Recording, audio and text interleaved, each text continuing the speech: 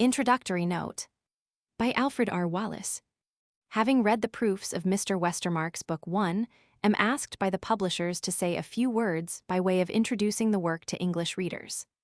This I have great pleasure in doing, because I have seldom read a more thorough or a more philosophically discussion of some of the most difficult, and at the same time interesting problems of anthropology. The origin and development of human marriage have been discussed by such eminent writers as Darwin, Spencer, Morgan, Lubbock, and many others. On some of the more important questions involved in it, all these writers are in general accord, and this agreement has led to their opinions being widely accepted as if they were well-established conclusions of science. But on several of these points, Mr. Westermarck has arrived at different, and sometimes diametrically opposite, conclusions, and he has done so after a most complete and painstaking investigation of all the available facts.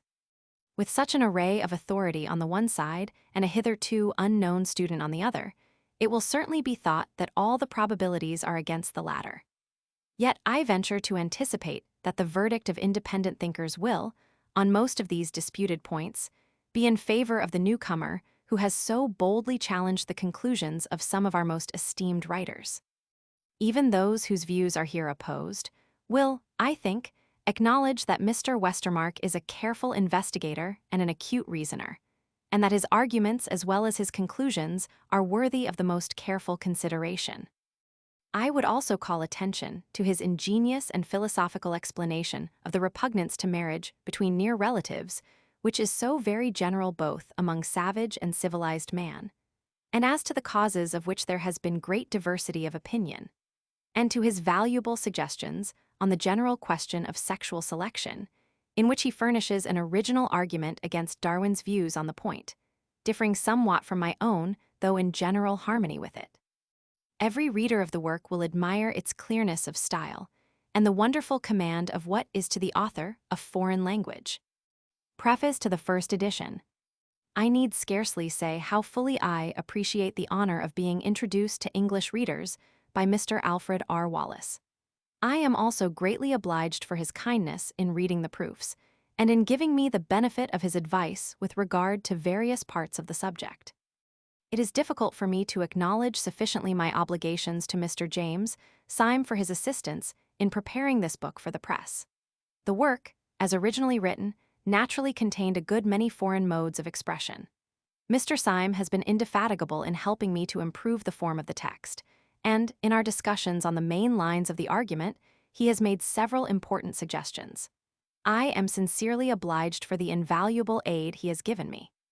My cordial thanks are due to Mr. Charles J. Cook, British Vice-Consul at Helsingfors, who most kindly aided me in writing the first part of the book in a tongue which is not my own.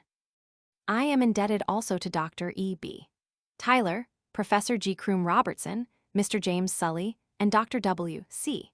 Coupland for much encouraging interest, to Mr. Joseph Jacobs for the readiness with which he has placed at my disposal some results of his own researches, and to several gentlemen in different parts of the world who have been so good as to respond to my inquiries as to their personal observation of various classes of phenomena connected with marriage among savage tribes. The information I have received from them is acknowledged in the passages in which it is used. A list of authorities is given at the end of the book, between the text and the index, and it may be well to add that the references in the notes have been carefully verified. E.W. London, May, 1891. Preface to the second edition. In this new edition of my Book 1 have made no essential changes, but here and there the argument has been strengthened by the addition of facts which have come to my knowledge since the appearance of the first edition. The most important of these new facts will be found in the second chapter. I take this opportunity of expressing my warm appreciation of the thorough way in which the ideas set forth in this book have been discussed by many critics in England and elsewhere. Translations of the work have appeared, or are about to appear, in German, Swedish, French, Italian, and Russian. E.W. London, January, 1894. Preface to the third edition. I much regret that the demand for a new edition of this book should come at a time when circumstances prevent me from undertaking such a revision of the work as I feel to be required. Since the appearance of the second edition, many important facts bearing upon the subject have been brought to light, new theories have been advanced, and old theories, supported by fresh arguments, have been revived. To all this, however, I can do no justice, as I am at present being engaged in anthropological research in Morocco. This edition is, in consequence, a mere reprint of the second. But I purpose, after my return to Europe, to issue an appendix in which the book will be brought more up to date and some criticism will be replied to. E.W. Mogador, Morocco, August 1901. Introduction. On the method of investigation. It is in the firm conviction that the history of human civilization should be made an object of as scientific a treatment as the history of organic nature that I write this book. Like the phenomena of physical and psychical life, those of social life should be classified into certain groups, and each group investigated with regard to its origin and development. Only when treated in this way can history lay claim to the rank and honor of a science in the highest sense of the term, as forming an important part of sociology, the youngest of the principal branches of learning. Descriptive historiography has no higher object than that of offering materials to this science. It can, however, but very inadequately fulfill this task.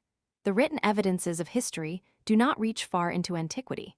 They give us information about times when the scale of civilization was already comparatively high, but scarcely anything more.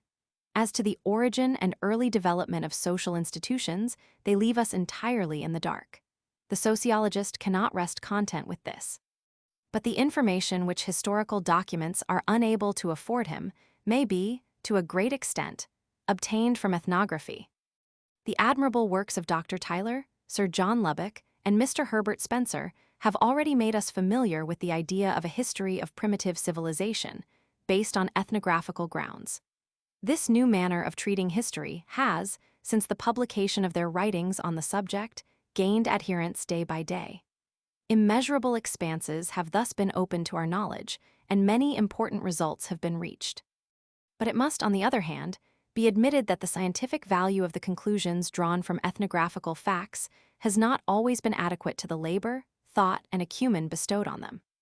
The various investigators have, in many important questions, come to results so widely different that the possibility of thus getting any information about the past might easily be doubted. These differences, however, seem to me to be due not to the material, but to the manner of treating it. The chief sources of information regarding the early history of civil society, says Mr. McLennan, are, first, the study of races in their primitive condition, and, second, the study of the symbols employed by advanced nations in the constitution or exercise of civil rights. Yet nothing has been more fatal to the science of society than the habit of inferring, without sufficient reasons, from the prevalence of a custom or institution among some savage peoples, that this custom, this institution is a relic of a stage of development that the whole human race once went through. Thus the assumption that primitive men lived in tribes or hordes, all the men of which had promiscuous intercourse with all the women, where no individual marriage existed, and the children were the common property of the tribe, is founded, in the first place, on the statements of some travelers and ancient writers as to peoples among whom this custom is said actually to prevail or to have prevailed. Dr. Post has gone still further in his book, Die Geschlechtsstänessenschaft der Urzeit und die Entstehung der Ehe. Without adducing any satisfactory reason for his opinion, he considers it probable that monogamous marriage originally emerged everywhere from pure communism in women, through the intermediate stages of limited communism in women, polyandry, and polygyny. Mr. Lewis H. Morgan, in his Systems of Consanguinity and Affinity of the Human Family, has suggested no fewer than 15 normal stages in the evolution of marriage and the family, assuming the existence and general prevalence of a series of customs and institutions, which must of necessity have preceded a knowledge of marriage between single pairs, and of the family itself in the modern sense of the term. According to him, one of the first stages in this series is the intermarriage of brothers and sisters, as evidence of which he adduces, besides other facts, the historical statements that one of the Herods was married to his sister, and Cleopatra was married to her brother. Again, in the study of symbols, or survivals, the sociologists have by no means always been so careful as the matter requires. True enough that, wherever we discover symbolical forms, we are justified in inferring that in the past life of the people employing them, there were corresponding realities. But all depends upon our rightly interpreting these symbols and not putting into them a foreign meaning. The worst is, however, that many customs have been looked upon as survivals that probably are not so. Thus, for instance, I think that Mr. McLennan is mistaken in considering the system of the leveret, under which, at a man's death, his wife or wives pass to his brother, as a test of the former presence of polyandry, the brothers of a family having a common wife. Similar conclusions being of common occurrence in modern sociology, it is not surprising that different writers dissent so frequently from each other. This should be a strong reason for every conscientious investigator first of all putting to himself the question: how can we from ethnographical facts acquire information regarding the early history of mankind? I do not think that this question can be correctly answered in more than one way. We have first to find out the causes of the social phenomena. Then, from the prevalence of the causes, we may infer the prevalence of the phenomena themselves, if the former must be assumed to have operated without being checked by other causes. If, then, historical researches based on ethnography are to be crowned with success, the first condition is that there shall be a rich material. It is only by comparing a large number of facts that we may hope to find the cause or causes on which a social phenomenon is dependent. And a rich material is all the more indispensable, as the trustworthiness of ethnographical statements is not always beyond dispute. Without a thorough knowledge of a people, it is impossible to give an exact account of its habits and customs, and therefore it often happens that the statements of a traveler cannot, as regards trustworthiness, come up to the evidences of history. As the sociologist is in many cases unable to distinguish falsehood from truth, he must be prepared to admit the inaccuracy of some of the statements he quotes. What is wanting in quality must be made up for in quantity. And he who does not give himself the trouble to read through a voluminous literature of ethnography should never enter into speculations on the origin and early development of human civilization. Often, no doubt, it is extremely difficult to make out the causes of social phenomena. There are, for instance, among savage peoples many customs which it seems almost impossible to explain. Still, the statistical method of investigating the development of institutions, admirably set forth in the paper which Dr. Tyler recently read before the Anthropological Institute of Great Britain and Ireland, will throw light upon many mysterious points. Dr. Tyler has there shown that causal relations among social facts may be discovered by way of tabulation and classification. The particular rules of the different peoples are to be scheduled out into tables, so as to indicate the adhesions, or relations of coexistence of each custom, showing which peoples have the same custom and what other customs accompany it or lie apart from it. If then, starting with any two customs, the number of their adhesions is found to be much greater than the number of times they would coexist according to the ordinary law of chance distribution, which number is calculated from the total number of peoples classified and the number of occurrences of each custom, we may infer that there is some causal connection between the two customs. Further on, I shall mention some few of the inferences Dr. Tyler has already drawn by means of this method. The causes on which social phenomena are dependent fall within the domain of different sciences: biology, psychology, or sociology. The reader will find that I put particular stress upon the psychological causes, which have often been deplorably overlooked or only imperfectly touched upon. And more especially do I believe that the mere instincts have played a very important part in the origin of social institutions and rules. We could not, however, by following the method of investigation here set forth, form any idea of the earlier stages of human development, unless we had some previous knowledge of the antiquity of mankind. Otherwise, we should, of course, be quite ignorant whether the causes in question operated or not in the past. Fortunately, in this respect also, modern science has come to results which scarcely admit any longer of being considered as mere hypotheses. It teaches us, to quote Sir John Lubbock, that man was at first a mere savage, and that the course of history has on the whole been a progress towards civilization, though at times, and at some times for centuries, some races have been stationary or even have retrograded. That, however, all savage nations now existing are raised high above primitive men, and that the first beings worthy to be called men were probably the gradually transformed descendants of some ape-like ancestor.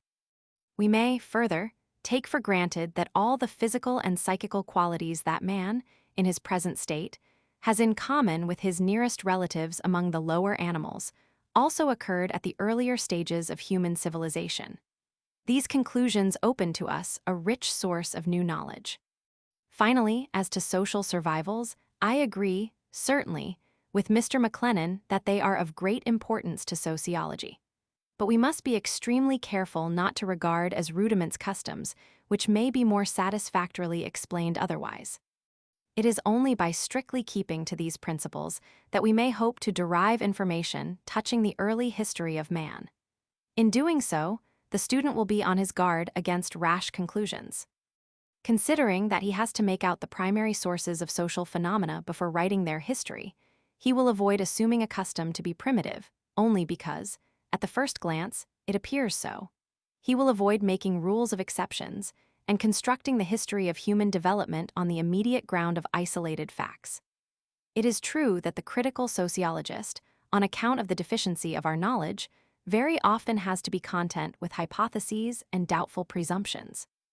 At any rate, the interests of science are better looked to, if we readily acknowledge our ignorance, than if we pass off vague guesses as established truths. It is one of the simplest of all social institutions, the history of which forms the subject of this book. Indeed, next to the family consisting of mother and offspring only, marriage is probably the simplest. I shall not, however, treat this subject in all its aspects, but confine myself to human marriage, though before dealing with it, I must, of course, touch upon the sexual relations of the lower animals also. The expression, human marriage, will probably be regarded by most people as an improper tautology. But, as we shall see, marriage, in the natural history sense of the term, does not belong exclusively to our own species. No more fundamental difference between man and other animals should be implied in sociological than in biological and psychological terminology. Arbitrary classifications do science much injury. I shall examine human marriage from its different sides, giving, in accordance with my method, an historical account of each separately. The reader may find much that will outrage his feelings and possibly hurt his sense of modesty, but the concealment of truth is the only indecorum known to science. To keep anything secret within its cold and passionless expanses would be the same as to throw a cloth round a naked statue. Chapter 1. The Origin of Marriage. From remote antiquity we are told of kings and rulers who instituted marriage amongst their subjects. We read in Mahabharata, the Indian poem, that formerly women were unconfined and roved about at their pleasure, independent. Though in their youthful innocence they went astray from their husbands, they were guilty of no offense, for such was the rule in early times. But Sweartakerdu, son of the Rishi Uddalaka, could not bear this custom, and established the rule that thenceforward wives should remain faithful to their husbands and husbands to their wives. The Chinese annals recount that, in the beginning, men differed in nothing from other animals in their way of life. As they wandered up and down in the woods and women were in common, it happened that children never knew their fathers, but only their mothers. The Emperor Fuhai abolished, however, this indiscriminate intercourse of the sexes and instituted marriage. Again, the ancient Egyptians are stated to be indebted to Menes for this institution, and the Greeks to Cecrops. Originally, it is said, they had no idea of conjugal union. They gratified their desires promiscuously, and the children that sprang from these irregular connections always bore the mother's name. But Cecrops showed the Athenians the inconvenience to society from such an abuse, and established the laws and rules of marriage. The remote Laplanders, also, sing about Enjavis and Itches, who instituted marriage and bound their wives by sacred oaths. Popular imagination prefers the clear and concrete. It does not recognize any abstract laws that rule the universe. Nothing exists without a cause, but this cause is not sought in an agglomeration of external or internal forces. It is taken to be simple and palpable, a personal being, a god or a king. Is it not natural, then, that marriage, which plays such an important part in the life of the individual, as well as in that of the people, should be ascribed to a wise and powerful ruler, or to direct divine intervention? With notions of this kind, science has nothing to do. If we want to find out the origin of marriage, we have to strike into another path, the only one which can lead to the truth, but a path which is open to him alone who regards organic nature as one continued chain, the last and most perfect link of which is man. For we can no more stop within the limits of our own species, when trying to find the root of our psychical and social life, than we can understand the physical condition of the human race without taking into consideration that of the lower animals. I must, therefore, beg the reader to follow me into a domain which many may consider out of the way, but which we must, of necessity, explore in order to discover what we seek. It is obvious that the preservation of the progeny of the lowest animals depends mainly upon chance. In the great subkingdom of the invertebrata, even the mothers are exempted from nearly all anxiety as regards their offspring. In the highest order, the insects, the eggs are hatched by the heat of the sun, and the mother, in most cases, does not even see her young. Her care is generally limited to seeking out an appropriate place for laying the eggs, and to fastening them to some proper object and covering them, if this be necessary for their preservation. Again, to the males share nothing falls but the function of propagation. In the lowest classes of the vertebrata, parental care is likewise almost unheard of. In the immense majority of species, young fishes are hatched without the assistance of their parents, and have, from the outset, to help themselves. Many teleostae form, however, an exception, and, curiously enough, it is the male on which, in these cases, the parental duty generally devolves. In some instances, he constructs a nest, and jealously guards the ova deposited in it by the female, while the male of certain species of Arius carries the ova about with him in his capacious pharynx. Most of the reptiles place their eggs in a convenient and sunny spot between moss and leaves, and take no further trouble about them. But several of the larger serpents have a curious fashion of laying them in a heap, and then coiling themselves around them in a great hollow cone. And female crocodiles, as also certain aquatic snakes of Cochin China, observed by Dr. Morris, carry with them even their young. Among the lower vertebrata, it rarely happens that both parents jointly take care of their progeny. M. Milne Edward states, indeed, that in the pipa, or toad of Suriname, the male helps the female to disburthen herself of her eggs, and the colonia are known to live in pairs. La femelle, says M. Espinaz, vint sur les plages sablonneuses au moment de la pente, accompagnée du mâle, et construit un nid en forme de four où la chaleur du soleil fait éclore les œufs. But it may be regarded as an almost universal rule that the relations of the sexes are utterly fickle. The male and female come together in the pairing time, but having satisfied their sexual instincts they part again, and have nothing more to do with one another. The colonia form, with regard to their domestic habits, a transition to the birds, as they do also from a zoological and particularly from an embryological point of view. In the latter class, parental affection has reached a very high degree of development, not only on the mother's side, but also on the father's. Male and female help each other to build the nest, the former generally bringing the materials, the latter doing the work. In fulfilling the numberless duties of the breeding season, both birds take a share. Incubation rests principally with the mother, but the father, as a rule, helps his companion, taking her place when she wants to leave the nest for a moment, or providing her with food and protecting her from every danger. Finally, when the duties of the breeding season are over and the result desired is obtained, a period with new duties commences. During the first few days after hatching, most birds rarely leave their young for long, and then only to procure food for themselves and their family. In cases of great danger, both parents bravely defend their offspring. As soon as the first period of helplessness is over, and the young have grown somewhat, they are carefully taught to shift for themselves, and it is only when they are perfectly capable of so doing that they leave the nest and the parents. There are, indeed, a few birds that from the first day of their ultra-oval existence lack all parental care, and in some species, as the ducks, it frequently happens that the male leaves family duties wholly to the female. But, as a general rule, both share prosperity and adversity.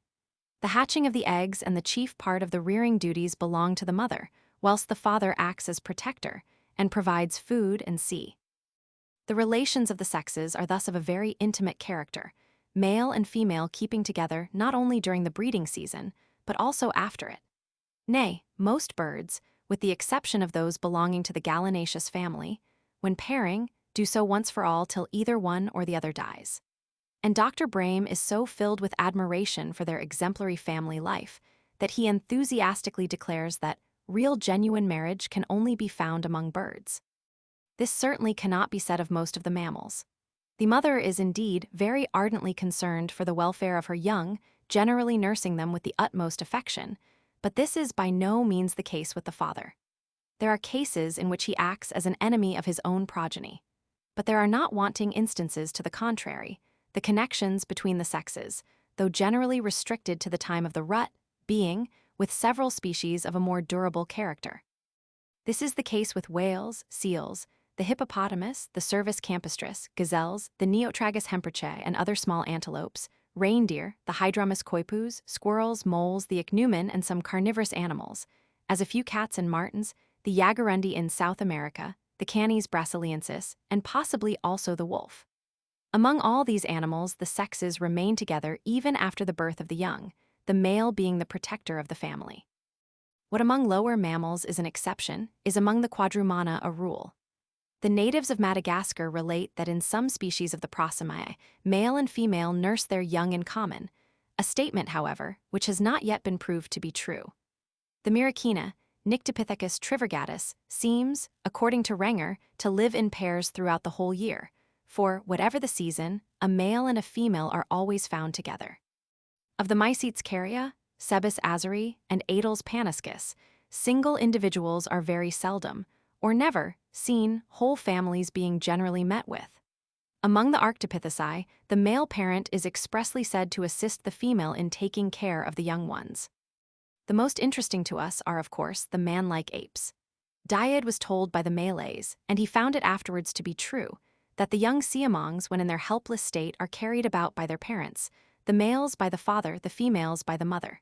Lieutenant C. de Crespigny, who was wandering in the northern part of Borneo in 1870, gives the following description of the orangutan. They live in families, the male, female, and a young one. On one occasion, I found a family in which were two young ones, one of them much larger than the other, and I took this as a proof that the family tie had existed for at least 2 seasons. They build commodious nests in the trees which form their feeding ground, and so far as I could observe, the nests, which are well lined with dry leaves, are only occupied by the female and young, the male passing the night in the fork of the same or another tree in the vicinity. The nests are very numerous all over the forests, for they are not occupied above a few nights, the mias, or orangutan, leading a roving life. According to Dr. Monek, however, the old males generally live with the females during the rutting season only, and Mr. Wallace never saw 2 full-grown animals together.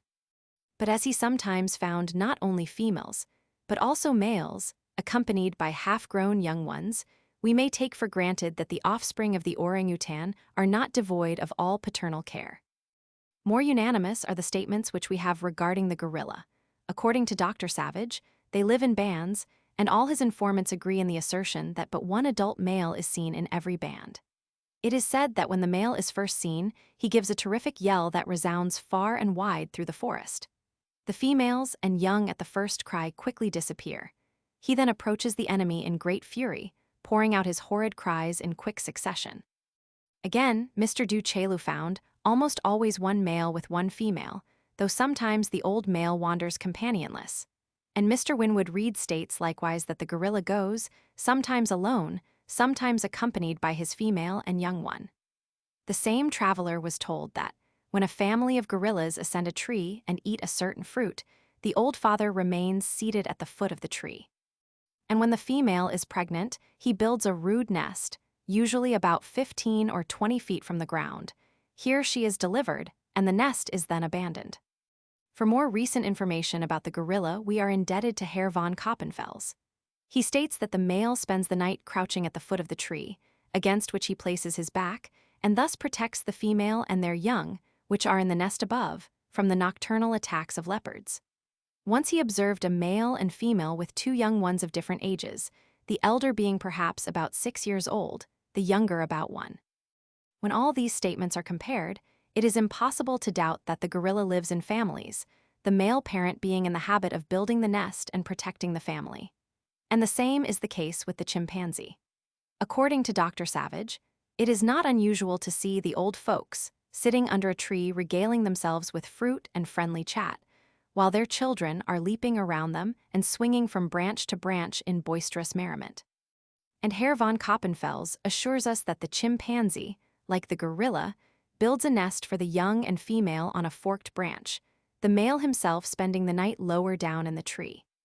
Passing from the highest monkeys to the savage and barbarous races of man, we meet with the same phenomenon. With the exception of a few cases in which certain tribes are asserted to live together promiscuously, almost all of which assertions I shall prove further on to be groundless, travelers unanimously agree that in the human race the relations of the sexes are, as a rule, of a more or less durable character. The family consisting of father, mother, and offspring is a universal institution, whether founded on a monogamous, polygynous, or polyandrous marriage. And, as among the lower animals having the same habit, it is to the mother that the immediate care of the children chiefly belongs, while the father is the protector and guardian of the family. Man in the savage state is generally supposed to be rather indifferent to the welfare of his wife and children, and this is really often the case, especially if he be compared with civilized man. But the simplest paternal duties are, nevertheless, universally recognized. If he does nothing else, the father builds the habitation and employs himself in the chase and in war. Thus, among the North American Indians, it was considered disgraceful for a man to have more wives than he was able to maintain. Mr. Powers says that among the Patwin, a Californian tribe which ranks among the lowest in the world, the sentiment that the men are bound to support the women, that is to furnish the supplies, is stronger even than among us. Among the Iroquois, it was the office of the husband to make a mat, to repair the cabin of his wife, or to construct a new one. The product of his hunting expeditions, during the first year of marriage, belonged of right to his wife, and afterwards he shared it equally with her, whether she remained in the village or accompanied him to the chase. Azara states that among the Cheruas of South America, du moment où un homme se marie, il forme une famille à part et travaille pour la nourrir.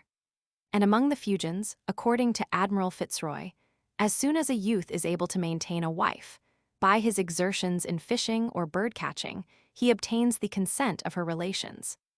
Again, among the utterly rude Batacudos, whose girls are married very young, remaining in the house of the father till the age of puberty, the husband is even then obliged to maintain his wife, though living apart from her. To judge from the recent account of Herr Lumholtz, the paternal duties seem to be scarcely recognized by the natives of Queensland. But with reference to the Kurnai in South Australia, Mr. Howitt states that the man has to provide for his family with the assistance of his wife. His share is to hunt for their support and to fight for their protection.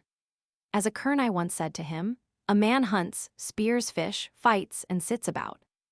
And in the Encounter Bay tribe, the paternal care is considered so indispensable that, if the father dies before a child is born, the child is put to death by the mother, as there is no longer anyone to provide for it. Among the cannibals of New Britain, the chiefs have to see that the families of the warriors are properly maintained. As regards the Tonga Islanders, Martin remarks, a married woman is one who cohabits with a man and lives under his roof and protection. And in Samoa, according to Mr. Pritchard, whatever intercourse may take place between the sexes, a woman does not become a man's wife unless the latter take her to his own house. Among the Maoris, says Mr. Johnston, the mission of woman was to increase and multiply, that of man to defend his home. In Radek, even natural children are received by the father into his house as soon as they are able to walk. The Reverend D. MacDonald states that, in some African tribes, a father has to fast after the birth of his child, or take some such method of showing that he recognizes that he as well as the mother should take care of the young stranger. Certain Africans will not even go on any warlike expedition when they have a young child, and the South American Guaranis, while their wives are pregnant, do not risk their lives in hunting wild beasts. In Lotto, the bridegroom has to assure his father-in-law 3 times that he will protect his wife, calling the people present to witness. And among the Tuaregs, according to Dr. Chavin, a man who deserts his wife is blamed, as he has taken upon himself the obligation of maintaining her. The wretched rock Vedas in Ceylon, according to Sir J. Emerson Tennant, acknowledge the marital obligation and the duty of supporting their own families. Among the Maldivians, although a man is allowed 4 wives at one time, it is only on condition of his being able to support them. The Nagas are not permitted to marry until they are able to set up house on their own account. The Nairs, we are told, consider it a husband's duty to provide his wife with food, clothing, and ornaments, and almost the same is said by Dr. Schwaner with reference to the tribes of the Barito district in the southeast part of Borneo. A Burmese woman can demand a divorce if her husband is not able to maintain her properly. Among the Mohammedans, the maintenance of the children devolves so exclusively on the father that the mother is even entitled to claim wages for nursing them. And among the Romans, Manus implied not only the wife's subordination to the husband, but also the husband's obligation to protect the wife. The father's place in the family being that of a supporter and protector, a man is often not permitted to marry until he has given some proof of his ability to fulfill these duties. The Koyukons believe that a youth who marries before he has killed a deer will have no children. The Aborigines of Pennsylvania considered it a shame for a boy to think of a wife before having given some proof of his manhood. Among the wild Indians of British Guiana, says Mr. I. M. Thurn, before a man is allowed to choose a wife, he must prove that he can do a man's work and is able to support himself and his family. Among the Dayaks of Borneo, the Nagas of Upper Assam, and the Ulfura of Ceram, no one can marry unless he has in his possession a certain number of heads. The Carmanians, according to Strabo, were considered marriageable only after having killed an enemy. The desire of a Gala warrior is to deprive the enemy of his genitals, the possession of such a trophy being a necessary preliminary to marriage. Among the Bechuana and Kafir tribes south of the Zambesi, the youth is not allowed to take a wife until he has killed a rhinoceros. In the Marian group, the suitor had to give proof of his bodily strength and skill. And among the Arabs of Upper Egypt, the man must undergo an ordeal of whipping by the relations of his bride in order to test his courage. If he wishes to be considered worth having, he must receive the chastisement, which is sometimes exceedingly severe, with an expression of enjoyment. The idea that a man is bound to maintain his family is, indeed, so closely connected with that of marriage and fatherhood that sometimes even repudiated wives with their children are, at least to a certain extent, supported by their former husbands. This is the case among the Chukchi of northwestern Asia, the Basutos in southern Africa, and the Mundakals in Chota Nagpur. Further, a wife frequently enjoys her husband's protection even after sexual relations have been broken off. And upon his death, the obligation of maintaining her and her children devolves on his heirs, the widespread custom of a man marrying the widow of his deceased brother being, as we shall see in a subsequent chapter, not only a privilege belonging to the man, but, among several peoples, even a duty. We may thus take for granted that in the human race, at least at its present stage, the father has to perform the same function as in other animal species, where the connections between the sexes last longer than the sexual desire. In encyclopedical and philosophical works, we meet with several different definitions of the word marriage. Most of these definitions are, however, of a merely juridical or ethical nature, comprehending either what is required to make the union legal, or what, in the eye of an idealist, the union ought to be. But it is scarcely necessary to say how far I am here from using the word in either of these senses. It is the natural history of human marriage that is the object of this treatise. And, from a scientific point of view, I think there is but one definition which may claim to be generally admitted, that, namely, according to which marriage is nothing else than a more or less durable connection between male and female, lasting beyond the mere act of propagation till after the birth of the offspring. This definition is wide enough to include all others hitherto given, and narrow enough to exclude those wholly loose connections which by usage are never honored with the name of marriage. It implies not only sexual relations, but also living together, as is set forth in the proverb of the Middle Ages, boire, manger, coucher ensemble est marriage, semicembal. And though rather vague, which is a matter of course, it has the advantage of comprehending in one notion phenomena essentially similar and having a common origin. Thus, as appears from the preceding investigation, the first traces of marriage are found among the colonia.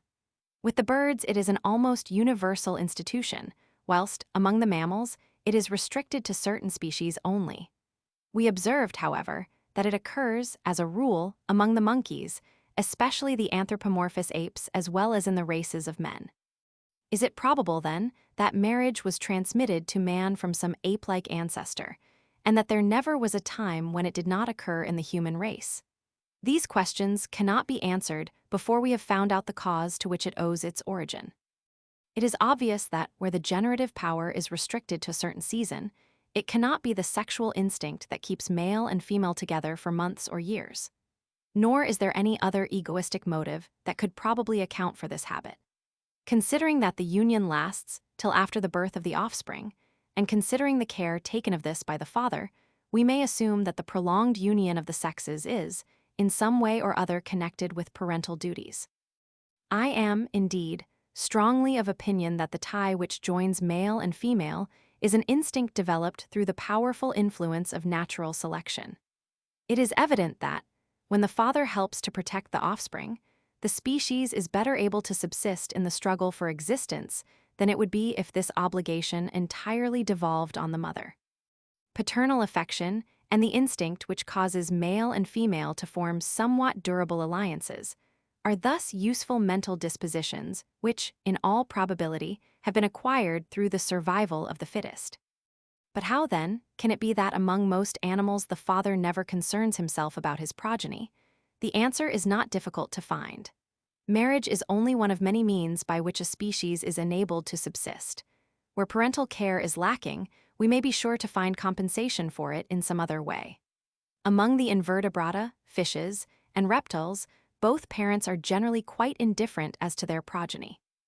An immense proportion of the progeny therefore succumb before reaching maturity, but the number of eggs laid is proportionate to the number of those lost, and the species is preserved nevertheless. If every grain of roe, spawned by the female fishes, were fecundated and hatched, the sea would not be large enough to hold all the creatures resulting from them. The eggs of reptiles need no maternal care, the embryo being developed by the heat of the sun, and their young are from the outset able to help themselves, leading the same life as the adults. Among birds, on the other hand, parental care is an absolute necessity. Equal and continual warmth is the first requirement for the development of the embryo and the preservation of the young ones. For this, the mother almost always wants the assistance of the father, who provides her with necessaries and sometimes relieves her of the brooding. Among mammals, the young can never do without the mother at the tenderest age, but the father's aid is generally by no means indispensable.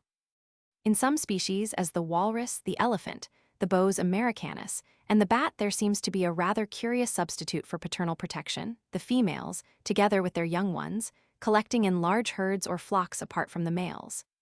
Again, as to the marriage of the primates, it is, I think, very probably due to the small number of young, the female bringing forth but one at a time. And among the highest apes, as in man, also to the long period of infancy. Perhaps, too, the defective family life of the orangutan, compared with that of the gorilla and chimpanzee, depends upon the fewer dangers to which this animal is exposed. For except man, Dr. Monick says, the orangutan in Borneo has no enemy of equal strength. In short, the factors which the existence of a species depends upon, as the number of the progeny, their ability to help themselves when young, maternal care, marriage, and sea, vary indefinitely in different species. But in those that do not succumb, all these factors are more or less proportionate to each other, the product always being the maintenance of the species. Marriage and family are thus intimately connected with each other. It is for the benefit of the young that male and female continue to live together. Marriage is therefore rooted in family, rather than family in marriage. There are also many peoples among whom true conjugal life does not begin before a child is born, and others who consider that the birth of a child out of wedlock makes it obligatory for the parents to marry. Among the Eastern Greenlanders and the Fuegians, marriage is not regarded as complete till the woman has become a mother. Among the Shawanese and Abipones, the wife very often remains at her father's house till she has a child. Among the Kayans, the Ainos of Yeso, and one of the aboriginal tribes of China, the husband goes to live with his wife at her father's house and never takes her away till after the birth of a child. In Circassia, the bride and bridegroom are kept apart until the first child is born, and among the Bedouins of Mount Sinai, a wife never enters her husband's tent until she becomes far advanced in pregnancy. Among the Baal, the wife remains with her parents until she becomes a mother. And if this does not happen, she stays there forever, the husband getting back what he has paid for her.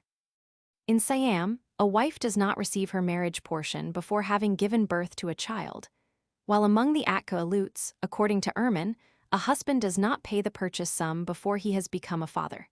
Again, the Badagas in southern India have 2 marriage ceremonies, the second of which does not take place till there is some indication that the pair are to have a family, and if there is no appearance of this, the couple not uncommonly separate. Dr. Berenger Ferrod states that, among the Wolofs in Senegambia, cn est que lorsque les signes de la grossesse sont irrécusables chez la fiancée, quelquefois même cn est, la naissance d'un ou plusieurs enfants, que la cérémonie du mariage proprement dit est accomplie. And the Igorotes of Luzon consider no engagement binding until the woman has become pregnant. On the other hand, Emin Pasha tells us that among the Mahdi in Central Africa, should a girl become pregnant, the youth who has been her companion is bound to marry her and to pay to her father the customary price of a bride. Burton reports a similar custom as prevailing among peoples dwelling to the south of the equator. Among many of the wild tribes of Borneo, there is almost unrestrained intercourse between the youth of both sexes, but if pregnancy ensue, marriage is regarded as necessary. The same, as I am informed by Dr. A. Bunker, is the case with some Karen tribes in Burma. In Tahiti, according to Cook, the father might kill his natural child, but if he suffered it to live, the parties were considered to be in the married state. Among the Tipperas of the Chittagong Hills, as well as the peasants of the Ukraine, a seducer is bound to marry the girl, should she become pregnant. Again, Mr. Poers informs us that, among the Californian Wintun, if a wife is abandoned when she has a young child, she is justified by her friends in destroying it on the ground that it has no supporter. And among the Creeks, a young woman that becomes pregnant by a man whom she had expected to marry, and is disappointed, is allowed the same privilege. It might, however, be supposed that, in man, the prolonged union of the sexes is due to another cause besides the offspring's want of parental care, i.e., to the fact that the sexual instinct is not restricted to any particular season, but endures throughout the whole year. That which distinguishes man from the beast, Beaumarchais says, is drinking without being thirsty and making love at all seasons. But in the next chapter, I shall endeavor to show that this is probably not quite correct, so far as our earliest human or semi-human ancestors are concerned. Chapter 2. A Human Pairing Season in Primitive Times. Professor Leuckart assumes that the periodicity in the sexual life of animals depends upon economical conditions, the reproductive matter being a surplus of the individual economy. Hence, he says that the rut occurs at the time when the proportion between receipts and expenditure is most favorable. Though this hypothesis is accepted by several eminent physiologists, facts do not support the assumption that the power of reproduction is correlated with abundance of food and bodily vigor. There are some writers who even believe that the reverse is the case. At any rate, it is not correct to say with Dr. Grunhagen that the general wedding feast is spring, when awakening nature opens, to most animals, new and ample sources of living. This is certainly true of reptiles and birds, but not of mammals. Every month or season of the year is the pairing season of one or another mammalian species. But notwithstanding this apparent irregularity, the pairing time of every species is bound by an unfailing law. It sets in earlier or later, according as the period of gestation lasts longer or shorter, so that the young may be born at the time when they are most likely to survive. Thus, most mammals bring forth their young early in spring, or in tropical countries at the beginning of the rainy season. The period then commences when life is more easily sustained, when prey is most abundant, when there is enough water and vegetable food, and when the climate becomes warmer. In the highlands, animals pair later than those living in lower regions, whilst those of the polar and temperate zones generally pair later than those of the tropics. As regards the species living in different latitudes, the pairing time comes earlier or later, according to the differences in climate. Far from depending upon any general physiological law, the rut is thus adapted to the requirements of each species separately. Here again, we have an example of the powerful effects of natural selection, often showing themselves very obviously. The dormouse Muscardinus avellanarius, for instance, that feeds upon hazelnuts, pairs in July, and brings forth its young in August, when nuts begin to ripen. Then the young grow very quickly, so that they are able to bear the autumn and winter cold.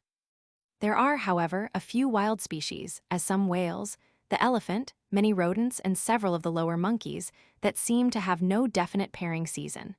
As to them, it is, perhaps, sufficient to quote Dr. Braham's statement with reference to the elephant: "The richness of their woods is so great that they really never suffer want." But the man-like apes do not belong to this class.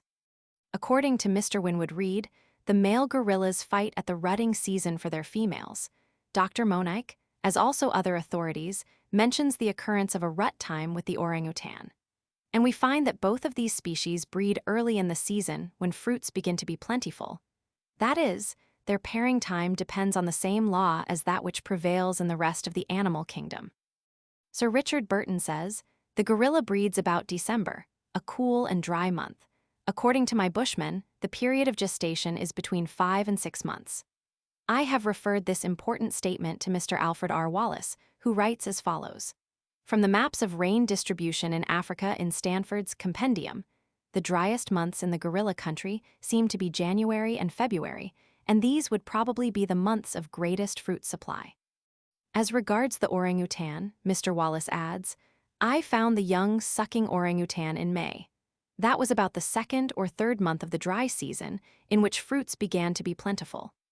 Considering, then, that the periodicity of the sexual life rests on the kind of food on which the species lives, together with other circumstances connected with anatomical and physiological peculiarities, and considering, further, the close biological resemblance between man and the man-like apes, we are almost compelled to assume that the pairing time of our earliest human or half-human ancestors was restricted to a certain season of the year, as was also the case with their nearest relations among the lower animals.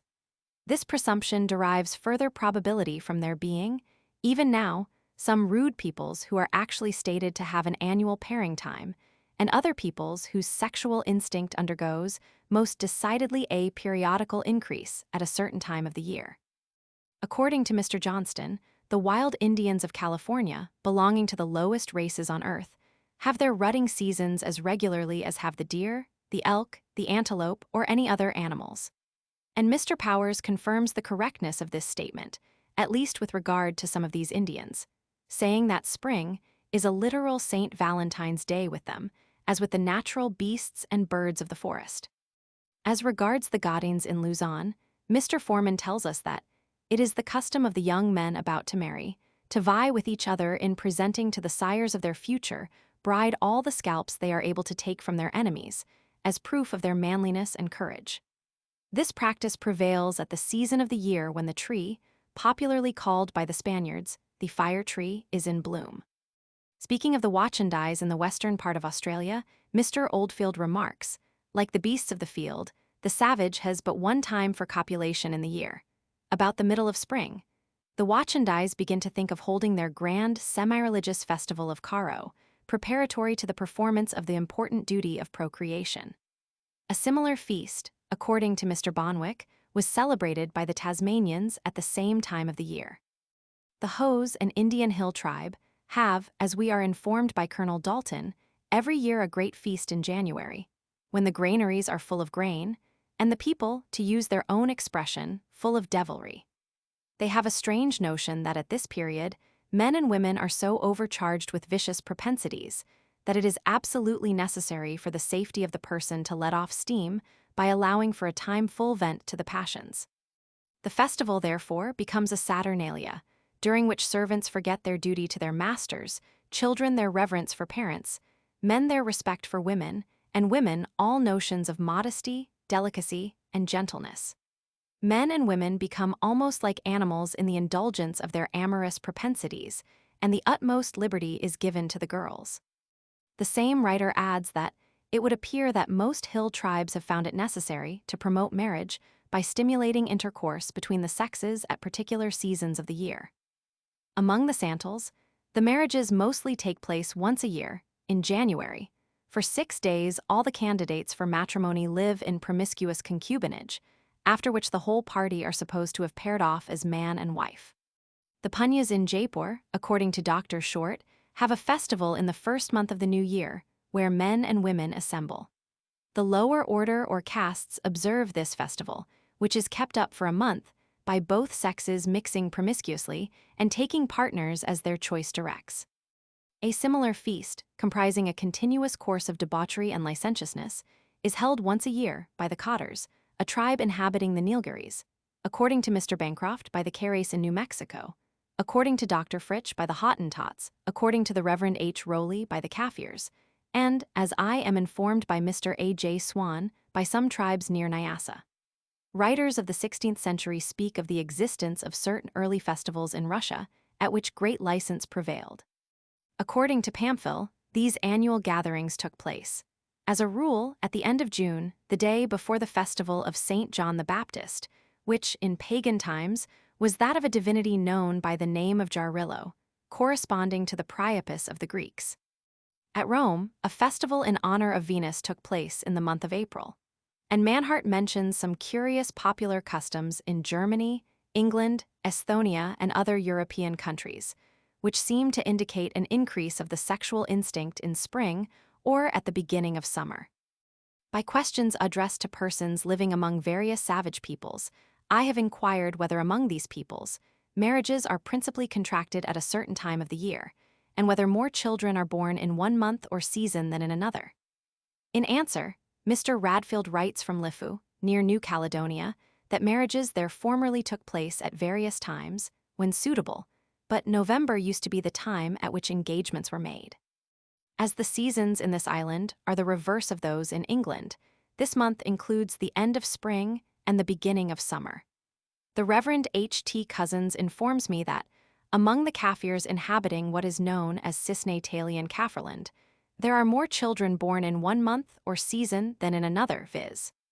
August and September, which are the spring months in South Africa, and he ascribes this surplus of births to feasts, comprising debauchery and unrestricted intercourse between the unmarried people of both sexes.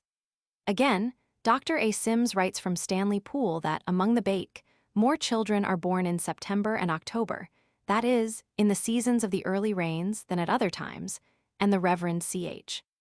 E. Ingam, writing from Banza Manteca, states that he believes the same to be the case among the Bakongo. But the Reverend T. Bridges informs me that, among the Yagans in the southern part of Tierra del Fuego, so far as he knows, 1 month is the same as another with regard to the number of births. I venture, however, to think that this result might be somewhat modified by a minute inquiry, embracing a sufficient number of cases. For statistics prove that even in civilized countries, there is a regular periodical fluctuation in the birth rate. In the 18th century, Wargentin showed that, in Sweden, more children were born in 1 month than in another. The same has since been found to be the case in other European countries. According to Wapphaus, the number of births in Sardinia, Belgium, Holland, and Sweden is subject to a regular increase twice a year, the maximum of the first increase occurring in February or March, that of the second in September and October. M. Sormani observed that in the south of Italy, there is an increase only once in the year, but more to the north twice, in spring and in autumn. Dr. Mayer and Dr. Buchanan found in Germany 2 annual maxima, in February or March, and in September. And Dr. Haycraft states that, in the 8 largest towns of Scotland, more children are born in legitimate wedlock in April than in any other month. As a rule, according to M. Sormani, the first annual augmentation of births has its maximum, in Sweden, in March, in France and Holland between February and March, in Belgium, Spain, Austria, and Italy in February, in Greece in January, so that it comes earlier in southern Europe than farther to the north. Again, the second annual increase is found more considerable the more to the north we go. In South Germany, it is smaller than the first one, but in North Germany, generally larger. And in Sweden, it is decidedly larger. As to non-European countries, Wapphaus observed that in Massachusetts, the birth rate likewise underwent an increase twice a year, the maxima falling in March and September, and that in Chile many more children were born in September and October, i.e., at the beginning of spring, than in any other month. Finally, Mr. S. A. Hill of Allahabad has proved, by statistical data, that among the Hindus of that province, the birth rates exhibit a most distinct annual variation, the minimum falling in June and the maximum in September and October. This unequal distribution of births over the different months of the year is ascribed to various causes by statisticians. It is, however, generally admitted that the maximum in February and March, in Chile September, is, at least to a great extent, due to the sexual instinct being strongest in May and June, in Chile December. This is the more likely to be the case as it is especially illegitimate births that are then comparatively numerous. And it appears extremely probable that, in Africa also, the higher birth rates in the seasons of the early rains owe their origin to the same cause. Thus, comparing the facts stated, we find, among various races of men, the sexual instinct increasing at the end of spring, or rather at the beginning of summer. Some peoples of India seem to form an exception to this rule, lascivious festivals, in the case of several of them, taking place in the month of January, and the maximum of births among the Hindus of Allahabad falling at the end of the hot season or in early autumn. But in India also there are traces of strengthened passions in spring. M. Rousselet gives the following description of the indecent Holi festival, as it is celebrated among the Hindus of Udaipur. The festival of Holi marks the arrival of spring, and is held in honor of the goddess Holika, or Vasanti, who personifies that season in the Hindu pantheon. The carnival lasts several days, during which time the most licentious debauchery and disorder reign throughout every class of society. It is the regular Saturnalia of India. Persons of the greatest respectability, without regard to rank or age, are not ashamed to take part in the orgies which mark this season of the year.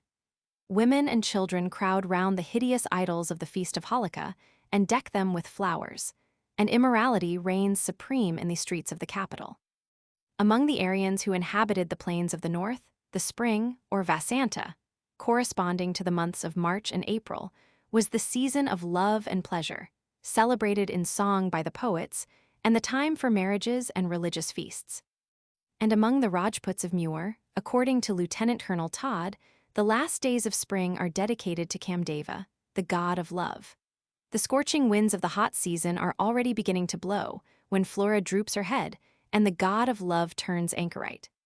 We must not, however, infer that this enhancement of the procreative power is to be attributed directly to the different positions of the sun with respect to the earth, or to the temperature of a certain season. The phenomenon does not immediately spring from this cause in the case of any other animal species. Neither can it be due to abundance of food. In the northern parts of Europe, many more conceptions take place in the months of May and June, when the conditions of life are often rather hard, than in September, October, and November, when the supplies of food are comparatively plentiful. In the northwestern provinces of Germany, as well as in Sweden, the latter months are characterized by a minimum of conceptions. Among the Kaffirs, more children are conceived in November and December than in any other month, although, according to the Reverend H.T. Cousins, food is most abundant among them from March to September. And among the Baik, the maximum of conceptions falls in December and January, although food is, as I am informed by Dr. Sims, most plentiful in the dry season, that is, from May to the end of August. On the other hand, the periodical increase of conceptions cannot be explained by the opposite hypothesis, entertained by some physiologists, that the power of reproduction is increased by want and distress. Among the Western Australians and Californians, for instance, the season of love is accompanied by a surplus of food, and in the land of the Bakongo, among whom Mr. Ingham believes most conceptions to take place in December and January, food is, according to him, most abundant precisely in these months and in February. It seems, therefore, a reasonable presumption that the increase of the sexual instinct at the end of spring or in the beginning of summer is a survival of an ancient pairing season, depending upon the same law that rules in the rest of the animal kingdom. Since spring is rather a time of want than a time of abundance for a frugivorous species, it is impossible to believe that our early ancestors, as long as they fed upon fruits, gave birth to their young at the beginning of that period. From the statements of Sir Richard Burton and Mr. A. R. Wallace already quoted, we know that the man-like apes breed early in the season when fruits begin to be plentiful. But when man began to feed on herbs, roots, and animal food, the conditions were changed. Spring is the season of the reawakening of life, when there are plenty of vegetables and prey. Hence those children whose infancy fell in this period survived more frequently than those born at any other. Considering that the parents of at least a few of them must have had an innate tendency to the increase of the power of reproduction at the beginning of summer. And considering, further, that this tendency must have been transmitted to some of the offspring, like many other characteristics which occur periodically at certain seasons, we can readily understand that gradually, through the influence of natural selection, a race would emerge whose pairing time would be exclusively or predominantly restricted to the season most favorable to its subsistence. To judge from the period when most children are born among existing peoples, the pairing season of our prehistoric ancestors occurred, indeed, somewhat earlier in the year than is the case with the majority of mammalian species. But we must remember that the infancy of man is unusually long, and, with regard to the time most favorable to the subsistence of children, we must take into consideration not only the first days of their existence, but the first period of their infancy in general. Besides food and warmth, several other factors affect the welfare of the offspring, and it is often difficult to find out all of them. We do not know the particular circumstances that make the badger breed at the end of February or the beginning of March, and the reindeer of the Norwegian mountains as early as April. But there can be no doubt that these breeding seasons are adapted to the requirements of the respective species. The cause of the winter maximum of conceptions, especially considerable among the peoples of Northern Europe, is generally sought in social influences, as the quiet ensuing on the harvest time, the better food, and the amusements of Christmas. But the people certainly recover before December from the labors of the field, and Christmas amusements, as Wargentin remarks, take place at the end of that month and far into January, without any particular influence upon the number of births in October being observable. It has, further, been proved that the unequal distribution of marriages over the different months exercises hardly any influence upon the distribution of births. Again, among the Hindus, the December and January maximum of conceptions seems from the lascivious festivities of several Indian peoples to be due to an increase of the sexual instinct. According to Mr. Hill, this increase depends upon healthy conditions with an abundant food supply. But, as I have already said, it is not proved that a strengthened power of reproduction and abundance of food are connected with one another. I am far from venturing to express any definite opinion as to the cause of these particular phenomena, but it is not impossible that they also are effects of natural selection, although of a comparatively recent date. Considering that the September maximum of births, or December maximum of conceptions, in Europe becomes larger the farther north we go, that the agricultural peoples of Northern Europe have plenty of food in autumn and during the first part of winter, but often suffer a certain degree of want in spring. And finally, that the winter cold does not affect the health of infants, the woods giving sufficient material for fuel, it has occurred to me that children born in September may have a better chance of surviving than others. Indeed, Dr. Buchanan states that the number of stillborn births is largest in winter or at the beginning of spring, and that the children born in autumn possess the greatest vitality and resisting power against the dangers of earliest infancy. This would perhaps be an adequate explanation either of an increase of the sexual instinct or of greater disposition to impregnation in December.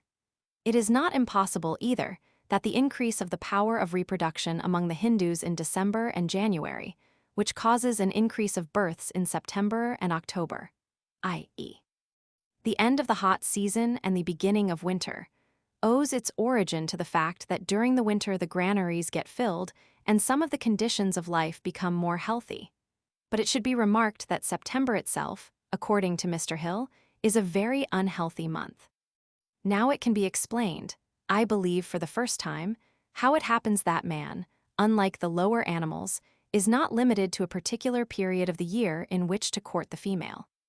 The Darwinian theory of natural selection can, as it seems to me, account for the periodicity of the sexual instinct in such a rude race as the Western Australians, among whom the mortality of children is so enormous that the greater number of them do not survive even the first month after birth, and who inhabit a land preeminently unproductive of animals and vegetables fitted to sustain human life.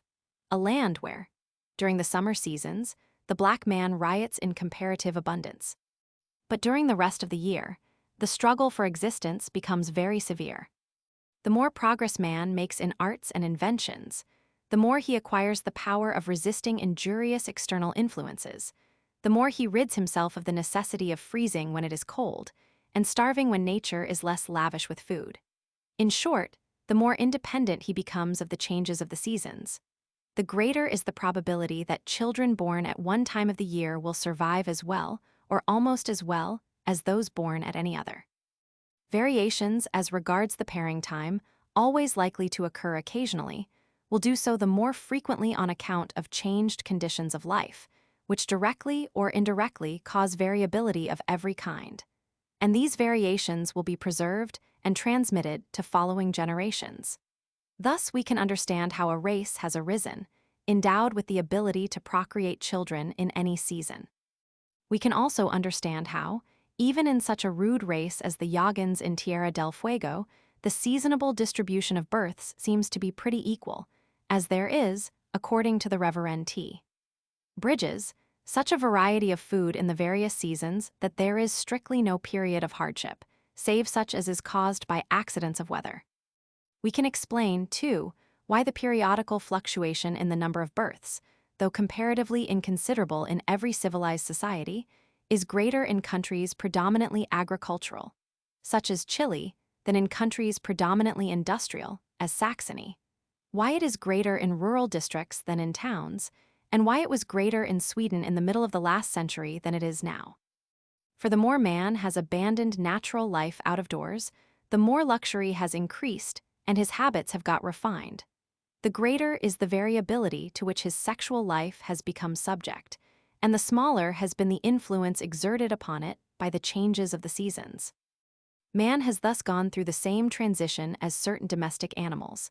The he-goat and the ass in southern countries, for instance, rut throughout the whole year. The domestic pig pairs generally twice a year, while its wild ancestors had but one rutting season. Dr. Hermann Muller has even observed a canary that laid eggs in autumn and winter. Natural selection cannot, of course, account for such alterations. They fall under the law of variation. It is the limited pairing season that is a product of this powerful process, which acts with full force only under conditions free from civilization and domestication. If the hypothesis set forth in this chapter holds good, it must be admitted that the continued excitement of the sexual instinct could not have played a part in the origin of human marriage, provided that this institution did exist among primitive men. Whether this was the case, I shall examine in the following chapters. Chapter 3. The Antiquity of Human Marriage. If it be admitted that marriage, as a necessary requirement for the existence of certain species, is connected with some peculiarities in their organism, and more particularly among the highest monkeys, with the paucity of their progeny and their long period of infancy, it must at the same time be admitted that, among primitive men, from the same causes as among these animals, the sexes in all probability kept together till after the birth of the offspring. Later on, when the human race passed beyond its frugivorous stage and spread over the earth, living chiefly on animal food, the assistance of an adult male became still more necessary for the subsistence of the children. Everywhere the chase devolves on the man, it being a rare exception among savage peoples for a woman to engage in it. Under such conditions, a family consisting of mother and young only would probably, as a rule, have succumbed. It has, however, been suggested that, in olden times, the natural guardian of the children was not the father, but the maternal uncle. This inference has been drawn chiefly from the common practice of a nephew succeeding his mother's brother in rank and property.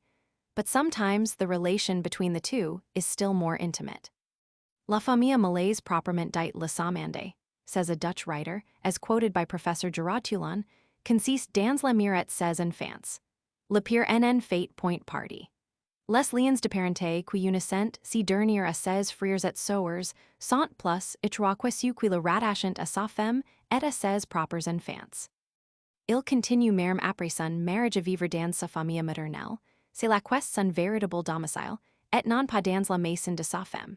Il ne cesse pas de cultiver le champ de sa propre famille à travailler pour elle, et en aide sa femme quaccidentellement. Le chef de la famille est ordinairement le frère aîné du côté maternel le mamac au avunculus. De par ses droits et ses devoirs, c'est lui le vrai père des enfants de sa sœur. As regards the mountaineers of Georgia, especially the Pishaves, M. Kovalevsky states that, among them, le frère de la mère prend la place du père dans toutes les circonstances où il s'agit de vendre le sang répandu, surtout au cas de muter commis sur la personne de son neveu.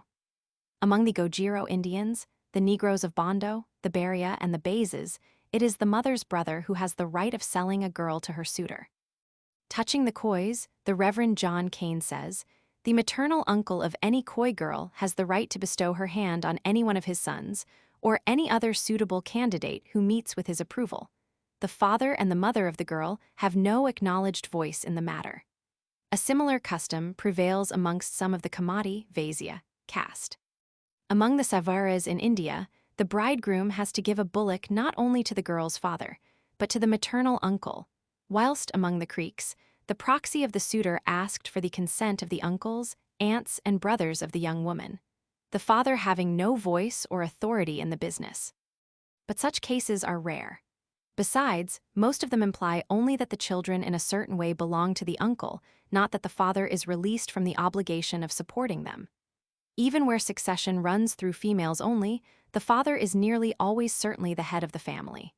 Thus, for instance, in Melanesia, where the clan of the children is determined by that of the mother is, to quote Dr. Codrington, in no way the head of the family.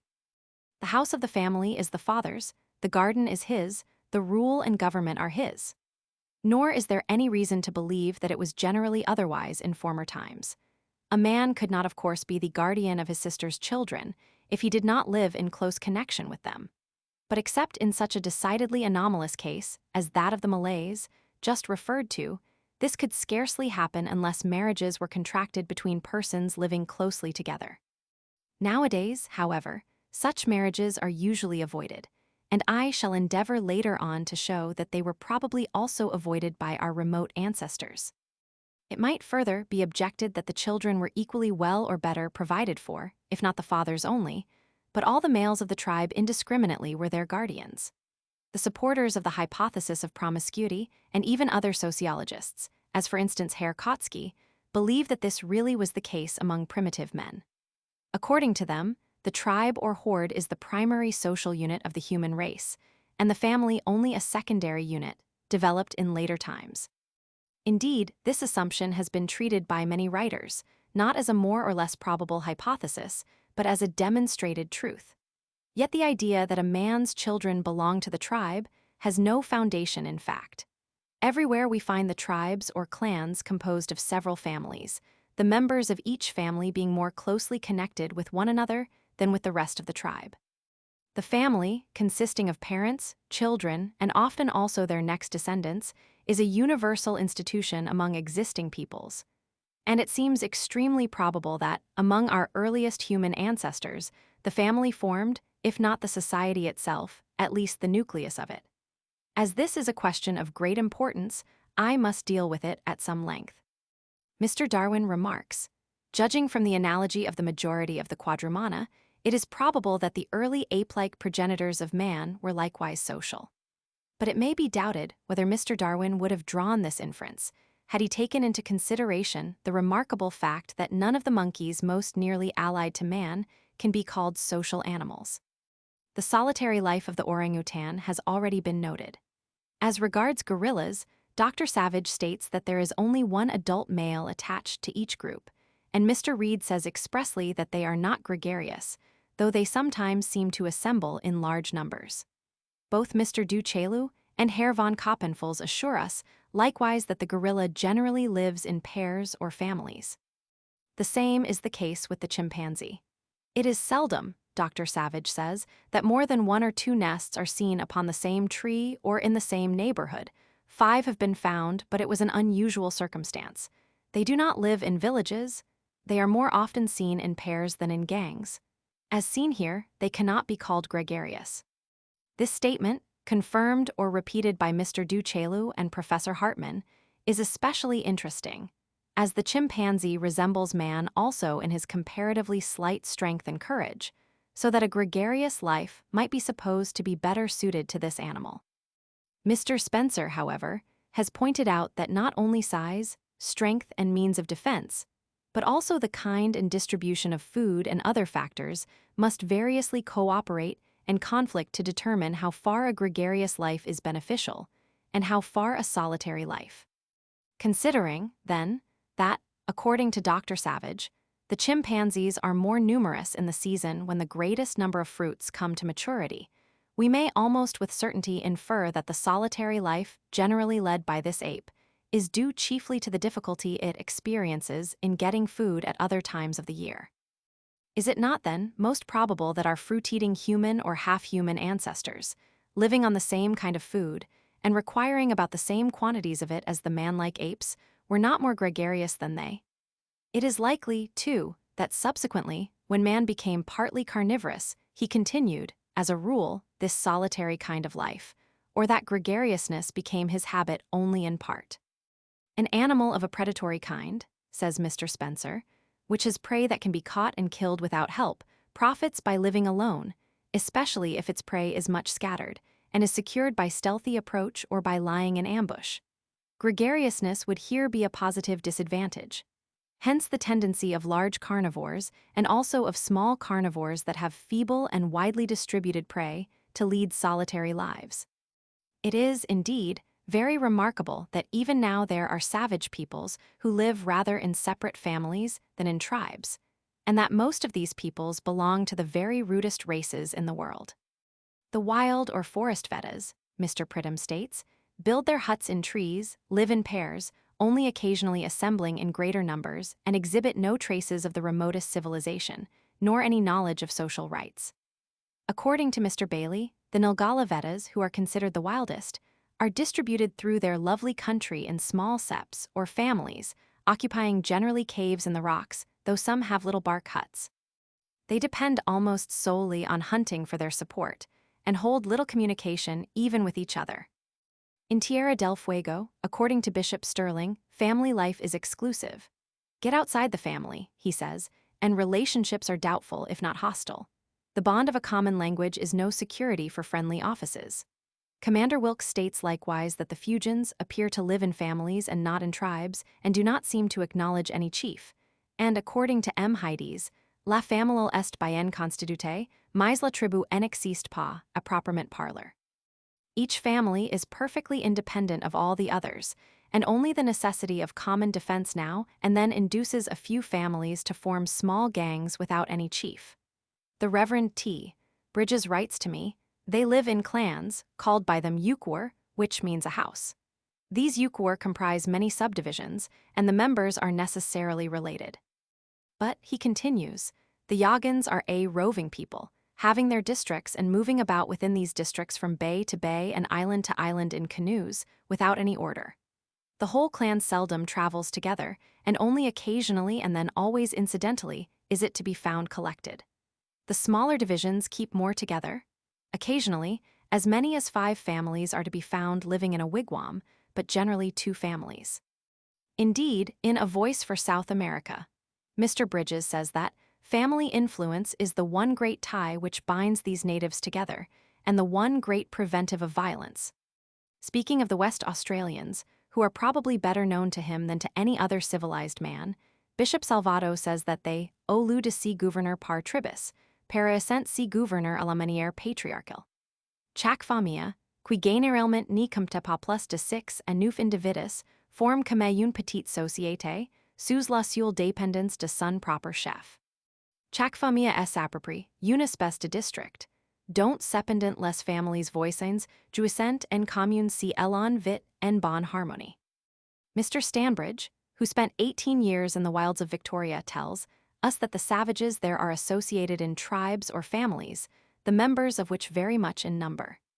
Each tribe has its own boundaries, the land of which is parceled out amongst families and carefully transmitted by direct descent, these boundaries being so sacredly maintained that the member of no single family will venture on the lands of a neighboring one without invitation.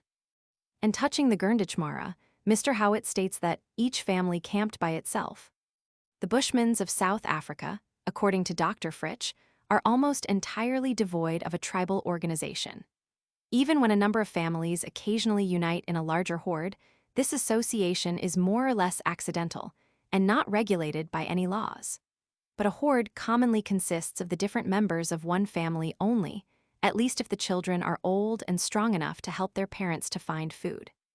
Sexual feelings, the instinctive love to children, or the customary attachment among relations, says Lichtenstein, are the only ties that keep them in any sort of union. The like is stated to be true of several peoples in Brazil. According to V. Martius, travelers often meet there with a language, used only by a few individuals connected with each other by relationship, who are thus completely isolated and can hold no communication with any of their other countrymen far or near. With reference to the Bada Kudos, V. Tshudi says that the family is the only tie which joins these rude children of nature with each other. The Guachais, Mahés, and Guatos for the most part live scattered in families, and the social condition of the Quechanas, among whom each family has its own solitary hut, is of a low type, very little removed, indeed, from that of the brutes living in the same forests. The Mara Indians live likewise in separate families or small hordes, and so do some other of the tribes visited by Mr. Bates. According to Mr. Southey, the Cayaguas or Wood Indians, who inhabited the forests between the Paraná and the Uruguay, were not in a social state. One family lived at a distance from another, in a wretched hut composed of boughs. They subsisted wholly by prey, and when larger game failed, were contented with snakes, mice, pismires, worms, and any kind of reptile or vermin. Again, speaking of the Corodos, V. Spix and V. Martius say that they live without any bond of social union, neither under a republican nor a patriarchal form of government. Even family ties are very loose among them. The Togiagamutes, an Eskimo tribe, never visited by white men in their own country until the year 1880, who lead a thoroughly nomadic life, wandering from place to place in search of game or fish, appear, according to Petroff, to live in the most perfect state of independence of each other. Even the communities do not seem bound together in any way. Families and groups of families constantly changing their abode, leaving one community and joining another, or perhaps forming one of their own. The youth, as soon as he is able to build a kayak and to support himself, no longer observes any family ties, but goes where his fancy takes him, frequently roaming about with his kayak for thousands of miles before another fancy calls him to take a wife, to excavate a miserable dwelling, and to settle down for a time. The ancient Finns, too, according to the linguistic researches of Professor Alkvist, were without any kind of tribal organization. In his opinion, such a state would have been almost impossible among them, as they lived in scattered families for the sake of the chase and in order to have pastures for their reindeer. That the comparatively solitary life which the families of these peoples live is due to want of sufficient food appears from several facts. Lichtenstein tells us that the hardships experienced by the Bushmans in satisfying the most urgent necessities of life preclude the possibility of their forming larger societies. Even the families that form associations in small separate hordes are sometimes obliged to disperse, as the same spot will not afford sufficient sustenance for all. The smaller the number, the easier is a supply of food procured. Scarcity of food, and the facility with which they move from one place to another in their canoes, says Admiral Fitzroy, are, no doubt, the reasons why the Fuegians are always so dispersed among the islands in small family parties, why they never remain long in one place, and why a large number are not seen many days in society. The natives of Port Jackson, New South Wales, when visited 100 years ago by Captain Hunter, were associated in tribes of many families living together, apparently without a fixed residence, the different families wandering in different directions for food, but uniting on occasions of disputes with another tribe. The Reverend A. Mayer assures us likewise, as regards the Encounter Bay tribe, that the whole tribe does not always move in a body from one place to another, unless there should be abundance of food to be obtained at some particular spot. But generally they are scattered in search of food. Again, with reference to the Australians more generally, Mr. Smythe remarks that, in any large area occupied by a tribe, where there was not much forest land, and where kangaroos were not numerous, it is highly probable that the several families composing the tribe would withdraw from their companions for short periods, at certain seasons, and betake themselves to separate portions of the area. And it is more than probable, it is almost certain, that each head of a family would betake himself, if practicable, to that portion which his father had frequented. Finally, from Mr. Wyeth's account in Schoolcraft's great work on the Indian tribes of the United States, I shall make the following characteristic quotation with reference to the Snakes inhabiting the almost desert region which extends southward from the Snake River as far as the southern end of the Great Salt Lake, and eastward from the Rocky to the Blue Mountains. The paucity of game in this region is, I have little doubt, the cause of the almost entire absence of social organization among its inhabitants. No trace of it is ordinarily seen among them, except during salmon time, when a large number of the snakes resort to the rivers, chiefly to the fishing falls, and at such places there seems some little organization. Prior to the introduction of the horse, no other tribal arrangement existed than such as is now seen in the management of the salmon fishery. The organization would be very imperfect, because the remainder of the year would be spent by them in families widely spread apart, to eke out the year's subsistence on the roots and limited game of their country. After a portion of them, who are now called Bonnacks, had obtained horses, they would naturally form bands and resort to the buffalo region to gain their subsistence, retiring to the most fertile places in their own, to avoid the snows of the mountains and feed their horses. Having food from the proceeds of the buffalo hunt to enable them to live together, they would annually do so, for the protection of their horses, lodges, and see these interests have caused an organization among the Bonnacks, which continues the year through, because the interests which produce it continue, and it is more advanced than that of the other snakes. Here, I think, we have an excellent account of the origin of society, applicable not only to the snakes, but, in its main features, to man in general. The kind of food he subsisted upon, together with the large quantities of it that he wanted, probably formed in olden times a hindrance to a true gregarious manner of living, except perhaps in some unusually rich places. Man in the savage state, even when living in luxuriant countries, is often brought to the verge of starvation, in spite of his having implements and weapons which his ruder ancestors had no idea of. If the obstacle from insufficient food supply could be overcome, gregariousness would no doubt be of great advantage to him. Living together, the families could resist the dangers of life and defend themselves from their enemies much more easily than when solitary, all the more so, as the physical strength of man, and especially savage man, is comparatively slight.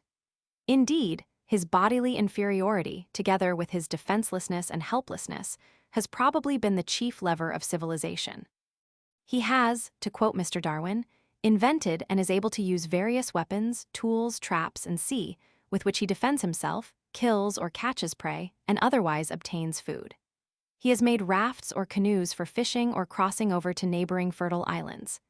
He has discovered the art of making fire, by which hard and stringy roots can be rendered digestible, and poisonous roots or herbs innocuous. In short, man gradually found out many new ways of earning his living, and more emancipated himself from direct dependence on surrounding nature. The chief obstacle to a gregarious life was by this means in part surmounted, and the advantages of such a life induced families or small gangs to unite together in larger bodies. Thus it seems that the gregariousness and sociability of man sprang, in the main, from progressive intellectual and material civilization, whilst the tie that kept together husband and wife, parents and children, was if not the only, at least the principal social factor in the earliest life of man. I cannot, therefore, agree with Sir John Lubbock that, as a general rule, as we descend in the scale of civilization, the family diminishes and the tribe increases in importance. This may hold good for somewhat higher stages, but it does not apply to the lowest stages. Neither do I see any reason to believe that there ever was a time when the family was quite absorbed in the tribe. There does not exist a single well-established instance of a people among whom this is the case. I do not, of course, deny that the tie which bound the children to the mother was much more intimate and more lasting than that which bound them to the father. But it seems to me that the only result to which a critical investigation of facts can lead us is that in all probability there has been no stage of human development when marriage has not existed, and that the father has always been, as a rule, the protector of his family. Human marriage appears, then, to be an inheritance from some ape-like progenitor. Chapter 4. A criticism of the hypothesis of promiscuity. The inference drawn in the last chapter is opposed to the view held by most sociologists who have written upon early history. According to them, man lived originally in a state of promiscuity. This is the opinion of Bachofen, McLennan, Morgan, Lubbock, Bastian, Gerard-Toulon Lippert, Kohler, Post, Wilkin, and several other writers. Although suggested at first only as a probable hypothesis, this presumption is now treated by many writers as a demonstrated truth. The promiscuity of primitive man is not, however, generally considered to be perfectly indiscriminate, but limited to the individuals belonging to the same tribe. It may, therefore, perhaps be said to be a kind of marriage, polygyny combined with polyandry. Sir John Lubbock has also given it the name of communal marriage, indicating by this word that all the men and women in a community were regarded as equally husbands and wives to one another. As I do not, in speaking of marriage, take into consideration unions of so indefinite a nature, this seems to be the proper place to discuss the hypothesis in question. The evidence adduced in support of it flows from two sources. First, there are, in the books of ancient writers and modern travelers, notices of some savage nations said to live promiscuously. Secondly, there are some remarkable customs which are assumed to be social survivals, pointing to an earlier stage of civilization when marriage did not exist. Let us see whether this evidence will stand the test of a critical examination. Herodotus and Strabo inform us that, among the Massagetae, every man had his own wife, but that all the other men of the tribe were allowed to have sexual intercourse with her. The Ossians, a Libyan people, had, according to the former, their wives in common, and Solinus reports the same of the Garamantians of Ethiopia. Community of women is, further, alleged to have occurred among the Liburns, Galactophagi, and the ancient Bohemians. And Garcilaso de la Vega asserts that, among the natives of Passau in Peru, before the time of the Incas, men had no separate wives. To these statements of ancient peoples, Sir J. Lubbock adds a few others concerning modern savages. The Bushmen of South Africa, he says, are stated to be entirely without marriage. Sir Edward Belcher tells us that, in the Andaman Islands, the custom is for the man and woman to remain together until the child is weaned, when they separate, and each seeks a new partner. Speaking of the natives of Queen Charlotte Islands, Mr. Poole says that among them, the institution of marriage is altogether unknown, and that the women cohabit almost promiscuously with their own tribe, though rarely with other tribes. In the Californian peninsula, according to Bagert, the sexes met without any formalities, and their vocabulary did not even contain the word to marry. Mr. Hyde states that, in the Pacific Islands, there was an utter absence of what we mean by the family, the household, and the husband. The only thing possible was to keep the line distinct through the mother, and enumerate the successive generations with the several putative fathers. Among the Nares, as Buchanan tells us, no one knows his father, and every man looks on his sister's children as his heirs. A man may marry several women, and a woman may be the wife of several men. The Tehers of Oud live together almost indiscriminately in large communities, and even when two people are regarded as married, the tie is but nominal. It is recorded that, among the Tatiyars of India, brothers, uncles, nephews, and other kindred hold their wives in common. And among the Todas of the Nilgiri Hills, when a man marries a girl, she becomes the wife of all his brothers as they successively reach manhood, and they become the husbands of all her sisters when they are old enough to marry.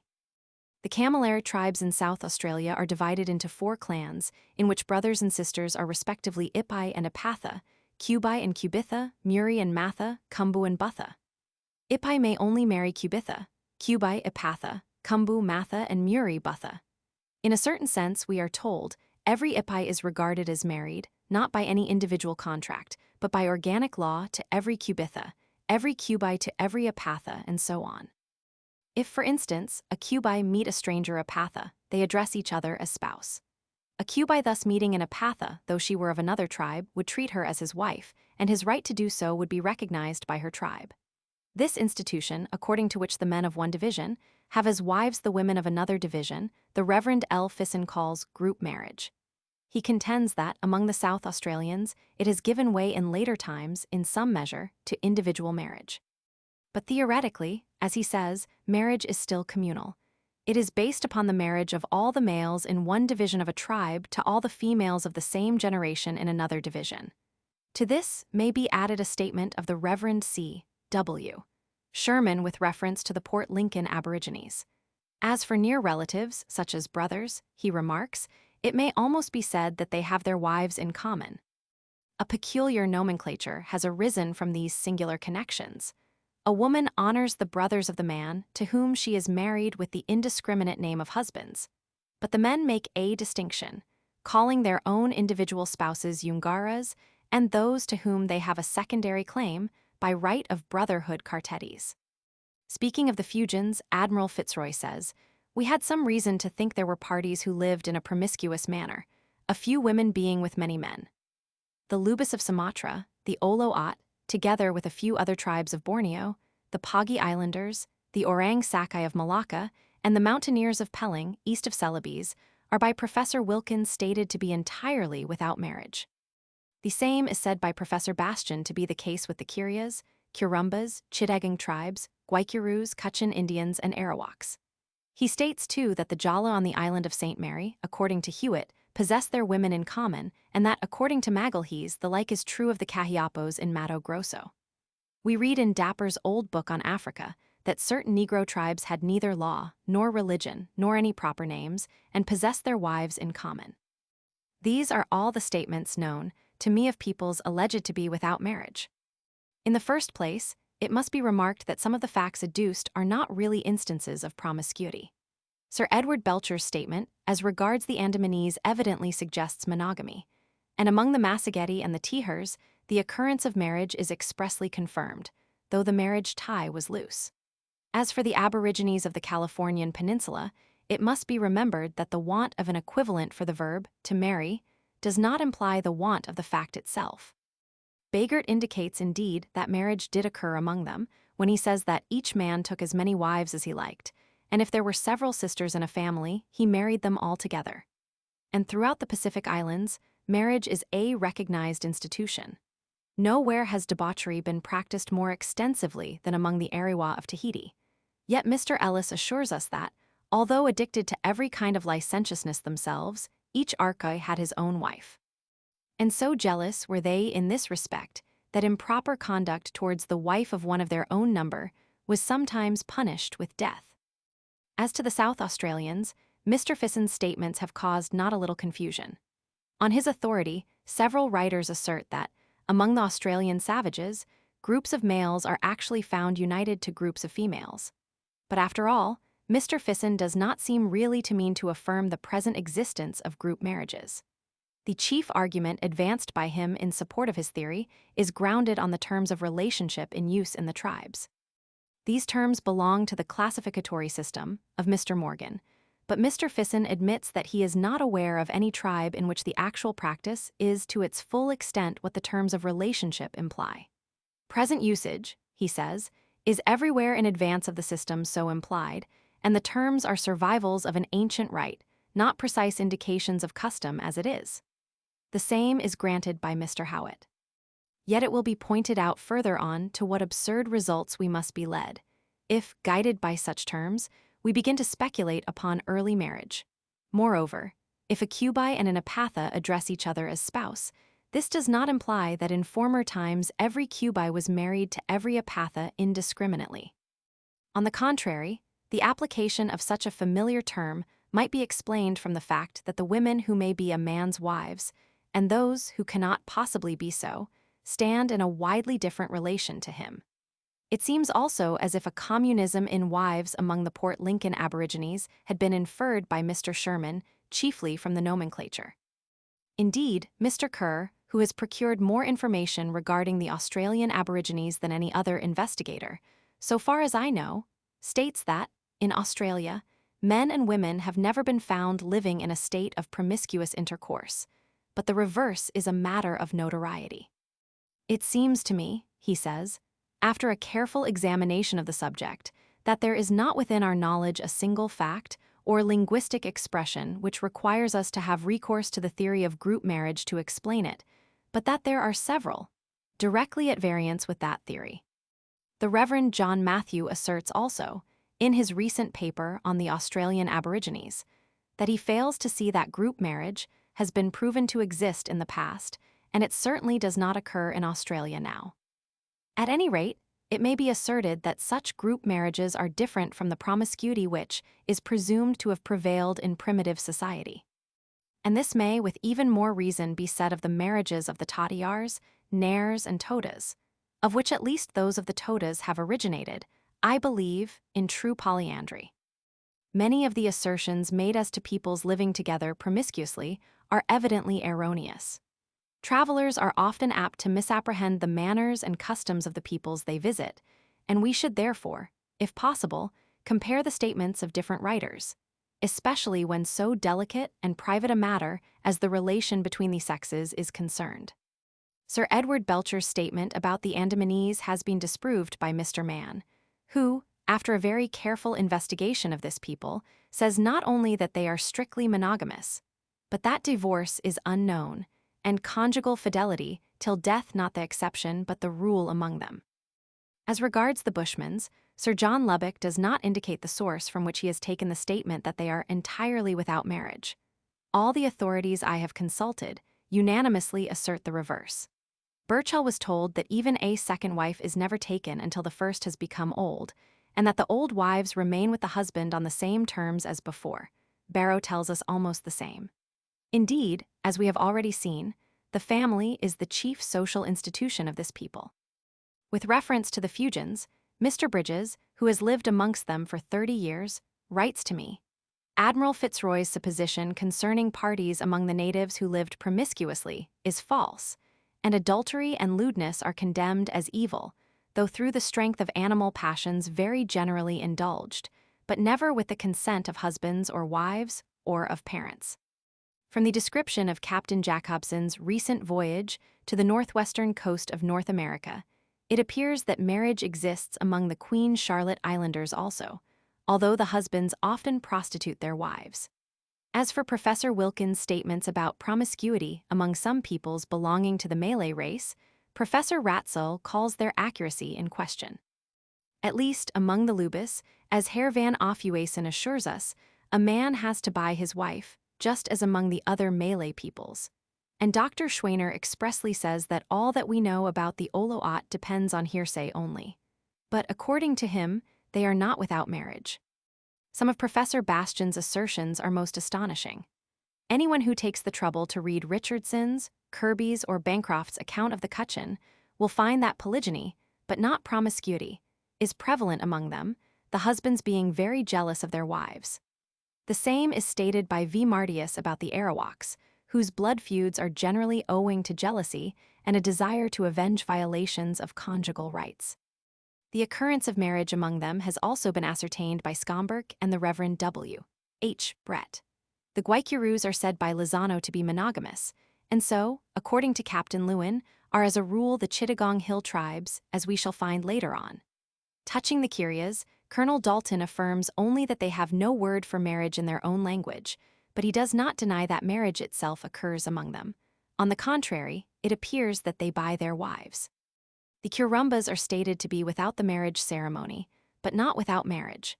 And Dapper's assertion that certain Negro tribes have their women in common has never, so far as I know, been confirmed by more recent writers. Dr. Post has found no people in Africa living in a state of promiscuity, and Mr. Ingham informs me, speaking of the Bakongo, that they would be horrified at the idea of promiscuous intercourse. The peoples who may possibly live in a state of promiscuity have thus been reduced to a very small number.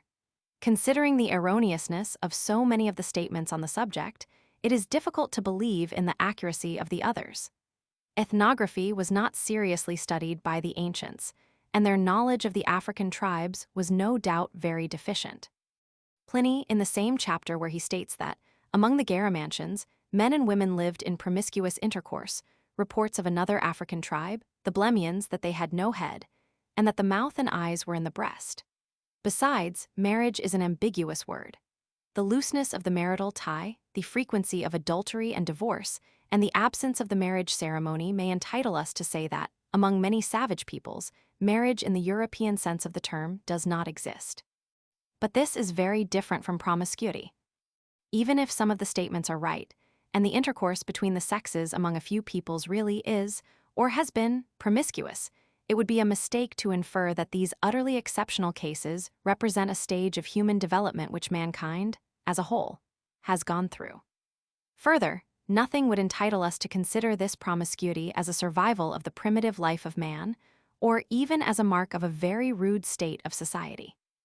It is by no means among the lowest peoples that sexual relations most nearly approach to promiscuity.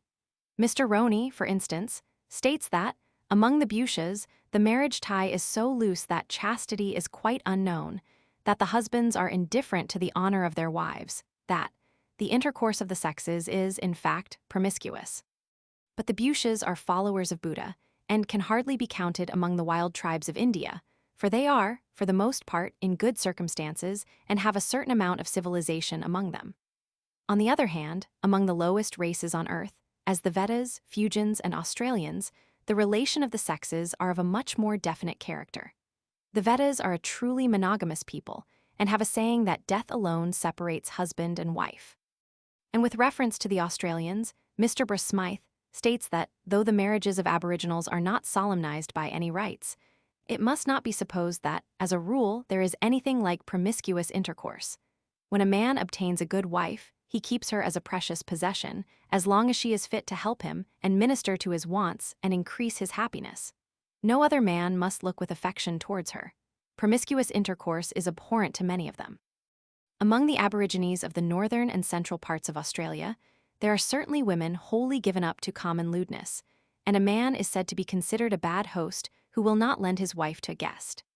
But Mr. Smythe thinks that these practices are modern, and have been acquired since the Aborigines were brought in contact with the lower class of the whites, for they are altogether irreconcilable with the penal laws in force in former times amongst the natives of Victoria. It seems obvious, then, that even if there are peoples who actually live promiscuously, these do not afford any evidence whatever for promiscuity having prevailed in primitive times. Now let us examine whether the other arguments are more convincing.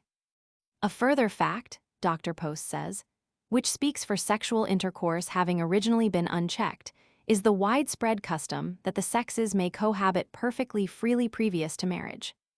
The immorality of many savages is certainly very great, but we must not believe that it is characteristic of uncivilized races in general. There are numerous savage and barbarous peoples among whom sexual intercourse out of wedlock is of rare occurrence, unchastity, at least on the part of the woman, being looked upon as a disgrace and even as a crime. A Kaffir woman, Barrow says, is chaste and extremely modest, and Mr. Cousins writes to me that, between their various feasts, the Kaffirs, both men and women, have to live in strict continence, the penalty being banishment from the tribe if this law is broken. Proyart states that, among the people of Longo, a youth durst not speak to a girl except in her mother's presence, and the crime of a maid who has not resisted seduction would be sufficient to draw down a total ruin on the whole country, were it not expiated by a public avowal made to the king. Among the equatorial Africans, mentioned by Mr. Winwood Reade, a girl who disgraces her family by wantonness is banished from her clan, and, in cases of seduction, the man is severely flogged. In Dahomey, if a man seduces a girl, the law compels marriage, and the payment of 80 cowries to the parent or master. In Tessua, according to Dr. Barth, a fine of 100,000 kurdi is imposed on the father of a bastard child, a sum which indicates how seldom such children are born there. Among the Bani Mzab, a man who seduces a young girl has to pay 200 francs and is banished for 4 years. Among the Bani Amr, according to Munzinger, the unmarried women are very modest, though the married women believe that they are allowed everything. Among the Arab girls in Upper Egypt, unchastity is made impossible by an operation when they are from 3 to 5 years old. And among the Maria, continence is a scarcely less necessary virtue, as a maiden or widow who becomes pregnant is killed together with the seducer and the child. As regards the Kabyles, Messrs. Hanotau and Leternu assert, les mowers ni tolerant merm aucune relations sexual endihors du marriage, el enfant ne endihor du marriage est toe ainsi quesamir. Among the Central Asian Turks, according to Vambury, a fallen girl is unknown. Among the Kalmucks, as also the Gypsies, the girls take pride in having gallant affairs, but are dishonored if they have children previous to marriage. A seducer among the Tungusses is bound to marry his victim and pay the price claimed for her. In Circassia, an incontinent daughter is generally sold as soon as possible, being a disgrace to her parents.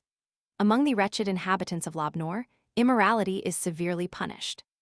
And regarding the Letachtas, a hill tribe of Burma, Mr. O'Reilly states that, until married, the youth of both sexes are domiciled in 2 long houses at opposite ends of the village, and when they may have occasion to pass each other, they avert their gaze so they may not see each other's faces. As to the aborigines of the Indian archipelago, Professor Wilkins states that side by side with peoples who indulge in great licentiousness, there are others who are remarkably chaste. Thus, in Nias, the pregnancy of an unmarried girl is punished with death, inflicted not only upon her, but upon the seducer. Among the Hill Dyaks, the young men are carefully separated from the girls, licentious connections between the sexes being strictly prohibited.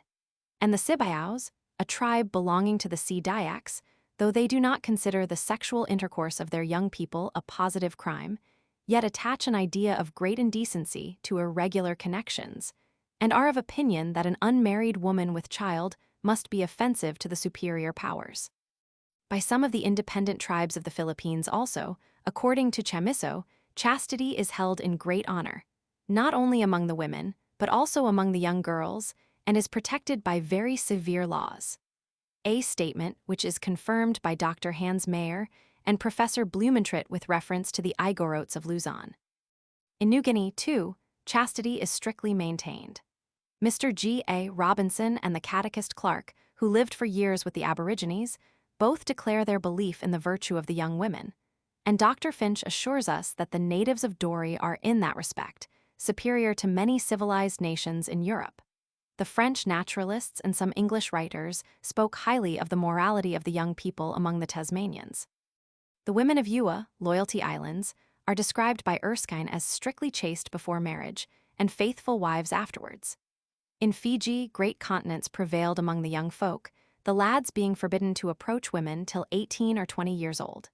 Speaking of the Aborigines of Melanesia, Dr. Codrington remarks, "It is certain that in these islands generally there was by no means that insensibility in regard to female virtue with which the natives are so commonly charged. In Samoa, the girls were allowed to cohabit with foreigners, but not with their countrymen, and the chastity of the chiefs' daughters was the pride of the tribe." But Mr. Turner remarks that, though this virtue was ostensibly cultivated here by both sexes, it was more a name than a reality. With reference to the Australian natives, Mr. Moore Davis says, promiscuous intercourse between the sexes is not practiced by the Aborigines, and their laws on the subject, particularly those of New South Wales, are very strict. When at camp, all the young unmarried men are stationed by themselves at the extreme ends, while the married men, each with his family, occupy the center. No conversation is allowed between the single men and the girls or the married women. Infractions of these and other laws were visited either by punishment by any aggrieved member of the tribe, or by the delinquent having to purge himself of his crime by standing up protected simply by his shield, or a wadi, while 5 or 6 warriors threw, from a comparatively short distance, several spears at him.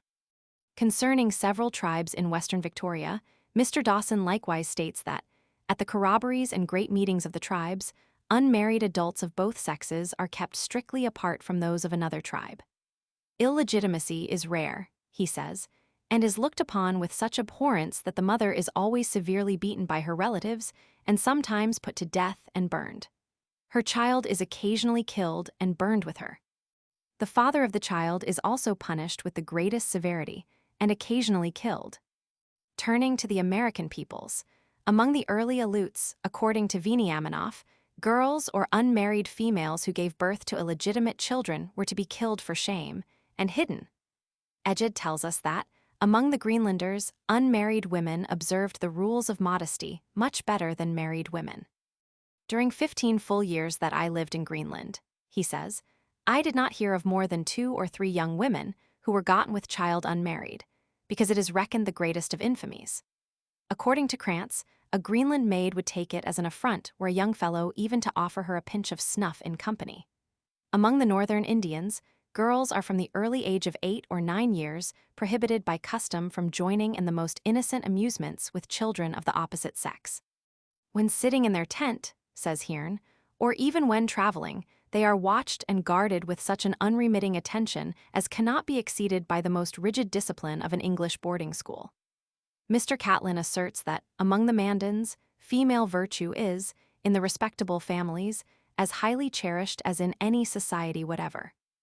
Among the Nez Perces, the Apache, and certain other North American peoples, the women are described as remarkably chaste, the seducer being viewed by some of them with even more contempt than the girl he has dishonored. And Dobrajoffer praises the Abaponian women for their virtuous life. If we add to these facts those which will be adduced further on, showing what man requires in his bride, it must be admitted that the number of uncivilized peoples among whom chastity, at least as regards women, is held in honor and, as a rule, cultivated, is very considerable. There being nothing to indicate that the morality of those nations ever was laxer, the inference of an earlier stage of promiscuity from the irregular sexual relations of unmarried people could not apply to them, even if such an inference, on the whole, were right. But this is far from being the case. First, because the wantonness of savages, in several cases, seems to be due chiefly to the influence of civilization. Secondly, because it is quite different from promiscuity. It has been sufficiently proved that contact with a higher culture, or, more properly, the dregs of it, is pernicious to the morality of peoples living in a more or less primitive condition. In Greenland, says Dr. Nansen, the Eskimo women of the larger colonies are far freer in their ways than those of the small outlying settlements where there are no Europeans. And the Yokuts of California, amongst whom the freedom of the unmarried people of both sexes is very great now, are said to have been comparatively virtuous before the arrival of the Americans. In British Columbia and Vancouver Island, amongst the interior tribes in primitive times, breaches of chastity on the part either of married or unmarried females were often punished with death, inflicted either by the brother or husband. Whilst, among the fish-eaters of the northwest coast, it has no meaning, or, if it has, it appears to be utterly disregarded. Again, among the Queen Charlotte Islanders the present deprivation has, according to Captain Jacobson, been caused by the gold diggers who went there in the middle of this century. Admiral Fitzroy observed, too, that the unchastity of the Patagonian women did not correspond with the pure character attributed to them at an earlier time by Faulkner, and he thinks that their ideas of propriety may have been altered by the visits of licentious strangers. A more recent traveler, Captain Musters, observed, indeed, little immorality amongst the Indians whilst in their native wilds.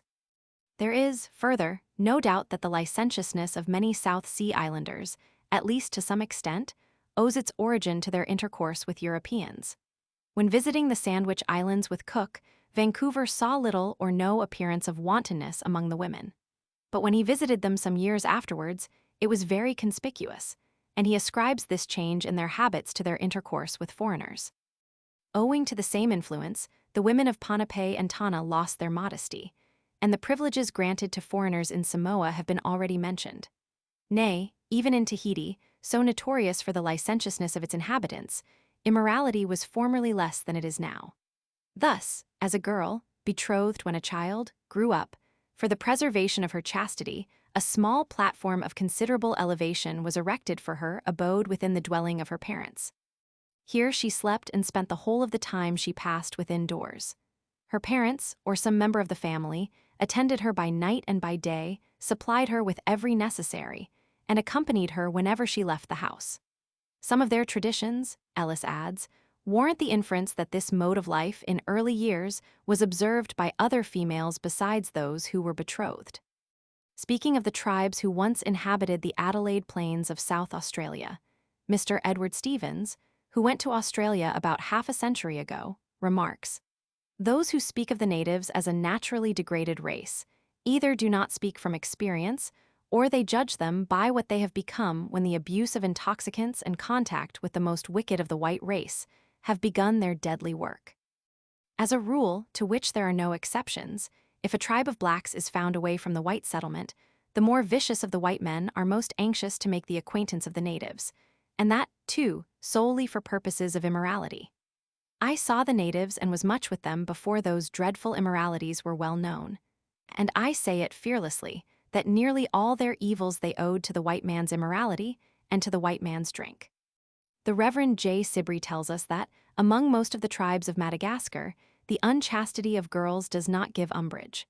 But there are some other tribes, he says, more isolated, as certain of the eastern peoples, where a higher standard of morality prevails, girls being kept scrupulously from any intercourse with the other sex until they are married. Nowhere has chastity been more rigorously insisted upon than among the South Slavonians. A fallen girl among them has lost almost all chance of getting married. She is commonly despised and often punished in a very barbarous way, whilst, on the other hand, purity gives a girl a higher value than the greatest wealth. In some places, a father or a brother may even kill a man whom he finds with his daughter or sister. But Dr. Cross assures us that this rigidity in their morals has gradually decreased, the more foreign civilization has got a footing among them.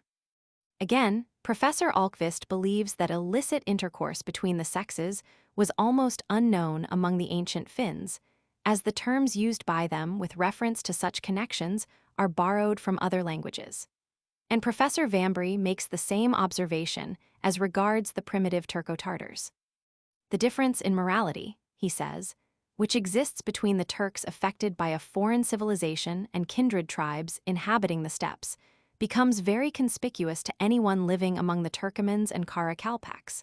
For whether in Africa or Asia, certain vices are introduced only by the so-called bearers of culture. Apart from such cases of foreign influence, we may perhaps say that irregular connections between the sexes have on the whole exhibited a tendency to increase along with the progress of civilization. Dr. Fritsch remarks that the Bushmans are much stricter in that matter than their far more advanced neighbors. Robert Drury assures us that, in Madagascar, there are more modest women, in proportion to the number of people, than in England. Tacitus praised the chastity of the Germanic youth, in contrast to the licentiousness of the highly civilized Romans. These statements may to a certain extent be considered typical. In Europe, there are born among townspeople, on an average, twice as many bastard children, in proportion to the number of births, as among the inhabitants of the country, who generally lead a more natural life. In France, according to Wapphaus, the ratio was found even so great as 1513 to 424, though in Saxony, with its manufacturing country people, it was only as 1539 to 1464. Nay, in Graz and Munich, the illegitimate births are even more numerous than the legitimate. The prostitution of the towns makes the difference in morality still greater, and unfortunately the evil is growing. Almost everywhere prostitution increases in a higher ratio than population. In consideration of these facts, it is almost ridiculous to speak of the immorality of unmarried people among savages as a relic of an alleged primitive stage of promiscuity. There are several factors in civilization which account for this bad result. The more unnatural mode of living and the greater number of excitements exercise, no doubt, a deteriorating influence on morality, and poverty makes prostitutes of many girls who are little more than children. But the chief factor is the growing number of unmarried people. It is proved that in the cities of Europe, prostitution increases according as the number of marriages decreases. It has also been established, thanks to the statistical investigations of Engel and others, that the fewer the marriages contracted in a year, the greater is the ratio of illegitimate births. Thus, by making celibacy more common, civilization promotes sexual irregularity. It is true that more elevated moral feelings, concomitants of a higher mental development, may, to a certain extent, put the drag on passion. But in a savage condition of life, where every full-grown man marries as soon as possible, where almost every girl, when she reaches the age of puberty, is given in marriage, where, consequently, bachelors and spinsters are of rare occurrence, there is comparatively little reason for illegitimate relations. Marriage, it seems to me, is the natural form of the sexual relations of man, as of his nearest allies among the lower animals.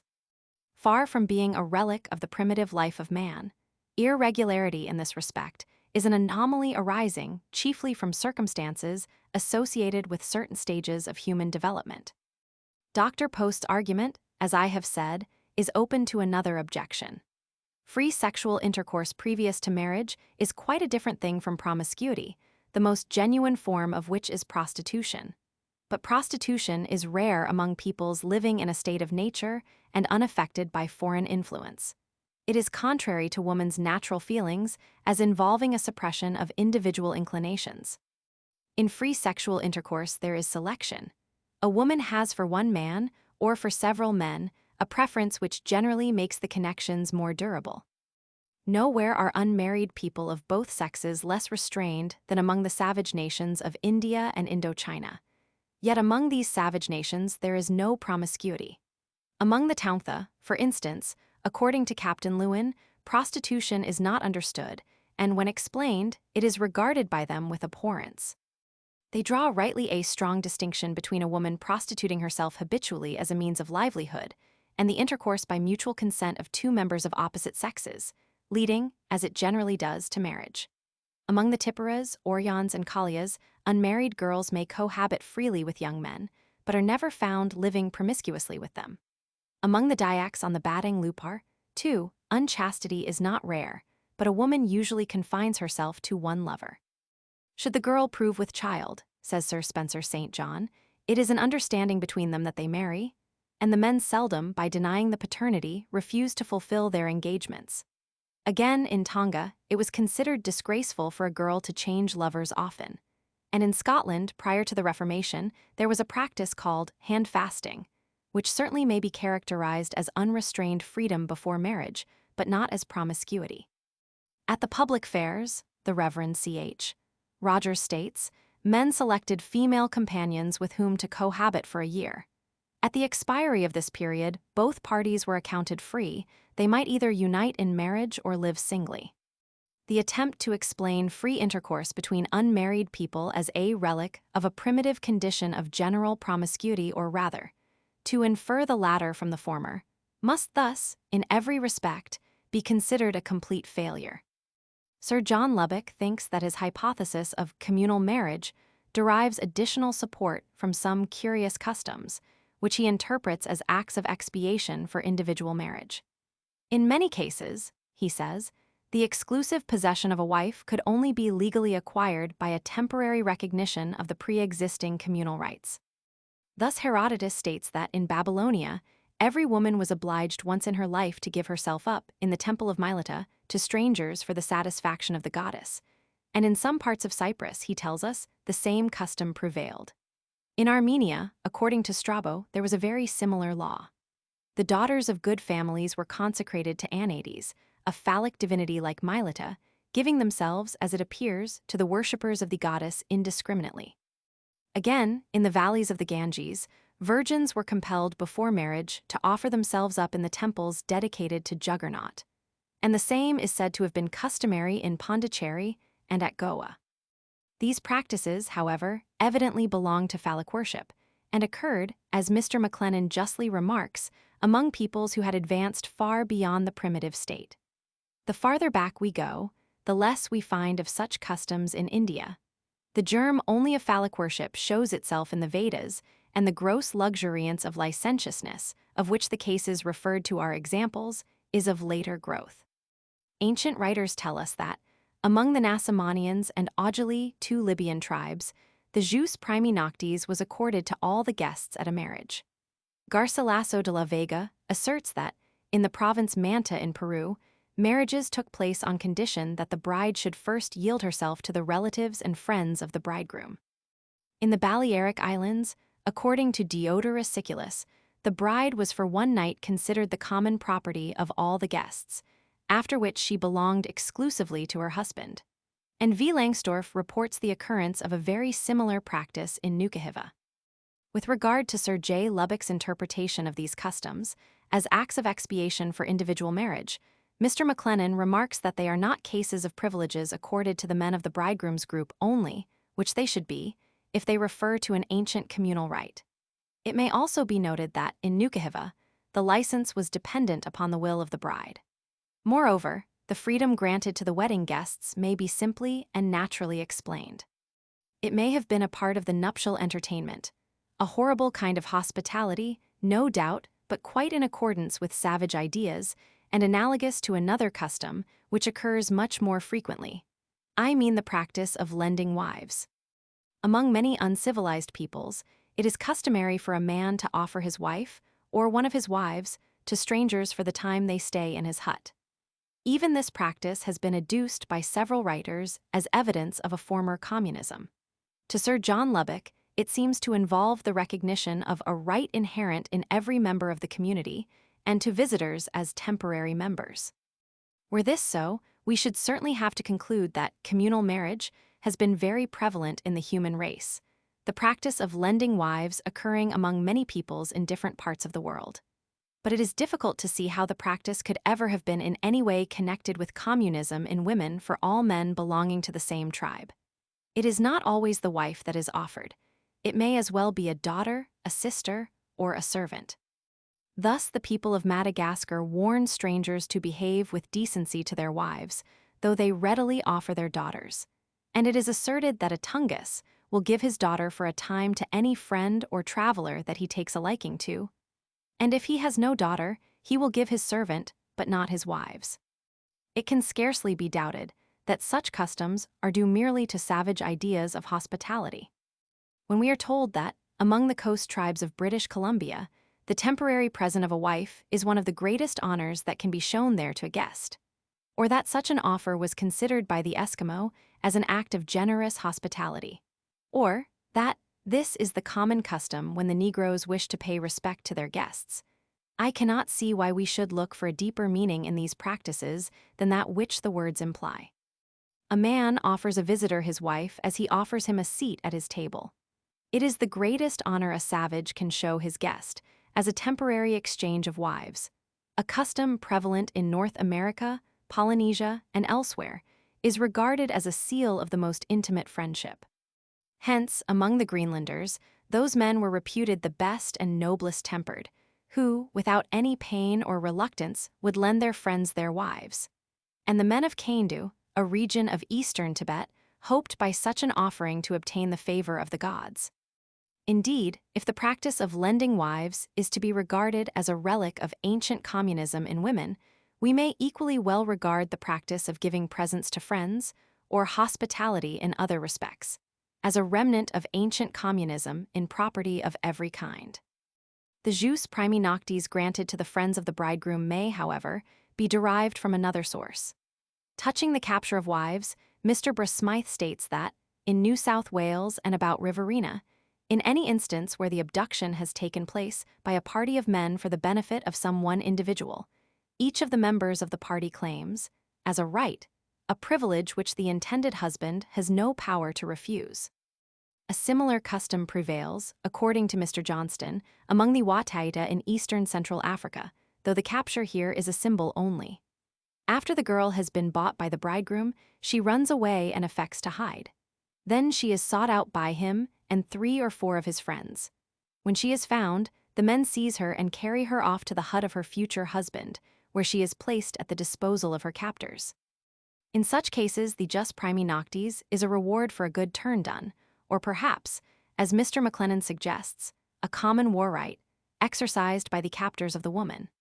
If we knew all the circumstances, this explanation might prove to hold good also with regard to the right granted to the wedding guests in the cases we have mentioned.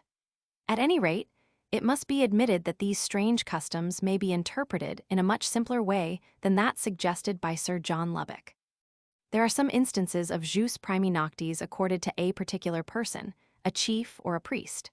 Thus, among the Knipe-tu Eskimo, the Angkut or high priest has this right. Among the Caribs, the bridegroom received his bride from the hand of the Payach or medicine man, and certainly not as a virgin. A similar custom is met with among certain Brazilian tribes, though in some of these cases it is to the chief that the right in question belongs.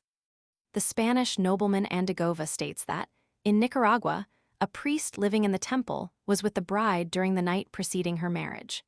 And among the Tajas in northern Mexico, according to Castaneda, the droit du seigneur was accorded to the cacique. In descriptions of travel in the 15th century, the aboriginal inhabitants of Tenerife are represented as having married no woman who had not previously spent a night with the chief, which was considered a great honor.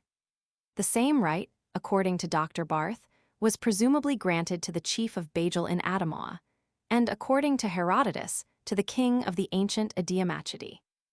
Navarrete tells us that, on the coast of Malabar, the bridegroom brought the bride to the king, who kept her 8 days in his palace, and the man took it, as a great honor and favor that his king would make use of her. Again, according to Hamilton, a Samorin could not take his bride home for 3 nights, during which the chief priest had a claim to her company. Sugenheim believes even that, in certain parts of France, a similar right was accorded to the higher clergy during the Middle Ages. Yet Dr. Carl Schmidt has endeavored, in a learned work, to prove that the droit du seigneur never existed in Europe, the later belief in it being merely ein geleierter Aberglaube, which arose in various ways. Thus there was classical witness to ancient traditions of tyrants, who had distinguished themselves by such proceedings as that right was supposed to legalize. From various parts of the world came reports of travelers as to tribes among whom defloration was the privilege or duty of kings, priests, or other persons set apart for the purpose. A grosser meaning than the words will warrant had, besides, in Dr. Schmidt's opinion, been attached to the fine paid by the vassal to his feudal lord for permission to marry. That law, he says, which is believed to have extended over a large part of Europe, has left no evidence of its existence in laws, charters, decretals, trials, or glossaries. This is not the proper place to discuss Dr. Schmidt's hypothesis, but his arguments do not seem to be conclusive. Several writers speak of estate owners in Russia who claimed the droit du seigneur in the last and even the present century. And a friend of mine informs me that, when traveling in that country, he met with aged men whose wives had been victims of the custom. It was certainly a privilege taken by the law of might. But how, in such cases, shall we draw the line between might and what is properly accepted as right? Bachofen, Gerard-Tulon, Kilischer, and other writers regard the jus primi noctis accorded to a special person as a remnant of a primitive state of promiscuity or communal marriage.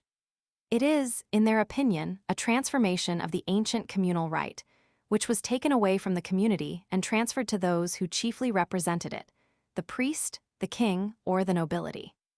But why may not the practice in question have been simply a consequence of might?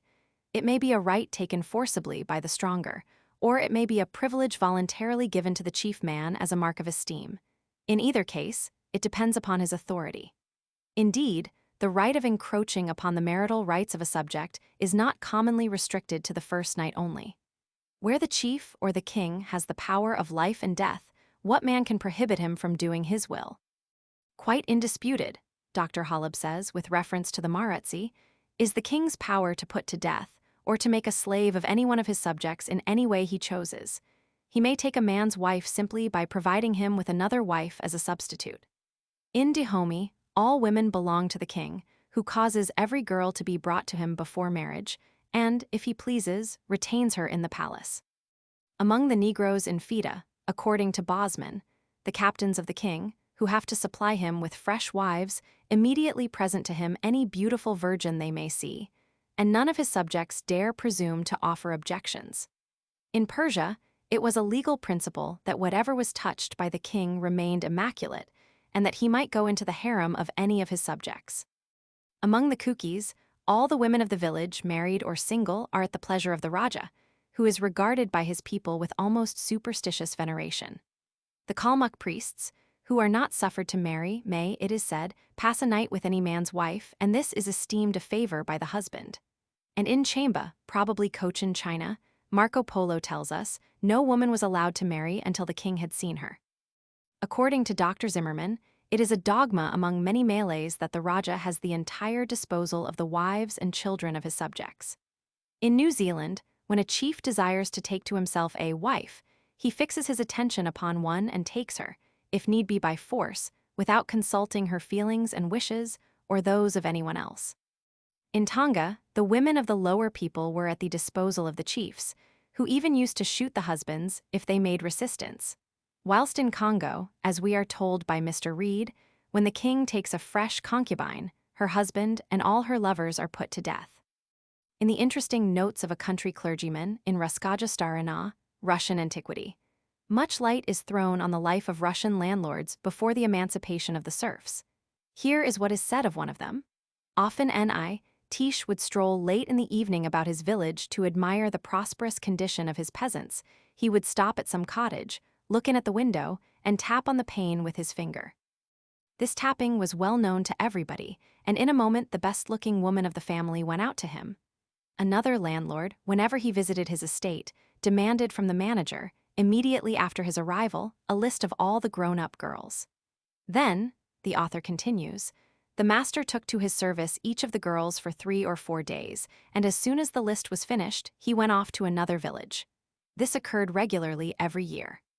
Here we have a collection of facts, belonging, as I think, to the same group as the jus primi noctis is of a chief or a priest, and it is obvious that they have nothing to do with communal marriage. The privilege accorded to the priest, however, seems, in some cases, to have a purely religious origin. Thus, Egede informs us that the native women of Greenland thought themselves fortunate if an angekok, or prophet, honored them with his caresses, and some husbands even paid him, because they believed that the child of such a holy man could not but be happier and better than others. Von Martius thinks that the right granted to the medicine man among the Brazilian Aborigines is owing to savage ideas of woman's impurity. And on the coast of Malabar, Hamilton says, the bride was given to the chief priest, because the first fruits of her nuptials must be a holy oblation to the god she worships. Yet another group of facts is adduced as evidence for the hypothesis of ancient communism in women. Sir J. Lubbock and Professor Gerard Tulon cite some cases of courtesans being held in greater estimation than women married to a single husband, or, at least, being by no means despised. Such feelings, Sir John believes, would naturally arise when the special wife was a stranger and a slave, while the communal wife was a relative and a free woman, and would, in some instances, long survive the social condition to which they owed their origin. The courtesans are thus regarded as representatives of the communal wives of primitive times. But it seems to me much more reasonable to suppose that if, in Athens and India, courtesans were respected and sought after even by the principal men, it was because they were the only educated women.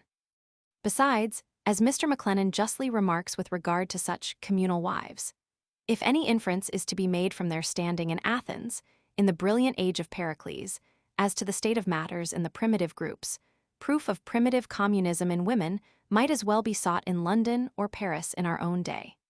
Far back in the interval between savagery and the age of Pericles are the heroes of Homer with their noble wedded wives. It is true that, among some uncivilized peoples, women having many gallants are esteemed better than virgins, and are more anxiously desired in marriage. This is, for instance, stated to be the case with the Indians of Quito, the Laplanders in Rignard's days, and the hill tribes of North Arakan. But in each of these cases, we are expressly told that want of chastity is considered a merit in the bride, because it is held to be the best testimony to the value of her attractions.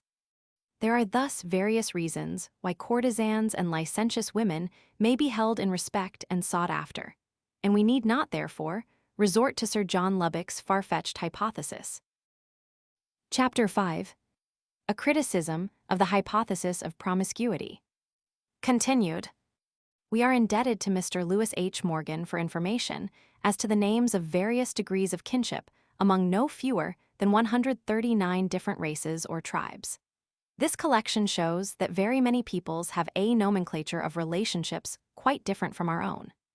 Mr. Morgan divides the systems into 2 great classes, the descriptive and the classificatory, which he regards as radically distinct.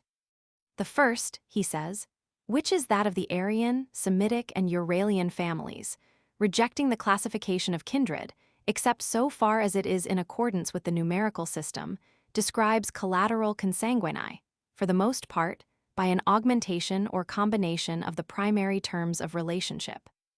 These terms, which are those for husband and wife, father and mother, brother and sister, and son and daughter, to which must be added, in such languages as possess them, grandfather and grandmother, and grandson and granddaughter, are thus restricted to the primary sense in which they are here employed.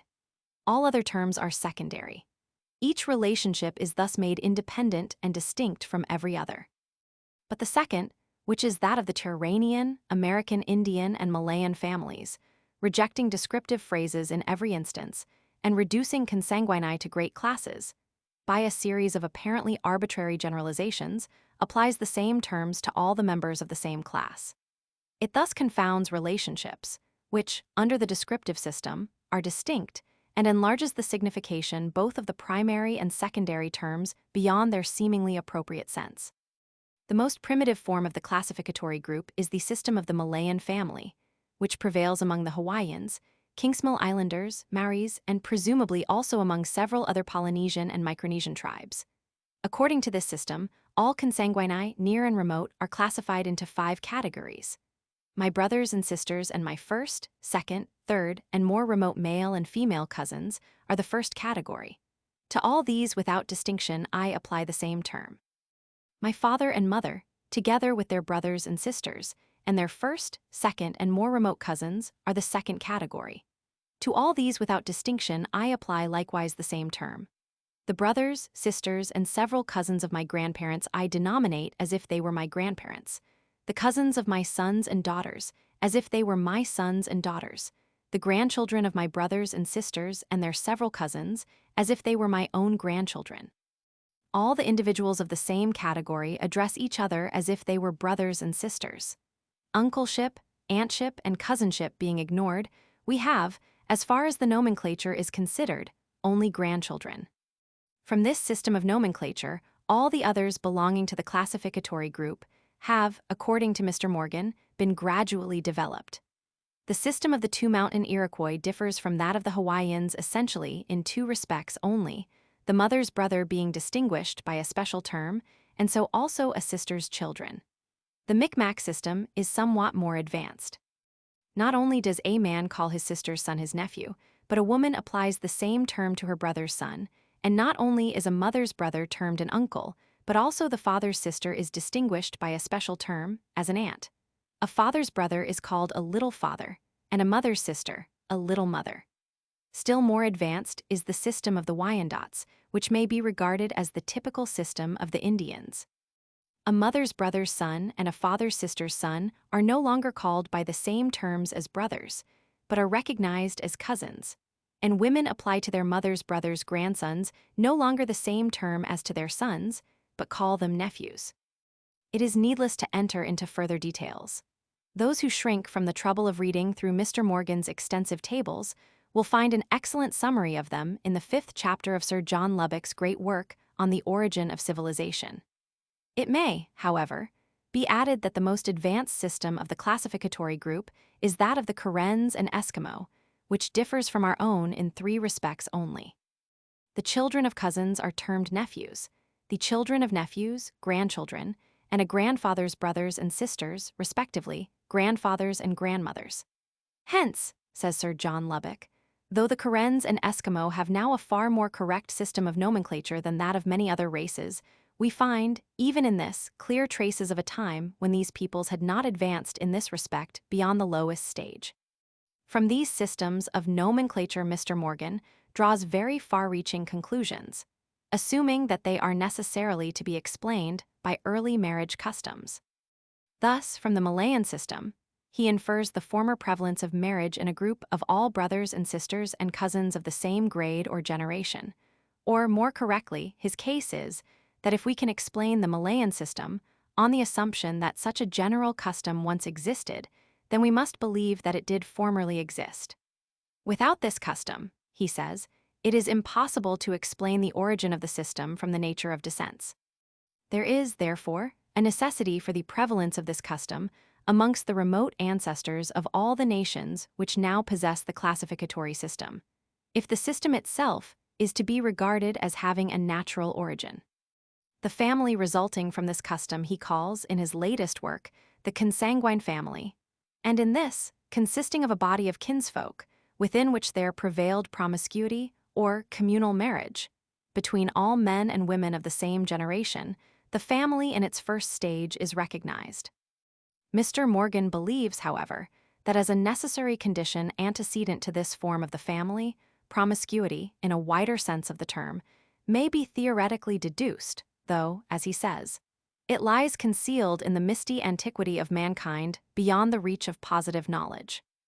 It is needless here to consider whether the last conclusion holds good. I shall endeavor to prove that Mr. Morgan's inference of a stage of promiscuous intercourse, even within the prescribed limits, is altogether untenable. All depends on the point whether the classificatory system is a system of blood ties, the nomenclature having been founded on blood relationship, as near as the parentage of individuals could be known. Mr. Morgan assumes this, instead of proving it. Yet in the terms themselves there is, generally, nothing which indicates that they imply an idea of consanguinity. Professor Bushman has given us a very interesting list of the names for father and mother in many different languages. The similarity of the terms is striking. Pa, papa, or baba, for instance, means father in several languages of the Old and New World, and ma, mama, means mother. The Tupis in Brazil have Peia for father and Maya for mother, the Uruguayacu, respectively, Paptko and Mamko. In other languages, the terms for father are ab, aba, apa, ada, ada, tata. Those for mother, ama, ima, ana, ina, and si. According to Bushman, there are 4 typical forms of words for each of these ideas. For father, pa, ta, ap. Et for mother, ma, na, am, en. Sometimes, however, the meaning of the types is reversed. Thus, in Georgian, as well as in the Mahaga language of Usable, mama stands for father, whilst the Chaluvas in southern India call the father am and the mother ape. The terms used often fall outside of the types mentioned. In the Lifu tongue, for example, one term for father is kaka, in the Duru language of Baladia, chicha, in the Marian tongue, chacha or chech.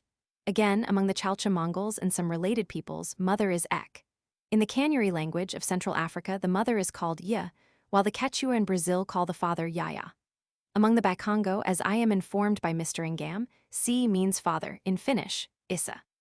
Again, by the Brazilian Bakuri, the mother is called ise, and, by the people of Anatium, New Hebrides, Rissi. Similar terms are often used for other relationships. The Greek, pi letter 1F71 pi omicron sigma, signifies grandfather, and mu letter 1F71 mu alpha grandmother. In the Kanyuri language, yaya stands for elder brother, and in Lithuanian, mama and dina are terms for brother, whilst mother is thine. The origin of such terms is obvious. They are formed from the easiest sounds a child can produce. Papa, mama, tata, and apa, ama, ada, Professor Preyer says, emerge originally spontaneously, the way of the breath being barred at the expiration either by the lips p, m, or by the tongue d, t. Yet the different races vary considerably with regard to the ease with which they produce certain sounds. Thus, the pronunciation of the labials is very difficult to many Indians, on account of which their terms for father, mother, or other near kinsfolk often differ much from the types given by Professor Bushman. It is evident that the terms borrowed from the children's lips have no intrinsic meaning whatever. Hence, if a Bakuri child calls its father and father's brother Tsogo, its mother and mother's sister Tsigo, if a Makusi names his paternal uncle Papa as well as his father, and an Fats names his father and all the tribe brothers of his father Ava or Tama. If the Dakatas apply the term Ada not only to the father, but also to the father's brother, to the mother's sister's husband, to the father's brother's son, and si. And the term Ena not only to the mother, but also to the mother's sister, to the mother's sister's daughter, and si, if, among the New Caledonians, an uncle, taking the place of a father, is called Baba like the father himself, and an aunt is called Nagna like a mother. If, as Archdeacon Hodgson of Zanzibar writes to me, a native of Eastern Central Africa uses the words Baba and Mama not only for father and mother respectively, but also, very commonly, for any near relationship or even external connection. If finally, the Semitic word for father, Ab, Abu, is not only used in a wide range of senses, but, to quote Professor Robertson Smith, in all dialects is used in senses quite inconsistent with the idea that procreator is the radical meaning of the word. We certainly must not, from these designations, infer anything as to early marriage customs. Of course, there are other terms applied to kinsfolk besides words taken from the lips of children or words derived from these. But though considerable, their number has been somewhat exaggerated. Thus, for instance, Professor Vanbury, in his work upon the primitive culture of the Turco-Tartars, says that the terms for mother, Anna or Een, have originally the meaning of woman or nurse, being derived from the roots N and N. Exactly the reverse seems to be the fact, the terms for mother being the primitive words. In the same way, I cannot but think that Professor Max Muller and several other philologists are in error in deriving patar, pater, father, from the root pa, which means to protect, to nourish, and matar, mater, mother, from the root ma, to fashion. It seems, indeed, far more natural, as has been pointed out by Sir J. Lubbock and others, that the roots pa, to protect, and ma, to fashion, come from pa, father, and ma, mother, and not vice versa. I am the more inclined to accept this explanation, as Mr. A.J. Swan informs me from Kavala Island, Lake Tanganyika, that among the Wagyuha, the words baba and tata, which mean father, also have the meaning of protector, provider. I do not deny that relationships, especially in the collateral and descending lines, are in some cases denoted by terms derived from roots having an independent meaning. But the number of those that imply an idea of consanguinity does not seem to be very great. Mr. Bridges writes that among the Yagans, the names Emu and Dabai, father and mother, have no meaning apart from their application, neither have any of their other very definite and ample list of terms for relatives, except the terms Maku and Masipa, son and daughter. These terms refer to Magu, which means parturition. Sipa, Kipa, signifies woman or female. In Bakongo, according to Mr. Ngam, Si and Tata denote father, Mama, Mbuta and Nguti, mother, Nfumu, elder brother or sister, Mbunzi, younger brother, and Mbusi, younger sister. Nfumu means also sir, chief. Mbuta means the one who bore, from Buta or Wuda, to beget, and Nguti, the one we descended from. Again, Mr. Radfield informs me that in the language of Lifu, the term for father means root, the term for mother, foundation or vessel, the term for sister, forbidden or not to be touched, and the terms for eldest and younger brother, respectively, ruler and ruled. It is possible, I should even say probable, that in these instances also, the designations for relationships are the radical words. Besides, it should be observed that in Yagan, the terms for relatives are strictly reserved for such, neither are they interchanged. And that in Bakongo, the terms Tata and Mama are used as signs of respect to anyone, whilst the terms Mbuta and Nguti seem to be applied exclusively to the mother. Not only has Mr. Morgan given no evidence for the truth of his assumption that the classificatory system is a system of blood ties, but this assumption is not even fully consistent with the facts he has himself stated. It is conceivable that uncertainty as regards fatherhood might have led a savage to call several men his fathers, but an analogous reason could never have induced him to name several women his mothers. Hence, if a man applies the same term to his mother's sisters as to his mother, and he himself is addressed as a son by a woman who did not give birth to him, this evidently shows that the nomenclature, at least in certain cases, cannot be explained by the nature of descent. There can be scarcely any doubt that the terms for relationships are, in their origin, terms of address. The American Indians, says Mr. Morgan, always speak to each other, when related, by the term of relationship, and never by the personal name of the individual addressed. From a psychological point of view, it would, indeed, be surprising if it could be shown that primitive men, in addressing all the different members of their family or tribe, took into consideration so complicated a matter as the degree of consanguinity. Can we really believe that a savage whose intelligence, perhaps, was so deficient that he was scarcely able to count his own fingers, applied the same term to his cousins as to his brothers, because he was not certain whether, after all, they were not his brothers, and that, when he did make a distinction between them, he did so because they were begotten by different fathers? Facts show that savages generally denominate their kindred according to much simpler principles, the names being given chiefly with reference to sex and age, as also to the external or social relationship in which the speaker stands to the person whom he addresses. In every language, there are different designations for persons of different sexes. In the rudest system of nomenclature, the Hawaiian father and other kinsmen of the same generation are called makuakana, mother, mother's sisters, father's sisters, and makuawahina, kana, and wahina being the terms for male and female. A son is called kaikikana, a daughter kaikiwahina, whilst kana alone is applied to husband, husband's brother, and sister's husband, and wahina to wife, wife's sister, brother's wife, and There are also separate terms in every language for relations belonging to different generations. Among the lower races especially, age, or more exactly, the age of the person spoken to compared with that of the speaker, plays a very important part in the matter of denomination. According to Dr. Davy, the Vedas appear to be without names. A Veda interrogated on the subject said, "I am called a man. When young, I was called the little man, and when old, I shall be called the old man." The Hawaiians, as we are informed by Judge Andrews, have no definite general word for brother in common use. But kaikuana signifies any one of my brothers or male cousins older than myself, I being a male, and any one of my sisters or female cousins older than myself, I being a female. Whilst kaikana signifies a younger brother of a brother or a younger sister of a sister. Such distinguishing epithets applied to older and younger are in fact very frequently met with among uncivilized peoples. Thus, touching the Andamanese, Mr. Mann states that brothers and sisters speak of one another by titles that indicate relative age. That is, their words for brother and sister involve the distinction of elder or younger. A like system is adopted by them in respect to half-brothers, half-sisters, cousins, brothers-in-law, and sisters-in-law. In certain languages, too, there are special terms for an uncle on the father's side older than the father, and for an uncle younger than he. And in the Fulfulde tongue, the age of the uncles is so minutely specified that the first, second, third, fourth, and fifth uncle on both the father's and the mother's side are each called by a particular name.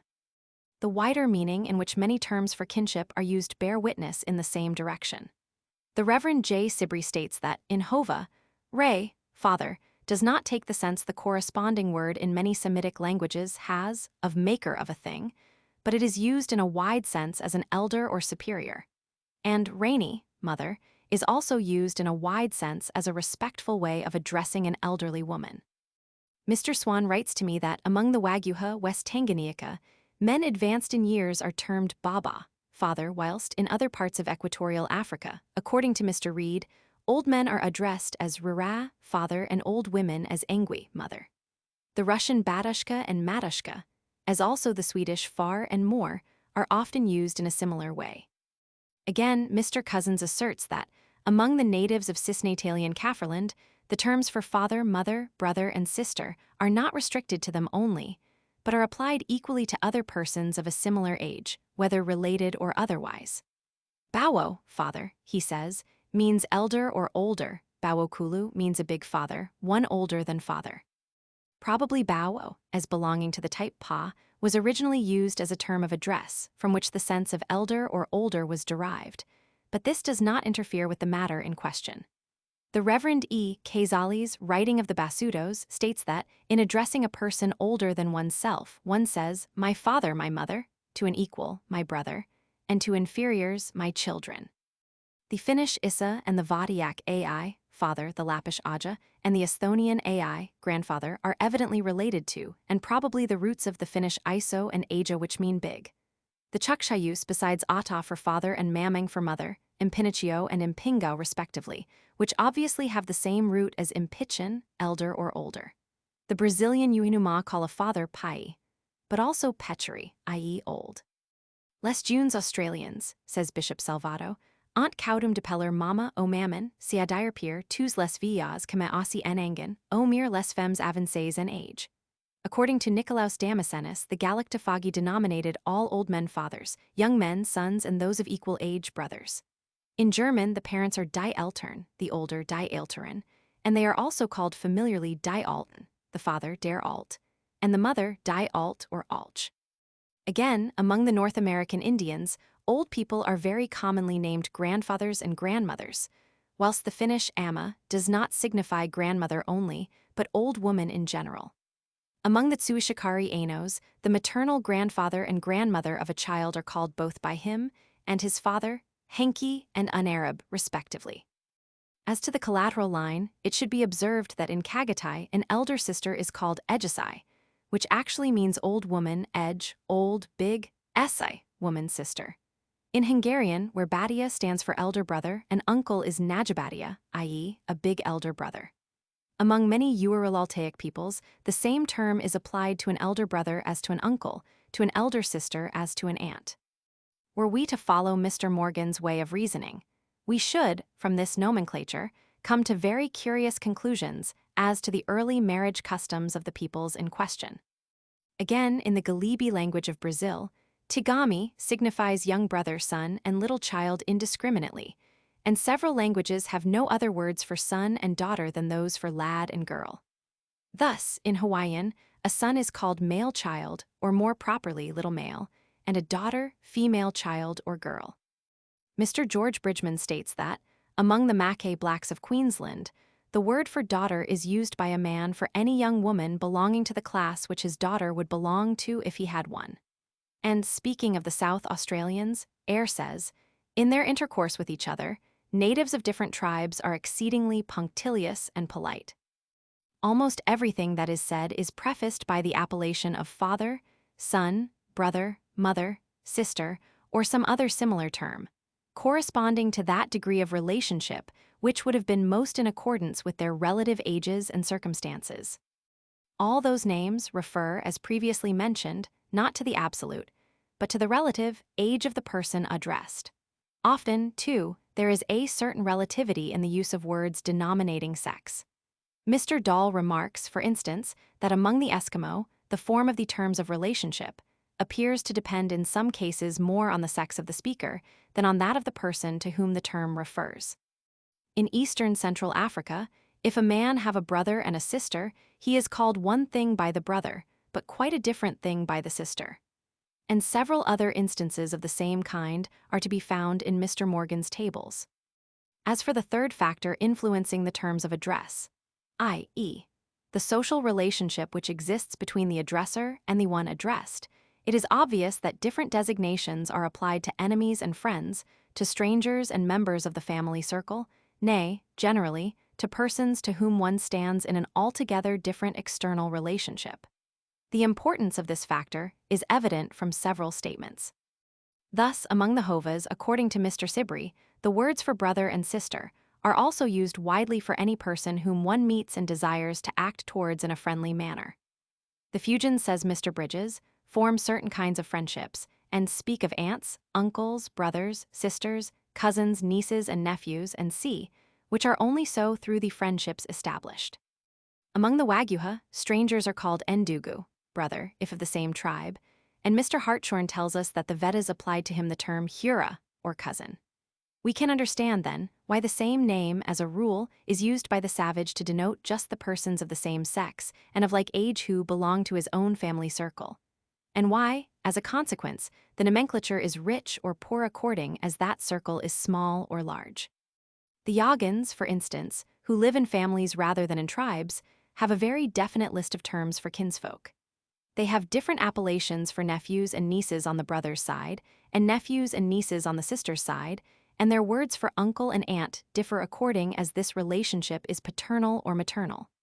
They have also special terms for father, mother, son and daughter, brother and sister-in-law.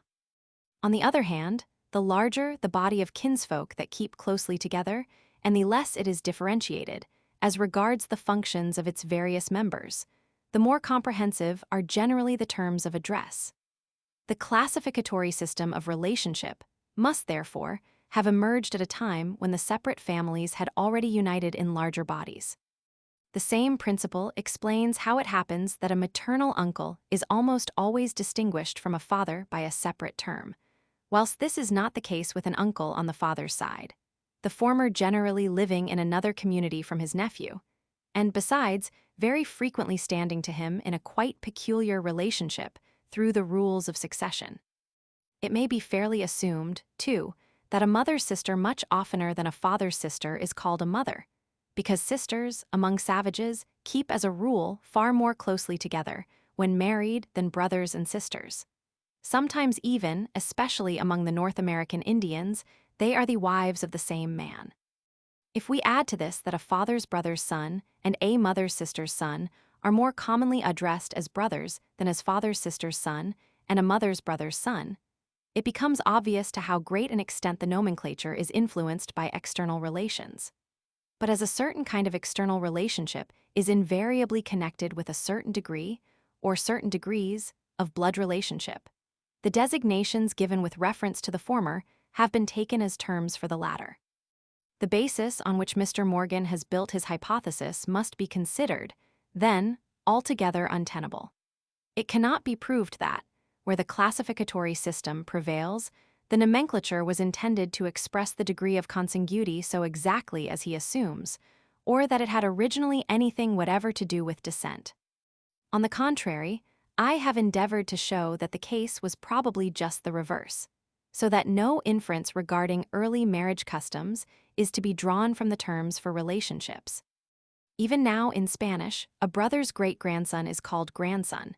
In Bulgarian, as also in Russian, a father's father's brother is termed a grandfather, and a father's father's sister a grandmother. The Greek letter 1F01 nu epsilon psi iota letter 1F79 sigma appears to have been applied to a nephew, a grandson, and a cousin. Neef, in Dutch, still expresses these three relationships indiscriminately. In Flemish and Plattdeutsch, nicht is applied to a female cousin as well as to a niece, and Shakespeare in his will describes his granddaughter, Susanna Hall, as my niece. Surely, nobody would look upon these designations as relics of ancient times, when there really might have been some uncertainty as to kinship in the direction which the terms indicate. Mr. Morgan himself admits that, in Latin, nepos did not originally signify either a nephew, grandson, or cousin, but that it was used promiscuously to designate a class of persons next without the primary relationships. 30 years ago, in a work of prodigious learning, the Swiss jurist, Dr. Bachhofen, drew attention to the remarkable fact that a system of kinship through mothers only prevailed among several ancient peoples. Moreover, partly from actual statements of old writers, partly from traditions and myths, he came to the conclusion that such a system everywhere preceded the rise of kinship through males. A few years later, though quite independently of him, Mr. McLennan set forth exactly the same hypothesis, being led to it chiefly by extensive studies in modern ethnology. While, however, Bachhofen explained the phenomenon as a consequence of the supremacy of women, Mr. McLennan regarded it as due to the uncertain paternity which resulted from early promiscuity. It is inconceivable, he says, that anything but the want of certainty on that point could have long prevented the acknowledgement of kinship through males. And in such cases, we shall be able to conclude that such certainty has formerly been wanting, that more or less promiscuous intercourse between the sexes has formerly prevailed. The connection between these two things, uncertain paternity and kinship through females only, seems so necessary, that of cause and effect, that we may confidently infer the one where we find the other. It must be observed that the facts adduced as examples of what Mr. McLennan calls kinship through females only, in most instances imply chiefly that children are named after their mothers, not after their fathers, and that property and rank succeed exclusively in the female line. If these customs were to be explained as relics of ancient promiscuity, we certainly should have to admit that such a state was formerly very prevalent in the human race.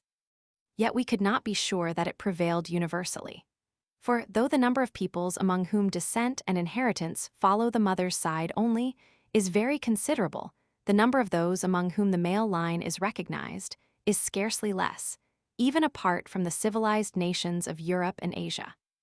At present, when anthropologists affirm with so much assurance that a system of exclusive kinship through females prevailed everywhere before the tie of blood between father and child had found a place in systems of relationships, it seems appropriate to give a list of peoples among whom such a system does not prevail. A list, however, which cannot pretend to completeness. Starting then with North America, which is acknowledged to be, or to have been, one of the chief centers of mother right, or metrocracy, we meet there with many aboriginal nations among whom a son, as a rule, takes the father's name and becomes his heir. Thus Krantz states that among the Eskimo of Greenland, when a husband dies, his eldest son inherits his house, tent, and woman's boat, and besides must maintain the mother and children, who share the furniture and clothes amongst themselves. Among the Indians bordering on the southeast coast of the river St. Lawrence, according to Harriet, the eldest son took the name of his father with the addition of one syllable. The Californian tribes and the Dakotas recognized chieftainship as hereditary in the male line, and, with reference to the latter, Mr. Prescott remarks that they cannot well forget relationships, as the names of father and mother are both recollected for 3 or 4 generations. Among the Otts, the eldest son takes all the property left by his father, and the head chief's rank is hereditary in the male line. The paternal system prevails, moreover, in 13 other tribes mentioned by Mr. Fraser in his essay on totemism.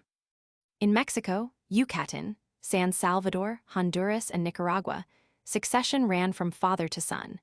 And in Vera Paz, according to Las Casas, kinship was so exclusively recognized in the male line that the people there thought the most remote kin in their own lineage to be more closely related than the daughter of their mother, provided she was not of the same father.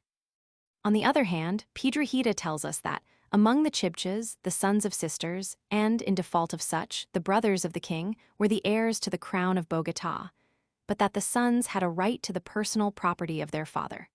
Whilst, according to Herrera, the property was inherited by the brothers, and if there were none living, by the sons of those who were dead. Among the Caribs, kinship was reckoned in the female line, but the authority of the chiefs was hereditary in the male line only, the children of sisters being excluded from the succession. Among the Macas Indians in Ecuador, property descends from father to son. Among the Guaycurús, Abipones, and Araucanians, nobility or chieftainship was hereditary in the male line, and the Brazilian Aborigines, or at least some of them, laid particular stress upon kinship through fathers. Again, with reference to the Yagans of Tierra del Fuego, Mr. Bridges writes, "A child belongs equally to the clan of its father and mother as regards duty of revenge, but is always reckoned a member of the father's clan only. Children are generally named after their grandparents, paternal or maternal, indifferently. They are quite as much attached to their mother's relatives and these to them as to their paternal relatives. The only difference is that they are integral parts of the father's clan, not of the mother's."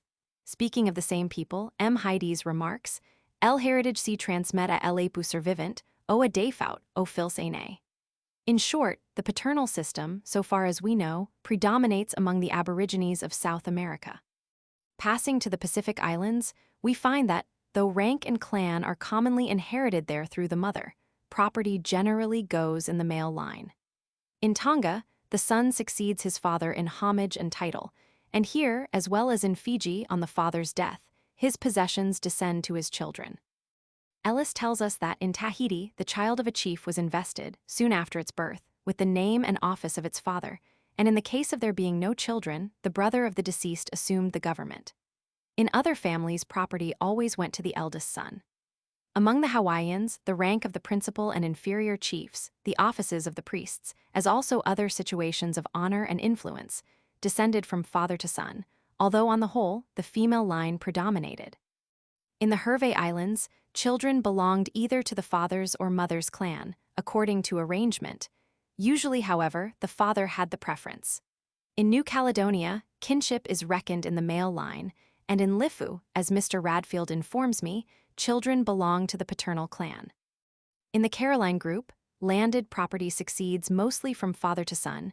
Children are named after their father's father or mother's father, and apparently the rank of the father influences that of the son, at least if he be a chief. Among the Rejangs and Bataks of Sumatra, as also in several other islands belonging to the Indian archipelago, and in New Guinea, the male line prevails.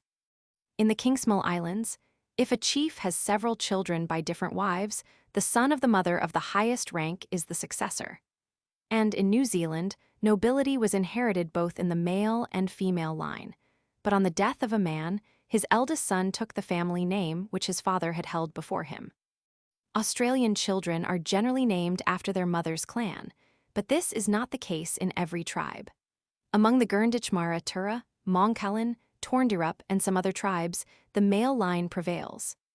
With reference to the Narranieri, the Reverend G. Taplin states that a man's children belong to his tribe, i.e. clan, and not to their mother s, that property descends from father to son, and that, in case of a man dying without issue of his own, his possessions are always transmitted to the brother's children. Again, in the Dieri tribe of South Australia, the sons take the father's clan, the daughters the mother s. Even where children are named after their mother, inheritance may go from father to son. Thus, among the West Australians, the hunting ground or landed property descends in the male line, though children of either sex always take the family name of their mother. Among the Todas, all children belong to the father's family, and inheritance runs through males only.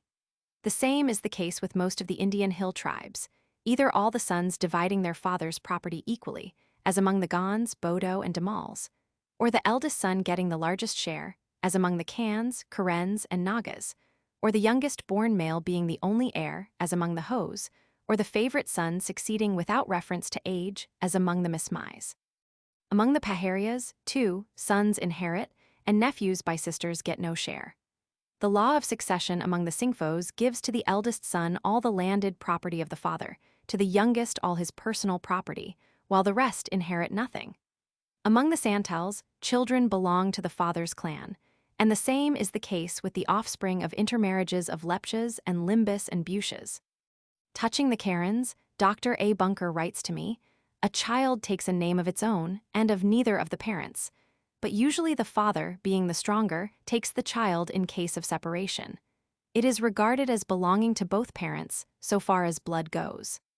If we add to this that the male line prevails in Arabia, Tibet, throughout Russian Asia, and among the Ainos, it must be admitted that the system of kinship through females only is a very rare occurrence in Asia, being restricted, so far as I know, to a few parts of India, Ceylon, and the Malay archipelago. It is much more prevalent among the African races. Yet, even among them, there are many instances where succession runs in the male line. A king or chief of the Somals and Bakwaile is succeeded by his son. Among the Fula, this dignity is transmitted to the brother, while, in other instances, succession goes from father to son. Among the Negroes of the Gold Coast, according to Bosman, the eldest son succeeded his father in office, though kinship was reckoned through the mother all along this coast, except at Accra. Dr. A. Sims writes that, among the Baik, the child is considered as belonging to the father and mother equally, and takes the grandfather's or grandmother's name. Among the Waguha, according to Mr. Swan, children are generally named after the father. In Landa, the eldest son inherits all his father's possessions, wives included. Among the Damaras, whose divisions into clans are derived from the mother, the eldest son of the chief wife, nevertheless, is the successor of his father, and the same rule prevails among the Bechuanas. The Reverend A.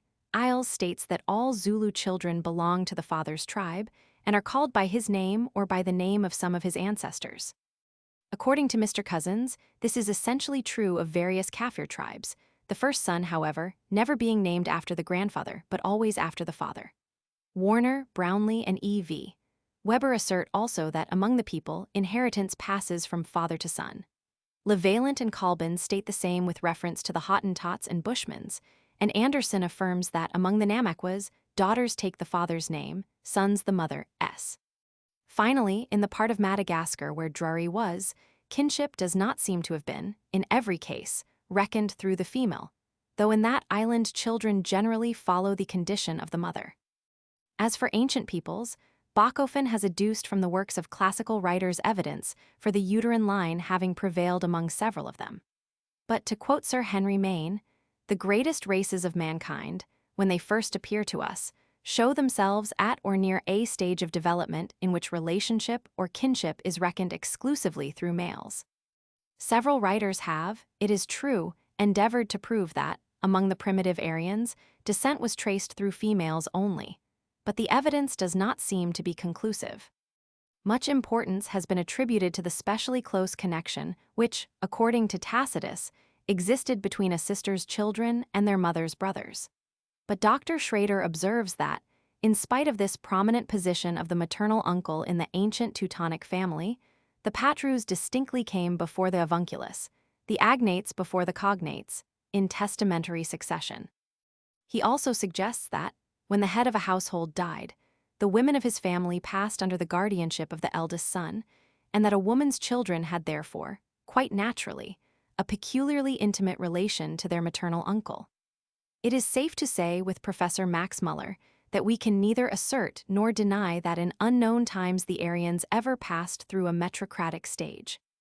Even if it could be proved, which is doubtful, that in former times a system of kinship through females only, fully developed, prevailed among all the peoples whose children take the mother's name and are considered to belong to her clan, though succession runs in the male line, we should still have to account for the fact that a large number of peoples exhibit no traces of such a system. And to them belong many of the rudest races of the world, such as the Aborigines of Brazil, the Fuegians, Hottentots, Bushmans, and several very low tribes in Australia and India. The inference that kinship through females only has everywhere preceded the rise of kinship through males would, then, be warranted only on condition that the cause or the causes to which the maternal system is owing could be proved to have operated universally in the past life of mankind. From Mr. McLennan's point of view, such an inference would be inadmissible, as he cannot prove the former occurrence of a universal stage of promiscuity or polyandry leading to uncertain paternity, the cause to which he attributes that system.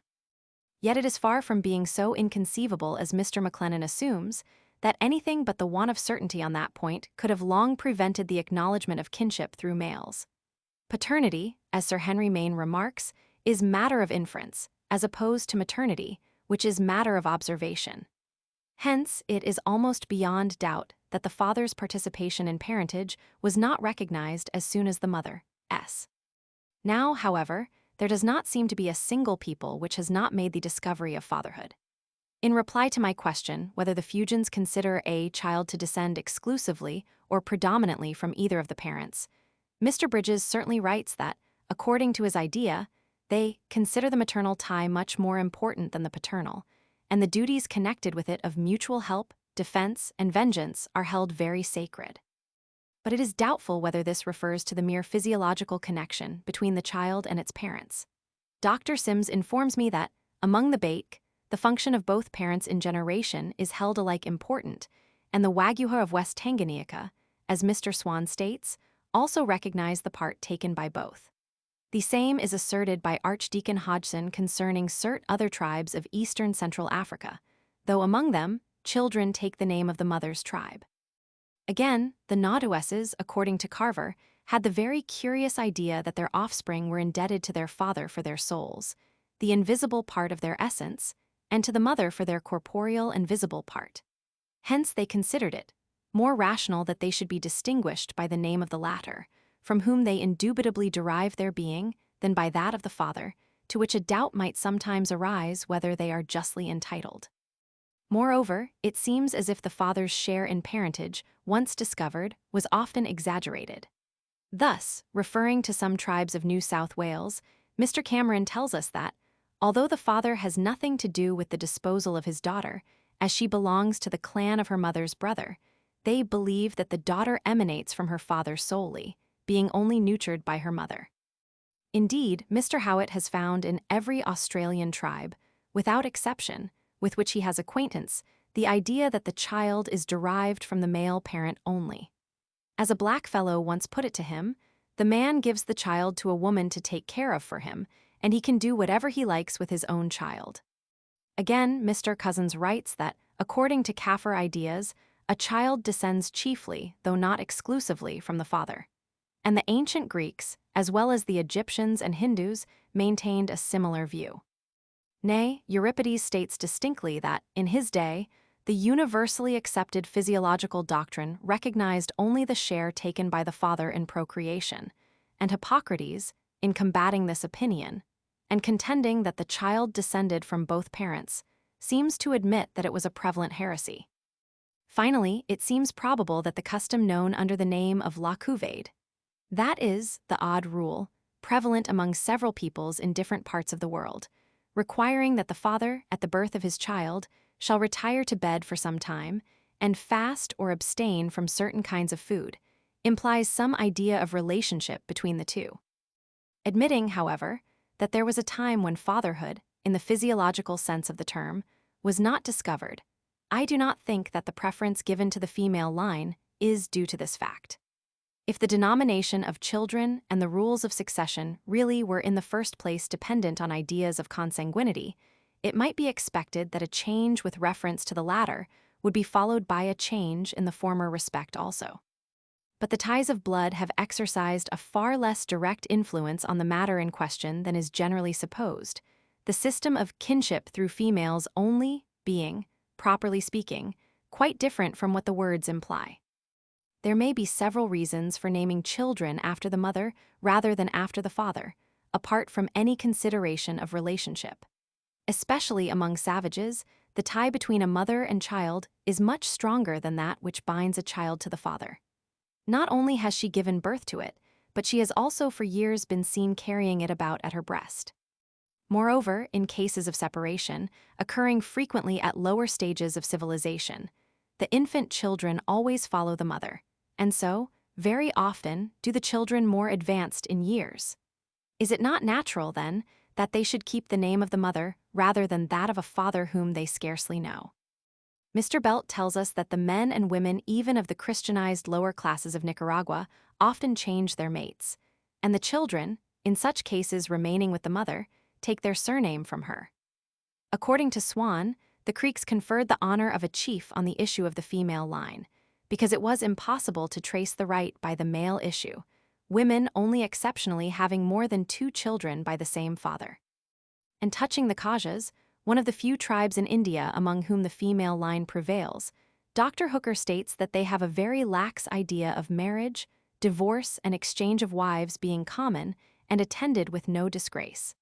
The son, therefore, often forgets his father's name and person before he grows up, but becomes strongly attached to his mother. Speaking of certain Negro tribes, Winterbottom suggested long ago that the prevalence of the female line was to be explained by the practice of polygyny, and Dr. Stark has recently called attention to the same point.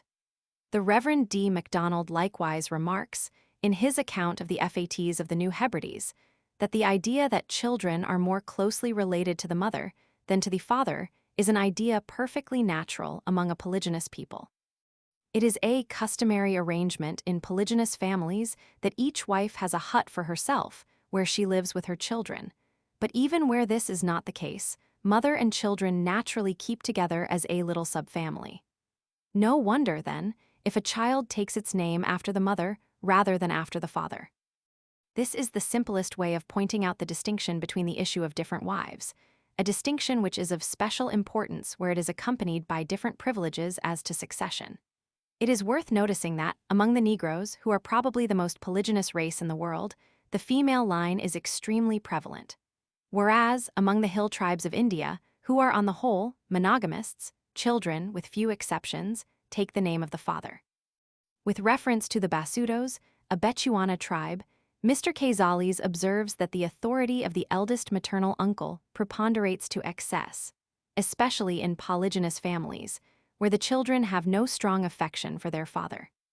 Further, among several peoples, a man on marrying has to quit his home and go to live with his wife in the house of her father, of whose family he becomes a member. This is a common practice among several of the North American tribes and prevailed in the southern part of the New World among the Caribs. In some parts of eastern Central Africa, also, a man who marries a full-grown girl immediately leaves his own village and proceeds to build a house in the village of his wife.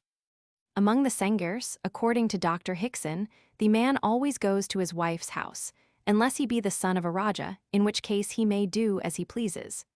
Dr. Hooker tells us that, among the Khajas, the husband does not take his wife home, but enters her father's household and is entertained there. And in Sumatra, in the mode of marriage called ambal anak, the father of a virgin makes choice of some young man for her husband, who is taken into his house to live there in a state between that of a son and that of a debtor. According to Dr. Stark, this custom is due to the great cohesive power of the several families, which causes them to refuse to part with any of their members. Since men are more independent, he says, they are also less stationary. They can no longer attract the women to themselves and are therefore attracted by them. Under such circumstances, there is nothing astonishing in the fact that children are named after the mother's tribe or clan, which is the case in all the instances just given of peoples among whom the husband has to settle down with his father-in-law. Indeed, Dr. Tyler has found that, whilst the number of coincidences between peoples among whom the husband lives with the wife's family and peoples among whom the maternal system prevails is proportionally large, the full maternal system never appears among peoples whose exclusive custom is for the husband to take his wife to his own home. And it is a remarkable fact that where both customs, the woman receiving her husband in her own hut and the man taking his wife to his, occur side by side among the same people, descent in the former cases is traced through the mother, in the latter through the father. In Japan, should there be only daughters in the family, a husband is procured for the eldest, who enters his wife's family and at the same time takes its name. Again, as to the rules of succession, Dr. Stark has set forth the hypothesis that they are dependent on local connections, those persons being each other's heirs who dwell together in one place. Among the Iroquois, for instance, at the death of a man, his property is divided among his brothers, sisters, and mother's brothers, whilst the property of a woman is transmitted to her children and sisters, but not to her brothers. Owing to the faculty of memory, Dr. Stark says, childhood and youth involve a young man in such a web of associations that he afterwards finds it hard to detach himself from them. The man who, when married, has lived as a stranger in the house of another, clings to the impressions of his former home, and his earlier household companions become his heirs. But the brother who has wandered elsewhere stands in a more remote relation to his sister than do the sisters and the children living with her in the parental home, and he is therefore excluded from the inheritance. Though agreeing, in the main, with Dr. Stark's hypothesis, I do not think it affords a complete explanation of the matter. It certainly accounts for the fact that, under the maternal system, it is just the nearest relatives on the mother's side who are a man's heirs, to the exclusion of other members of the clan. But if succession really depended upon local relations only, or upon the remembrance of such relations in the past, it would be the most natural arrangement, where father and children lived together till the latter were grown up, for the father to be succeeded by his son. It seems probable that the causes which make children take their mother's name have also directly exercised some influence upon the rules of succession, but I am inclined to believe that the power of the name itself has been of the highest importance in that respect. By means of family names, former connections are kept up, and the past is associated with the present. Even we ourselves are generally more disposed to count kin with distant relatives having our own surname than with those having another. And upon man in a savage state language exercises, in this matter, a much greater influence than upon us. With reference to the Aborigines of Western Australia, Sir George Grey observes, obligations of family names are much stronger than those of blood. And a saurian, or a serpent, from the East considers himself related to a saurian, or a serpent, from the West, though no such relationship may exist. Among the Ossetes, according to Baron von Haxthausen, a man is considered more nearly related to a cousin 100 times removed, who bears his name, than to his mother's brother, and he is bound to take blood revenge for the former, while the latter is in fact not regarded as a relative at all. Speaking of certain Bantu tribes, Mr. McCall Thiel remarks that their aversion to incestuous marriages is so strong that a man will not marry a girl who belongs to another tribe if she has the same family name as himself, although the relationship cannot be traced. Is it not a justifiable presumption that a similar association of ideas has influenced the rules of succession also? All the more so, where community of name implies community of worship as well. It should be observed that in every case, at least so far as I know, where rank and property are inherited through females only, children are named after the mother, but not vice versa, thanks to the direct influence of local and other connections. In China, a man is even strictly forbidden to nominate as his heir an individual of a different surname. It is a difficult, sometimes even a hopeless, task to try to find out the origin of savage laws and customs, and I do not pretend to have given an exhaustive explanation of those in question. But it seems to be sufficiently clear, from what has been said, that we have no right to ascribe them to uncertain paternity. Nay, that such an assumption is not even probably true. No one has yet exhibited any general coincidence of what we consider moral and immoral habits with the prevalence of the male and female line among existing savages. Among the Beria, for instance, as among the Negroes of Longo, inheritance goes through mothers only, though adultery is said to be extremely rare. Whilst, on the other hand, among the wanton natives of Tahiti, possessions always descend to the eldest son. With the Todas and Tibetans, among whom paternity is often actually uncertain on account of their polyandrous marriage customs, succession runs through the male line only. If one or more women, Mr. Marshall says with reference to the former, are in common to several men, each husband considers all the children as his, though each woman is mother only to her own, and each male child is an heir to the property of all of the fathers. Among the Reddies, a son, although it often happens that he does not know his real father, is the heir of his mother's husband.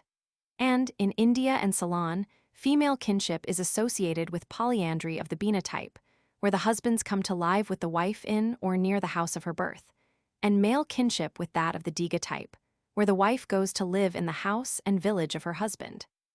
Lastly, as Mr. Spencer remarks, avowed recognition of kinship in the female line only shows by no means an unconsciousness of male kinship. As a proof of this may be adduced the converse custom, which the early Romans had of recognizing no legal relationship between children of the same mother and of different fathers. For, if it cannot be supposed that an actual unconsciousness of motherhood was associated with this system, neither is there any adequate warrant for the supposition that actual unconsciousness of fatherhood was associated with the system of kinship through females only among savages. The prevalence of the female line would not presuppose general promiscuity even if, in some cases, it were dependent on uncertainty as to fathers. The separation of husband and wife, adultery on the woman's side, and the practice of lending wives to visitors occurring very frequently among many savage nations, the proverb which says, "It is a wise child that knows his own father," holds true for a large number of them. According to Mr. Ingham, the Bakongo, who trace their descent through the mother only, assert as a reason for this custom uncertain paternity. But nevertheless, as we have already seen, they would be horrified at the idea of promiscuous intercourse. Having now examined all the groups of social phenomena adduced as evidence for the hypothesis of promiscuity, we have found that, in point of fact, they are no evidence. Not one of the customs alleged as relics of an ancient state of indiscriminate cohabitation of the sexes, or communal marriage, presupposes the former existence of that state. The numerous facts put forward in support of the hypothesis do not entitle us to assume that promiscuity has ever been the prevailing form of sexual relations among a single people, far less that it has constituted a general stage in the social development of man, and least of all, that such a stage formed the starting point of all human history. It may seem to the reader that this question has received more attention than it deserves, but I have discussed it so fully not only because of the importance of the subject, but because of the insight the customs mentioned give us into sexual and family relations very different from our own, and because the unscientific character of the conclusions we have tested shows most clearly that sociology is still a science in its infancy. Even now my criticism is not finished. Having shown that the hypothesis of promiscuity has no foundation in fact, I shall endeavor, in the next chapter, to demonstrate that it is opposed to all the correct ideas we are able to form with regard to the early condition of man. Chapter 6. A criticism of the hypothesis of promiscuity. Concluded. Against the hypothesis of promiscuity, Sir Henry Maine has urged that a good deal of evidence seems to show that promiscuous intercourse between the sexes tends to a pathological condition very unfavorable to fecundity. And infecundity, amid perpetually belligerent savages, implies weakness and ultimate destruction. Dr. Carpenter refers to the efforts of the American planters to form the Negroes into families, as the promiscuity into which they were liable to fall produced infertility, and fertility had become important to the slave owners through the prohibition of the slave trade. It is also a well-known fact that prostitutes very seldom have children, while, according to Dr. Raubad, those of them who marry young easily become mothers.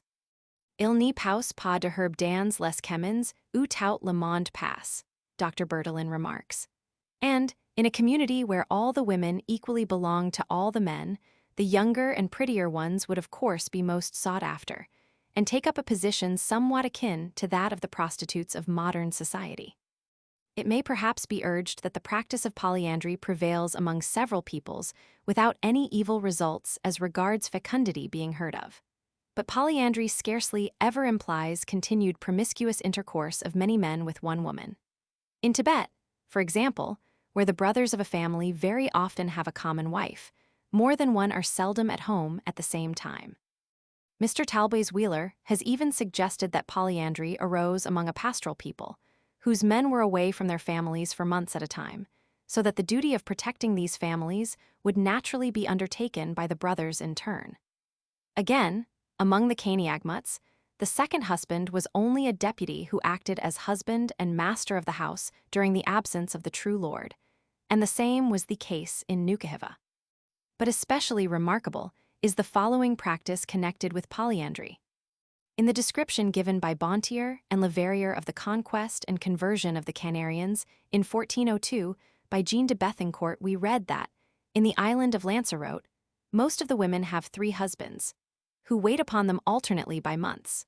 The husband that is to live with the wife the following month waits upon her, and upon her other husband the whole of the month that the latter has her, and so each takes her in turn. Mr. Harkness tells us about a Toda who, having referred to his betrothal to his wife Piluvani and the subsequent betrothal of the latter to 2 others, Cockhood and Tumbut, said, "Now, according to our customs, Piluvani was to pass the first month with me, the second with Cockhood, and the third with Tumbut." Among the Kulis in the Himalaya mountains, when parents sell a daughter to several brothers, she belongs during the first month to the eldest brother, during the second to the next eldest, and so on. Whilst, as regards the Nares, whose women, except those of the first quality, may marry 12 husbands if they pleased. Hamilton states that all the husbands agree very well, for they cohabit with her in their turns, according to their priority of marriage, 10 days, more or less, according as they can fix a term among themselves. The strongest argument against ancient promiscuity is, however, to be derived from the psychical nature of man and other mammals. Mr. Darwin remarks that, from what we know of the jealousy of all male quadrupeds, armed, as many of them are, with special weapons for battling with their rivals, promiscuous intercourse is utterly unlikely to prevail in a state of nature. Therefore, he continues, looking far enough back in the stream of time, and judging from the social habits of man as he now exists, the most probable view is that he aboriginally lived in small communities, each with a single wife, or if powerful with several, whom he jealously guarded against all other men. Yet, according to the same naturalist, it seems certain, from the lines of evidence afforded by Mr. Morgan, Mr. McLennan, and Sir J. Lubbock, that almost promiscuous intercourse at a later time was extremely common throughout the world, and a similar view is held by some other writers. But if jealousy can be proved to be universally prevalent in the human race at the present day, it is impossible to believe that there ever was a time when man was devoid of that powerful feeling. Professor Gerard Tulane and Dr. Laban assert, indeed, that it is unknown among almost all civilized peoples, but this assertion will be found to be groundless. Starting from the very lowest races of men, we are told that the Fuegians are exceedingly jealous of their women and will not allow anyone, if they can help it, to enter their huts, particularly boys. Several writers assert the same as regards the Australians. Thus, according to Sir George Grey, a stern and vigilant jealousy is commonly felt by every married man. And Mr. Kerr states that, in most tribes, a woman is not allowed to converse or have any relations whatever with any adult male, save her husband. Even with a grown-up brother, she is always forbidden to exchange a word. With reference to the Vedas of Ceylon, Mr. Bailey says that, with the very smallest cause, the men are exceedingly jealous of their most unattractive wives, and are very careful to keep them apart from their companions. According to a T.H. Linkett myth, the jealousy of man is older than the world itself. There was an age, it is supposed, when men groped in the dark in search of the world. At that time, a T.H. Linkett lived who had a wife and sister, and he was so jealous of his wife that he killed all his sister's children because they looked at her.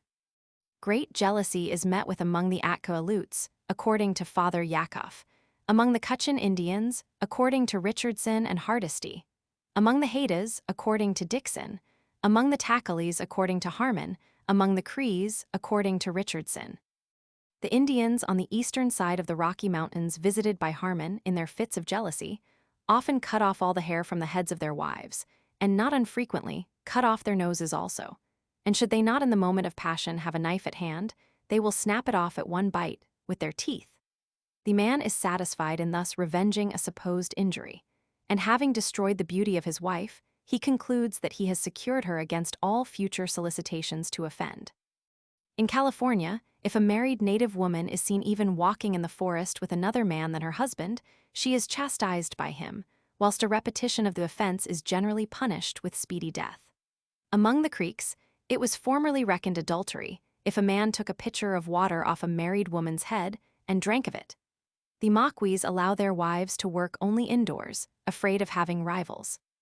The Arawaks, as also the Indians of Peru, are stated to commit horrible crimes of jealousy. The Batacudos, who are known to change wives very frequently, are nevertheless much addicted to that passion. And, regarding the Corodos of Brazil, V. Spix and V. Mardia say that revenge and jealousy are the only passions that can rouse their stunted soul from its moody indifference. In the Sandwich Islands, according to Lisiansky, jealousy was extremely prevalent, and in Nukuhiva, the men punished their wives with severity upon the least suspicion of infidelity. The Ariwa of Tahiti, too, although given to every kind of licentiousness, are described by Ellis as utterly jealous. The same is said of the New Caledonians and New Zealanders, whilst, in the Pelu Islands, it is forbidden even to speak about another man's wife or mention her name. In short, the South Sea Islanders are, as Mr. MacDonald remarks, generally jealous of the chastity of their wives. Among the Malays of Sumatra, the husband jealously guards his wife as long as his affection lasts, and, concerning several other tribes of the Indian archipelago, Riedel says that the men are very much addicted to the same passion. Captain Arneson observed the great jealousy of the Samoyeds. Dr. A. O. Heikel informs me that a Tartar may repudiate his wife if he sees her shaking hands with a man. Among the nomadic Koryaks, many wives are killed by passionate husbands. Hence their women endeavor to be very ugly. They refrain from dressing their hair or washing and walk about ragged, as the husbands take for granted that, if they dress themselves, they do so in order to attract admirers. Among the Beni Mzab, a man who speaks in the street to a married woman of quality is punished with a fine of 200 francs and banishment for 4 years. In the Nile countries and many other parts of Africa, it is customary for the men to preserve the fidelity of their wives in a way not unlike a method used in the age of the Crusades. With reference to the inhabitants of Fida, Bosman tells us that a rich Negro will not suffer any man to enter the houses where his wives reside, and on the least suspicion will sell them to the Europeans. Whilst in Dahomey, if a wayfarer meets any of the royal wives on the road, a bell warns him to turn off or stand against a wall while they pass. That jealousy is a powerful agent in the social life of civilized nations is a fact which it is unnecessary to dwell upon.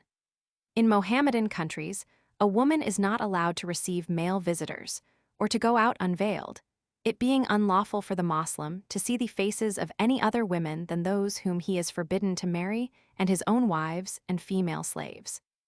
A man who penetrates into the harem of another man may easily lose his life, and Dr. Pollack states that, in Persia, a European physician cannot, without being considered indecent, even ask about the health of a Mohammedan's wife and daughter, though they are ill. Again, in Japan, as I am told by a native of the country, it was customary for women when getting married to have their eyebrows shaved off, because thick and beautiful eyebrows are considered one of a woman's greatest ornaments. At the same time, according to Mr. Balfour, their teeth are stained black, which can only have the effect of making the wife less attractive to the husband, as well as to other men. This reminds us of the widespread practice of depriving a woman of her ornaments as soon as she is married. The prevalence of jealousy in the human race is best shown by the punishments inflicted for adultery, although it may be that the proprietary feeling here plays an important part. In a savage country, a seducer may be thankful if he escapes by paying to the injured husband the value of the bride or some other fine, or if the penalty is reduced to a flogging, to his head being shaved, his ears cut off, one of his eyes destroyed, his legs speared, and see he must consider himself very lucky if he is merely paid in his own coin, or if the punishment falls on his wife, who, in that case, seems to be looked upon as the real cause of her husband's unfaithfulness. Most commonly, among uncivilized nations, the seducer is killed, adultery on the woman's side being considered a heinous crime, for which nothing but the death of the offender can atone. Among the Waganda, it is, as a rule, punished even more severely than murder, and in parts of New Guinea, capital punishment is said to be almost unknown except for adultery. Mr. Reed remarks that among savages generally, it is the seducer who suffers, not the victim. Yet this holds good for certain peoples only, the faithless wife being generally discarded, beaten, or ill-treated in some other way, and very frequently killed. Often, too, she is disfigured by her jealous husband, so that no man may fall in love with her in future. Thus, among several peoples of North America, India, and elsewhere, her nose is cut or bitten off, a practice which also prevailed in ancient Egypt. As late as the year 1120, the Council of Neapolis in Palestine decreed that an adulterer should be castrated, and the nose of an unfaithful wife cut off. Whilst in the Upplandslag, an old Swedish provincial law, it is prescribed that an adulteress who cannot pay the fine of 40 marks shall lose her hair, ears, and nose. The Creeks and some Chittagong Hill tribes likewise cut off the ears of a woman who has been guilty of infidelity, and many other people are in the habit of shaving her head. Among a large number of peoples, a husband not only requires chastity from his wife, but demands that the woman whom he marries shall be a virgin. There can be little doubt, I think, that this requirement owes its origin to the same powerful feeling that keeps watch over marital faithfulness. Among the Ots, for example, a girl who was known to have lost her virtue, lost with it one of her chances of a favorable marriage. Among the Chippewas, according to Mr. Keating, no woman could expect to be taken as a wife by a warrior unless she had lived in strict chastity. Statements to the same effect are made with reference to other Indian tribes. Again, when one of the Chichimecs of central Mexico marries, if the girl proves not to be a virgin, she may be returned to her parents. A very similar custom prevailed among the Nicaraguans and Aztecs, and exists still among several tribes of the Indian archipelago and in New Guinea.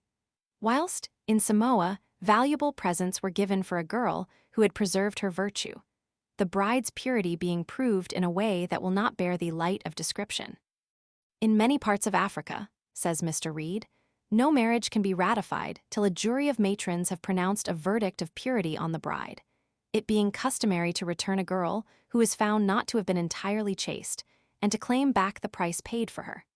Dr. Grade states that among the Negroes of Togoland, a much higher price is paid for a bride who is a virgin than for any other. Among the Somals, a fallen girl cannot become a man's legitimate wife. Whilst, in the Soudan and other parts of Africa where girls are subjected to infibulation, that incontinence may be made impossible. No young woman who is not infibulated can get a husband. The Jewish custom of handing the tokens of the damsel's virginity to her parents, to be kept as evidence in case of a later accusation, is well known. A practice not very dissimilar to this prevails in China, Arabia, and among the Chuvashes, with whom the signum innocentiae is exhibited even coram populo.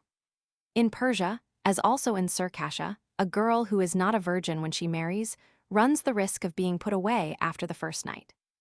Among several nations belonging to the Russian Empire, according to Georgi, the bridegroom may claim a fine in case of the bride being found to have lost her virtue, and among the Chulims, if the Mosaic testimony of chastity is wanting, the husband goes away and does not return before the seducer has made peace with him.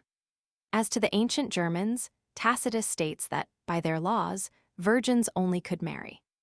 A husband's pretensions may reach even farther than this. He often demands that the woman he chooses for his wife shall belong to him, not during his lifetime only, but after his death.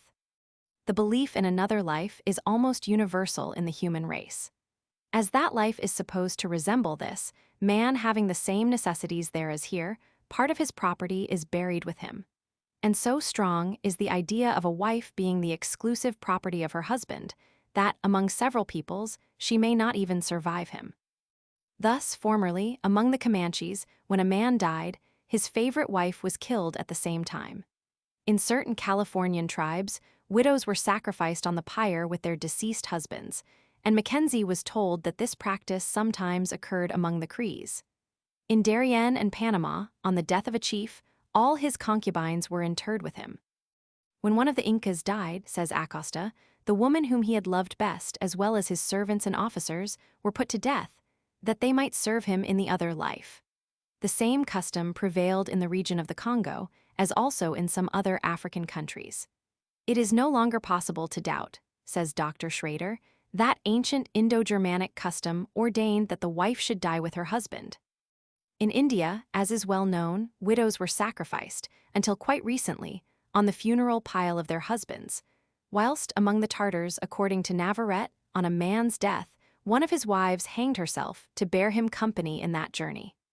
Among the Chinese, something of the same kind seems to have been done occasionally in olden times. Turning to other quarters of the world, in Polynesia, and especially in Melanesia, widows were very commonly killed. In Fiji, for instance, they were either buried alive or strangled, often at their own desire, because they believed that in this way alone could they reach the realms of bliss, and that she who met her death with the greatest devotedness would become the favorite wife in the abode of spirits. On the other hand, a widow who did not permit herself to be killed was considered an adulteress. In the New Hebrides, according to the missionary John Inglis, a wife is strangled, even when her husband is long absent from home. If the husband's demands are less severe, his widow is not on that account always exempted from every duty towards him after his death. Among the Takalis, she is compelled by the kinsfolk of the deceased to lie on the funeral pile where the body of her husband is placed, whilst the fire is lighting, until the heat becomes unbearable. Then, after the body is consumed, she is obliged to collect the ashes and deposit them in a small basket, which she must always carry about with her for 2 or 3 years, during which time she is not at liberty to marry again.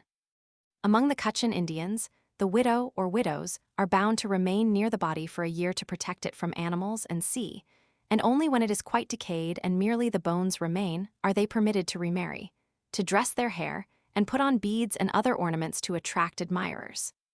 Again, among the Minas on the Slave Coast, the widows are shut up for 6 months in the room where their husband is buried. With the Kukis, according to Rennell, a widow was compelled to remain for a year beside the tomb of her deceased husband, her family bringing her food.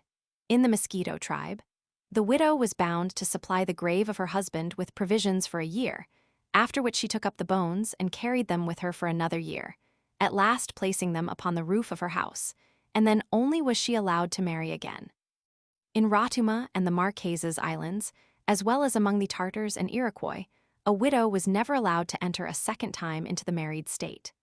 Among the ancient Peruvians, says Garcilaso de la Vega, very few widows who had no children ever married again, and even widows who had children continued to live single. For this virtue was much commended in their laws and ordinances. Nor is it in China considered proper for a widow to contract a second marriage, and in genteel families such an event rarely, if ever, occurs. Indeed, a lady of rank, by contracting a second marriage, exposes herself to a penalty of 80 blows. Again, the Arabs, according to Burckhardt, regard everything connected with the nuptials of a widow as ill-omened and unworthy of the participation of generous and honorable men. Speaking of the Aryans, Dr. Schrader remarks that, when sentiments had become more humane, traces of the old state of things survived in the prohibitions issued against the second marriage of widows. Even now, according to Dubois, the happiest lot that can befall a Hindu woman, particularly one of the Brahmin caste, is to die in the married state. The bare mention of a second marriage for her would be considered the greatest of insults, and if she married again, she would be hunted out of society, and no decent person would venture at any time to have the slightest intercourse with her. Again, among the Bills, when a widow marries, the newly wedded pair, according to a long-established custom, are obliged to leave the house before daybreak and pass the next day in the fields, in a solitary place, some miles from the village, nor may they return till the dusk. The necessity of the couple passing the first day of their marriage in this way, like outcasts, is, writes Sir J. Malcolm, to mark that sense of degradation which all the natives of Hindustan entertain against a woman marrying a second husband. The South Slavonians, says Cross, regard a widow's remarriage as an insult to her former consort, and a similar view prevailed in ancient Greece, according to Pausanias, and among the Romans. The early Christians, also, strongly disapproved of second marriages by persons of either sex, although St. Paul had peremptorily urged that the younger widows should marry. Indeed, the practice of second nuptials was branded with the name of illegal adultery, and the persons who were guilty of so scandalous an offense against Christian purity were soon excluded from the honors and even from the alms of the Church. Much more commonly, however, the prohibition of a second marriage refers only to a certain period after the husband's death. Thus, among the Chickasaws, widows were obliged to live a chaste single life for 3 years at the risk of the law of adultery being executed against the recusants, whilst, among the Creeks, a widow was looked upon as an adulteress if she spoke or made free with any man within 4 summers after the death of her husband. Among the old Kookies, widowers and widows could not marry within 3 years, and then only with the permission of the family of the deceased. Among the Kanama, too, the period of widowhood must not be shorter than 3 years, in Sarah not less than 2. The Arawaks, British Columbians, and Mandans required that the head of the widow should be shaved, and she was not permitted to marry again before her shorn locks regained their wonted length. Among the Hovas, Ainos, Patagonians, and C, the widow has to live a single life for a year at least after her husband's death, and among some other peoples for 6 months. It may perhaps be supposed that the object of these prohibitions is to remove all apprehensions as to pregnancy, but this cannot be the case when the time of mourning lasts for a year or more. In Sarah, where a widow is bound to celibacy for 2 years, a divorced wife is prevented from marrying within 2 months only, as Munzinger says, in order to avoid all uncertainty as to pregnancy. And, among the Bedouins, a divorced woman has, for the same reason, to remain unmarried for no longer time than 40 days. Moreover, certain peoples, especially those among whom monogamy is the only recognized form of marriage, or among whom polygyny is practiced as a rare exception, prohibit the speedy remarriage not only of widows but of widowers. The meaning of the interdict appears also from the common rule that a wife, after her husband's death, shall give up all her ornaments, and have her head shaved, her hair cut short, or her face blackened. Among certain Indians, the law compels the widow through the long term of her mourning to refrain from all public company and diversions, under pain of being considered an adulteress, and likewise to go with flowing hair without the privilege of oil to anoint it. Whilst in Greenland tales, it is said of a truly disconsolate widow, she mourns so that she cannot be recognized for dirt. Hence we see how deep-rooted is the idea that a woman belongs exclusively to one man. Savages believe that the soul of the deceased can return and become a tormentor of the living. Thus a husband, even after his death, may punish a wife who has proved unfaithful. According to travelers' statements, there are indeed peoples almost devoid of the feeling of jealousy, and the practice of lending or prostituting wives is generally taken as evidence of this. But jealousy, as well as love, is far from being the same feeling in the mind of a savage as in that of a civilized man. A wife is often regarded as not very different from other property, and an adulterer as a thief. In some parts of Africa, he is punished as such, having his hands, or one of them, cut off. The fact that a man lends his wife to a visitor no more implies the absence of jealousy than other ways of showing hospitality imply that he is without the proprietary feeling.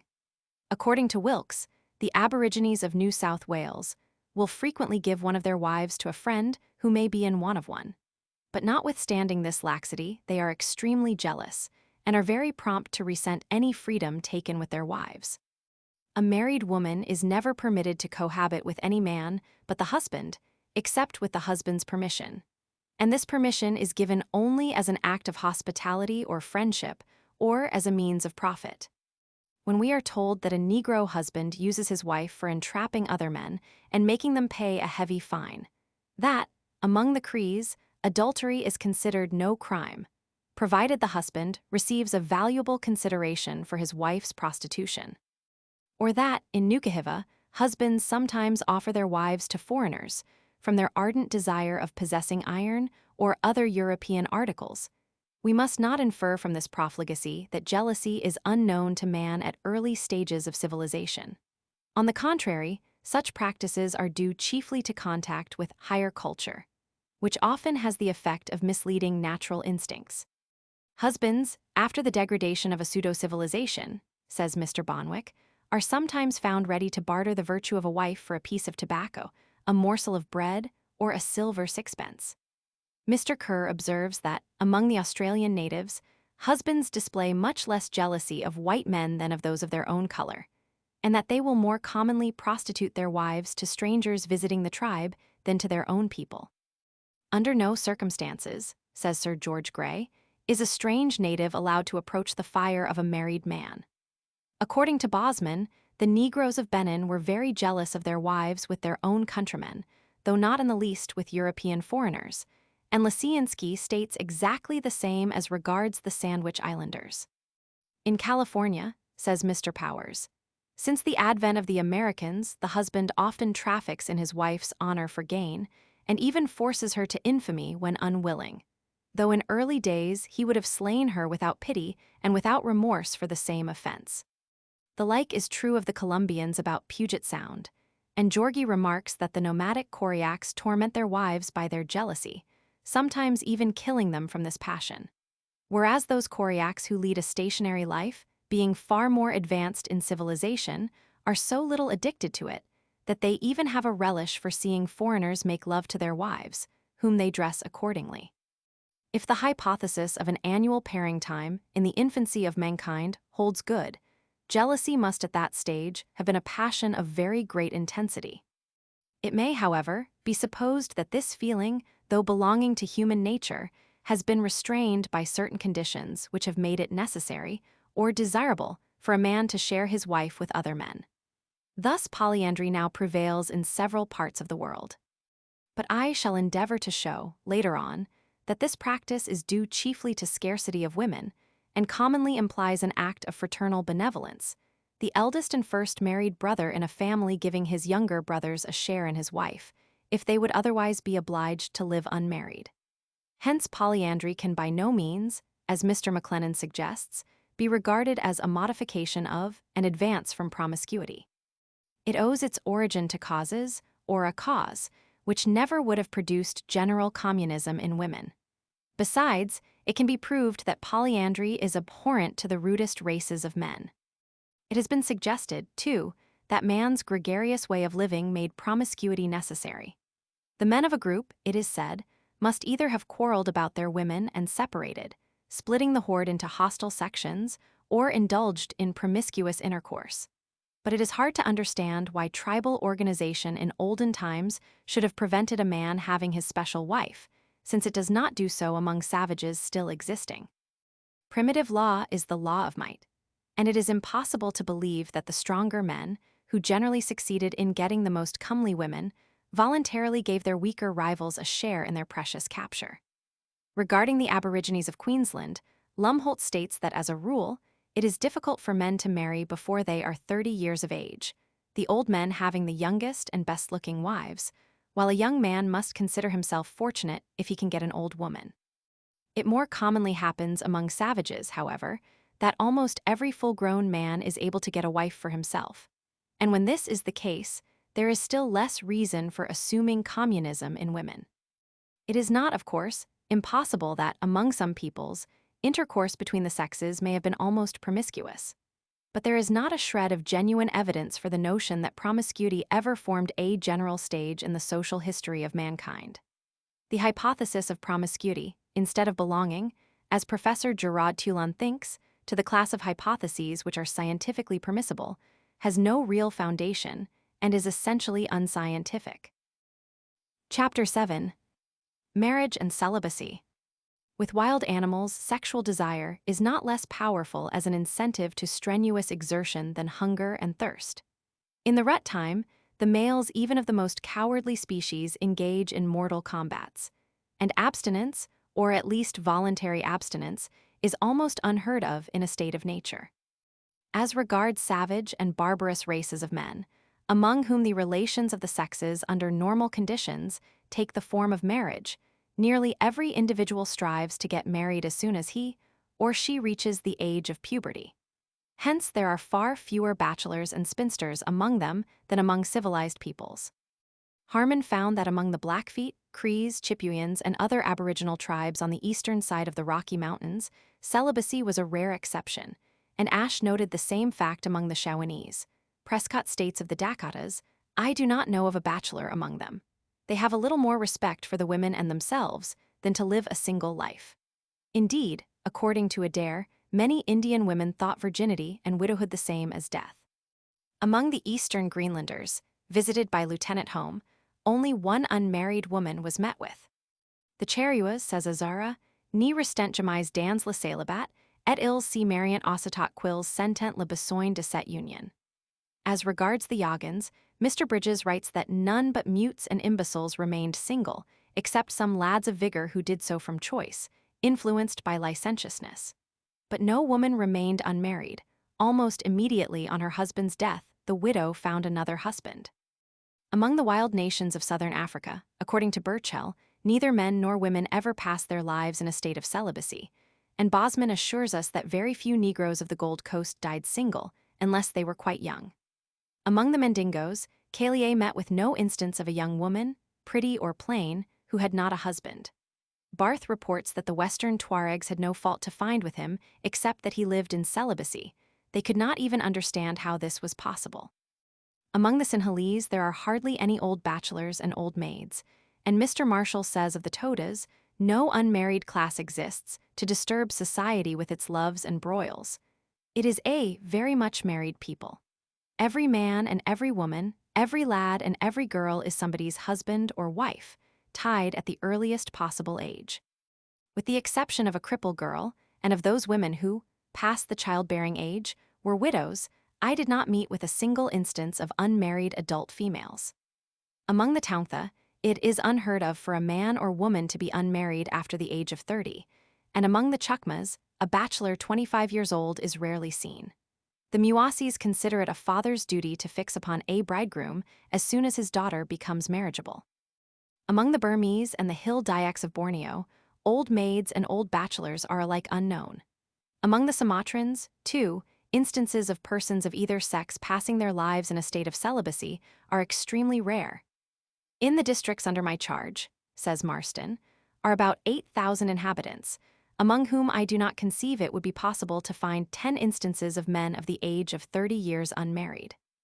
In Java, Mr. Crawford never saw a woman of 22 that was not or had not been married. In Tonga, according to Mariner, there were but few women who, from whim or some accidental cause, remained single for life. In Australia, nearly all the girls are betrothed at a very early age, and Mr. Kerr never heard of a woman over 16 years of age who, prior to the breakdown of Aboriginal customs after the coming of the whites, had not a husband. As to the natives of Herbert River, northern Queensland, Herr Lumholtz says that though the majority of the young men have to wait a long time before they get wives, it is rare for a man to die unmarried.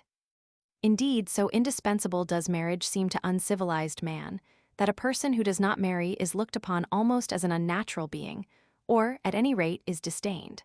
Among the Santals, if a man remains single, he is at once despised by both sexes and is classed next to a thief or a witch. They term the unhappy wretch no man. Among the Kaffirs, a bachelor has no voice in the kraal.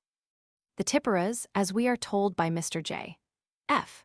Brown, do not consider a man a person of any importance till he is married, and, in the Tupi tribes, no man was suffered to partake of the drinking feast while he remained single.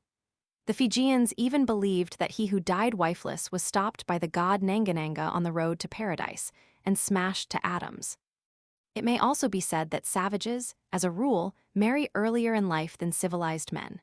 A Greenlander, says Dr. Nansen, often marries before there is any chance of the union being productive. Among the Californians, Mandans, and most of the northwestern tribes in North America, marriage frequently takes place at the age of 12 or 14.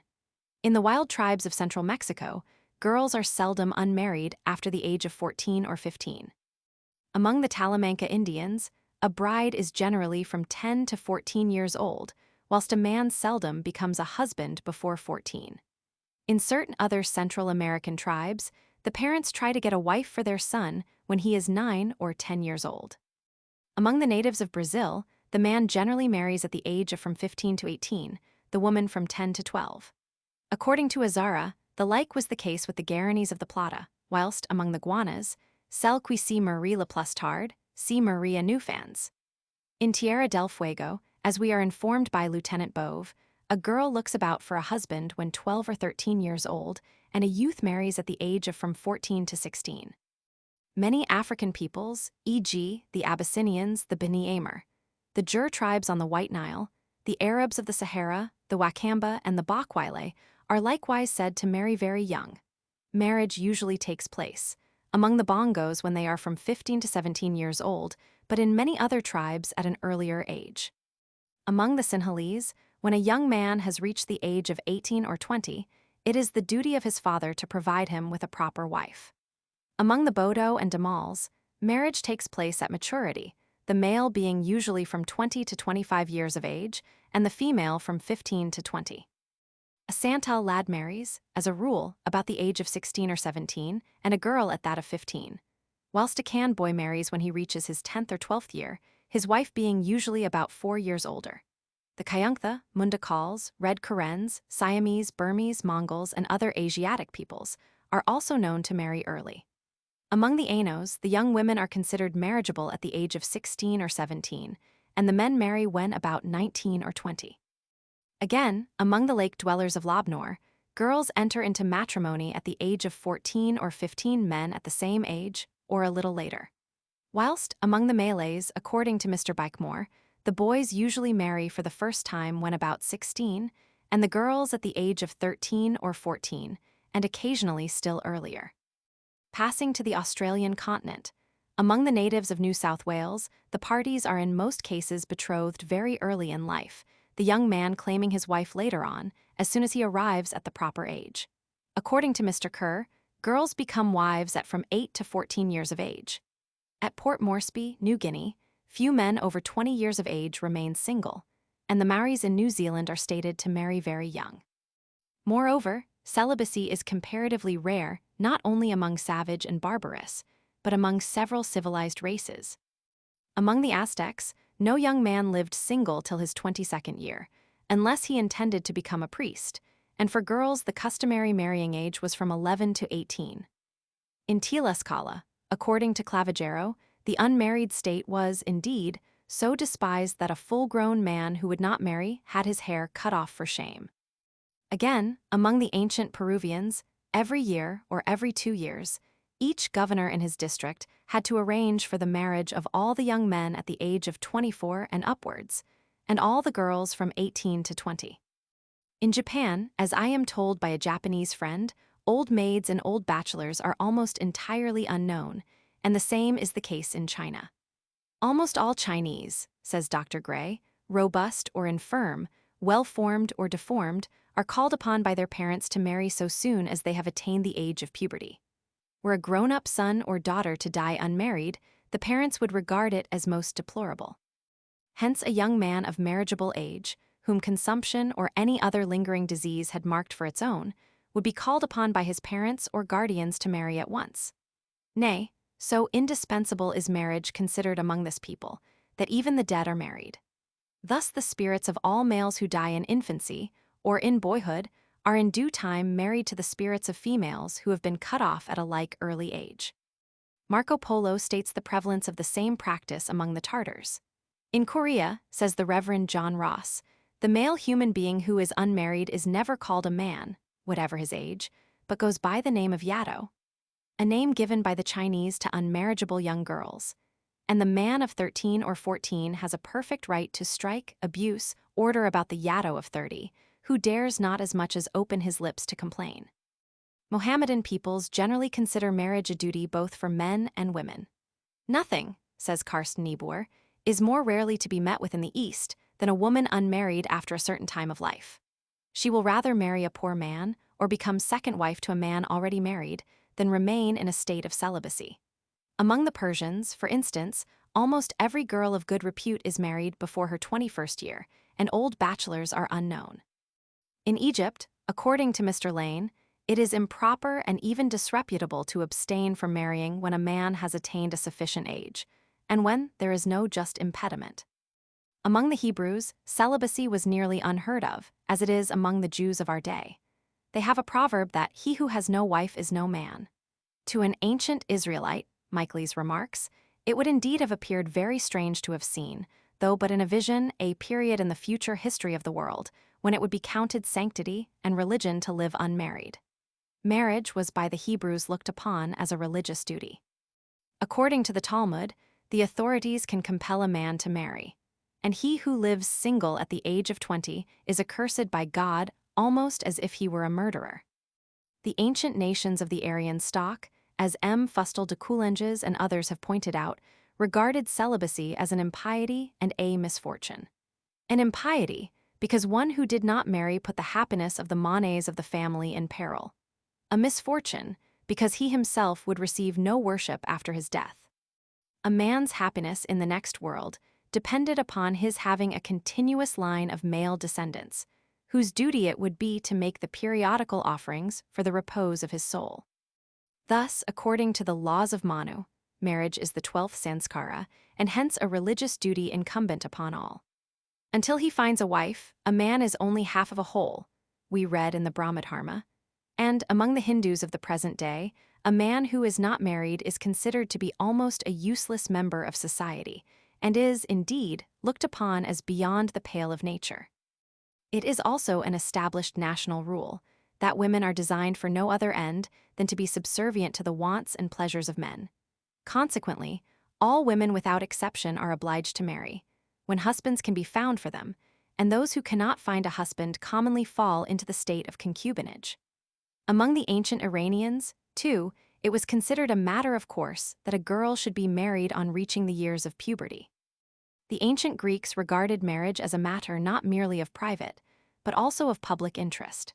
This was particularly the case at Sparta, where criminal proceedings might be taken against those who married too late and against those who did not marry at all.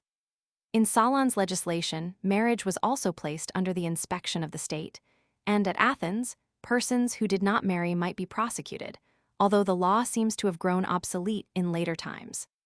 But independently of public considerations, there were private reasons which made marriage an obligation. Plato remarks that every individual is bound to provide for a continuance of representatives to succeed himself as ministers of the divinity. And Isius says, "All they who think their end approaching, look forward with a prudent care that their houses may not become desolate, but that there may be some person to attend to their funeral rites, and to perform the legal ceremonies at their tombs." To the Roman citizen, as Mommsen observes, a house of his own and the blessing of children appeared the end and essence of life. And Cicero's treatise, De Legibus, a treatise which generally reproduces, in a philosophically form, the ancient laws of Rome, contains a law according to which the censors had to impose a tax upon unmarried men. But in later periods, when sexual morality reached a very low ebb in Rome, celibacy, as to which grave complaints were made as early as 520 B.C., naturally increased in proportion, especially among the well-off classes. Among these, marriage came to be regarded as a burden which people took upon themselves at the best in the public interest. Indeed, how it fared with marriage and the rearing of children is shown by the Gracchan agrarian laws, which first placed a premium thereon, whilst, later on, the Lex Julia et Papia Papia imposed various penalties on those who lived in a state of celibacy after a certain age, but with little or no result. Again, the Germans, as described by Caesar, accounted it in the highest degree scandalous to have intercourse with the other sex before the 20th year. Tacitus also asserts that the young men married late, and the maidens did not hurry into marriage.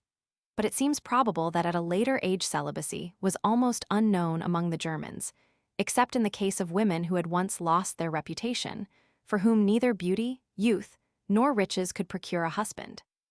As for the Slavs, it should be observed that, among the Russian peasantry, celibacy is even now unheard of. When a youth reaches the age of 18, he is informed by his parents that he ought to marry at once. There are, however, even in savage life, circumstances which compel certain persons to live unmarried for a longer or shorter time. When a wife has to be bought, a man must of course have some fortune before he is able to marry. Thus, as regards the Zulus, Mr. Isles writes to me that young men who are without cattle have often to wait many years before getting married. When Major General Campbell asked some of the Cans why they remained single, they replied that they did so because wives were too expensive. Among the Mundakals and Hos, in consequence of the high prices of brides, are to be found, what are probably not known to exist in other parts of India, respectable elderly maidens. In the New Britain group, too, according to Mr. Romilly, the purchase sum is never fixed at too low a price. Hence, it constantly happens that the intended husband is middle-aged before he can marry. Similar statements are made in a good many books of travels. Polygyny, in connection with slavery and the unequal distribution of property, acts in the same direction. In Makin, one of the Kingsmill Islands, a great number of young men were unmarried owing to the majority of the women being monopolized by the wealthy and powerful. Among the Bakongo, according to Mr. Ingham, as also among the Australians, polygyny causes celibacy among the poorer and younger men. And Dr. Sims says the like of the Baitk, Mr. Cousins of the Kaffirs, Mr. Radfield of the inhabitants of Lifu. Among the Cochin Indians, according to Hardesty, there are but few young men who have wives, unless they can content themselves with some old cast-off widow, on account of all the chiefs, medicine men, and those who possess rank acquired by property having 2, 3, or more wives. For the same reason, many men of the lower classes of the Waganda are obliged to remain single, in spite of the large surplus of women. In Micronesia, also, it is common for the poorer class and the slaves to be doomed to perpetual celibacy. Among the Tlinkits, a slave cannot acquire property, nor marry, except by consent of his master, which is rarely given, and in the Soudan the case seems to be the same. But we must not exaggerate the importance of these obstacles to marriage. When the man is not able to buy a wife for himself, he may, in many cases, acquire her by working for some time with her parents, or by eloping with her. Moreover, as Sir John Lubbock remarks, the price of a wife is generally regulated by the circumstances of the tribe, so that nearly every industrious young man is enabled to get one. Speaking of the Sumatrans, Marston observes that the necessity of purchasing does not prove such an obstacle to matrimony as is supposed, for there are few families who are not in possession of some small substance, and the purchase money of the daughters serves also to provide wives for the sons. Again, polygyny is, as we shall see further on, almost everywhere restricted to a small minority of the people, and is very often connected with the fact that there is a surplus of women. Thus, among the polygynous Waguha, as I am informed by Mr. Swan, unmarried grown-up men do not exist, the women being more numerous than the men. At any rate, we may conclude that at earlier stages of civilization, when polygyny was practiced less extensively and women were less precious chattels than they afterwards became, celibacy was a much rarer exception than it is now among many of the lower races. Passing to the peoples of Europe, we find, from the evidence adduced by statisticians, that modern civilization has proved very unfavorable to the number of marriages. In civilized Europe, in 1875, more than a third of the male and female population beyond the age of 15 lived in a state of voluntary or involuntary celibacy. Excluding Russia, the number of celibates varied from 25.57%, in Hungary to 44.93%, in Belgium. And among them there are many who never marry. In the middle of this century, Wapphaus found that in Saxony 14.6% of the unmarried adult population died single, in Sweden 14.9%, in the Netherlands 17.2%, and in France 26%. Of the rest, many marry comparatively late in life. Thus, in Denmark, only 19.43%. The married men were under 25, and in Bavaria in 1870-1878, only 16.36%, whilst the figures for England and Russia look more favorable, being respectively 51.90%. In 1872-1878, and 68.31%. In 1867-1875. Of the married women, on the other hand, only 5.09%. Are below the age of 20 in Sweden, 5.40%. In Bavaria, 7.44%. In Saxony, 14.86%. In England and c. But in Hungary as many as 35.16%. and in Russia even 57-27%. The mean age of the bachelors who enter into matrimony is 26 years in England and 28-48 in France, that of the spinsters respectively 24-07 and 25-3. As a rule, the proportion of unmarried people has been gradually increasing in Europe during this century, and the age at which people marry has risen. In England, we need not go further back than 2 decades to find a greater tendency on the part of men to defer marriage to later age than was formerly the case. Finally, it must be noted that in country districts single men and women are more seldom met with, and marriage is generally concluded earlier in life than in towns. There are, indeed, several factors in modern civilization which account for the comparatively large number of celibates. In countries where polygyny is permitted, women have a better chance of getting married than men, but in Europe the case is reversed. Here, as in most parts of the world, the adult women outnumber the adult men. If we reckon the age for marriage from 20 to 50 years, 100 men may, in Europe, choose amongst 100 and 3 or 4 women, so that about 3 or 4 women per cent are doomed to a single life on account of our obligatory monogamy. The chief cause, however, of increasing celibacy is the difficulty of supporting a family in modern society.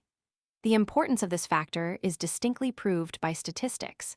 It has been observed that the frequency of marriages is a very sensible barometer of the hopes which the mass of people have for the future. Hard times, wars, commercial crises, and regularly depressing the number of marriages, whilst comparative abundance has the opposite effect. In non-European countries, into which a precocious civilization has not been introduced, the population is more nearly in proportion to the means of subsistence, and people adapt their mode of life more readily to their circumstances. In most cases, a man can earn his living sooner, and a wife, far from being a burden to her husband, is rather a help to him, being his laborer or sometimes even his supporter. Moreover, children, instead of requiring an education that would absorb the father's earnings, become, on the contrary, a source of income. Thus Mr. Bikemore asserts that, among the Malays, difficulty in supporting a family is unknown. Carsten Niebuhr states that in the East, men are as disposed to marry as women, because their wives, instead of being expensive, are rather profitable to them. And speaking of the American Indians, Harriet says that children form the wealth of savage tribes. To a certain extent, the like is true of the agricultural classes of Europe. A peasant's wife helps her husband in the field, tends the cattle, and takes part in the fishing. She cooks and washes, sews, spins, and weaves. In a word, she does many useful things about which women of the well-off classes never think of troubling themselves. Hence, in Russia, as we are informed by M. Pietro Semino, the small agriculturists, who form an enormous proportion of the population, are in the habit of arranging for the marriage of their sons at as early an age as possible in order to secure an additional female laborer. Even in cities, it is not among the poorest classes that celibacy is most frequent. A gentleman, before marrying, thinks it necessary to have an income of which a mere fraction would suffice for a married workman. He has to offer his wife a home in accordance with her social position and his own, and unless she brings him some fortune, she contributes but little to the support of the family. Professor Vallies has made out that, in the nobility and higher bourgeoisie of Sweden, only 32% of the male population and 26% of the female population are married, whilst the averages for the whole population amount to 34 and 32%, respectively. Some such disproportion must always exist when the habits of life are luxurious and the amount of income does not correspond to them. And it is obvious that women have to suffer from this trouble more than men, the life of many of them being comparatively so useless, and their pretensions, nevertheless, so high. Another reason why the age for marriage has been raised by advancing civilization is that a man requires more time to gain his living by intellectual than by material work. Thus, miners, tailors, shoemakers, artisans, and who earn in youth almost as much as in later life, marry, as a rule, earlier than men of the professional class. In most European countries, the decrease in the number of married people is also partly due to the drafting of young men into the army, and their retention in it in enforced bachelorhood during the years when nature most strongly urges to matrimony. Of course, these conditions affect directly the marriage age only of men, but indirectly, they influence that of women also. Many fall in love with their future wives long before they are able to form a home, and those who marry late generally avoid very great disparity of age. In one respect, the average age at which women marry may be said to depend directly upon the degree of civilization. Dr. Ploss has justly pointed out that the ruder a people is, and the more exclusively a woman is valued as an object of desire, or as a slave, the earlier in life is she generally chosen. Whereas, if marriage becomes a union of souls as well as of bodies, the man claims a higher degree of mental maturity from the woman he wishes to be his wife. At the lower stages of human development, the pleasures of life consist chiefly in the satisfaction of natural wants and instincts.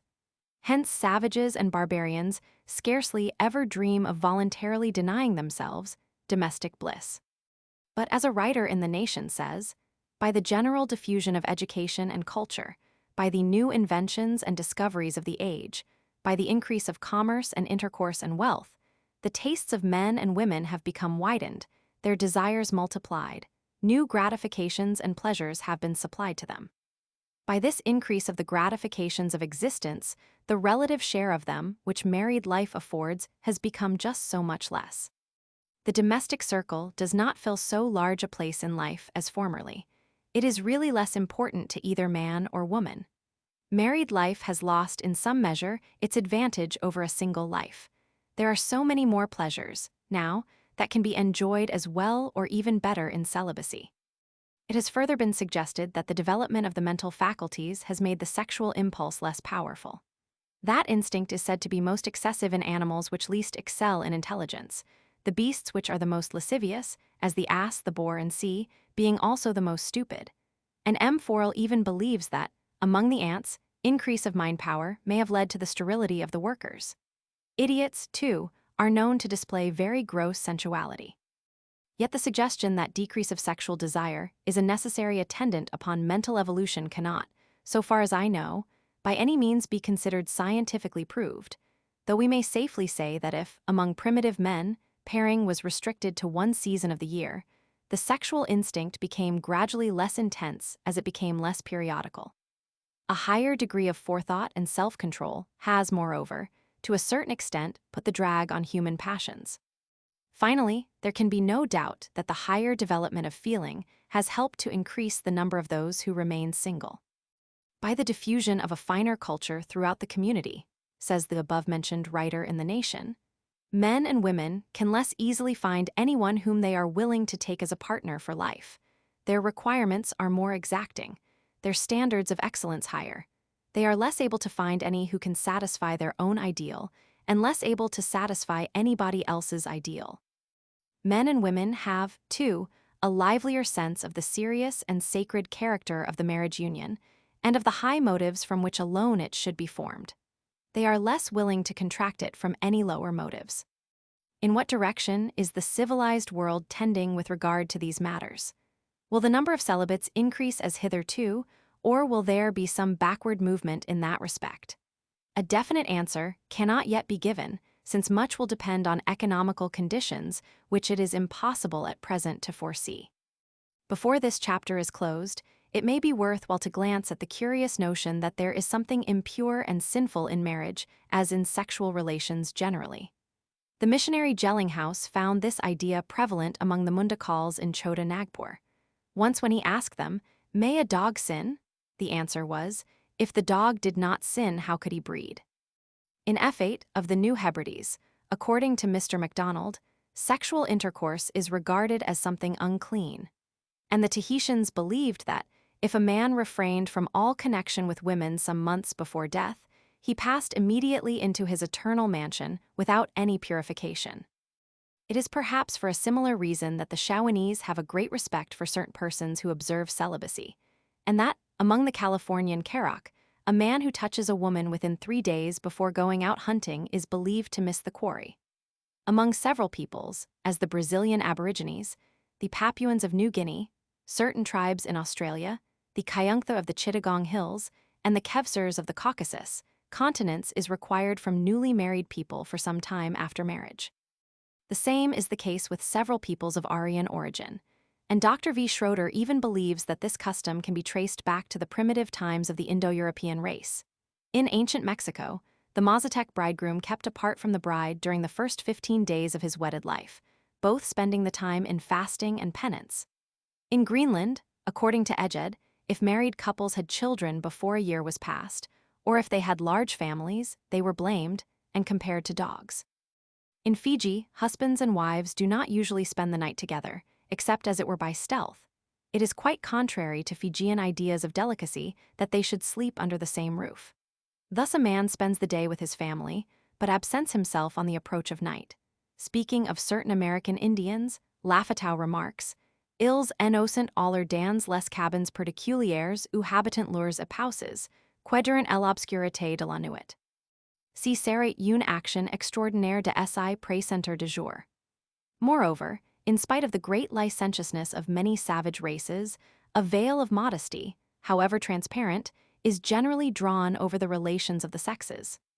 The same notion of impurity, doubtless, explains the fact that certain persons devoted to religion have to live a single life. In the Marquesas Islands, no one could become a priest without having lived chastely for several years previously. In Patagonia, according to Faulkner, the male wizards were not allowed to marry, and the same prohibition applied to the priests of the Mosquito Indians and the ancient Mexicans. In Peru, there were virgins dedicated to the sun, who lived in seclusion to the end of their lives.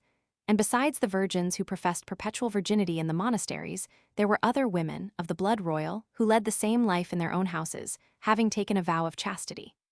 These women, says Garcilaso de la Vega, were held in great veneration for their chastity and purity, and as a mark of worship and respect, they were called Oclo, which was a name held sacred in their idolatry.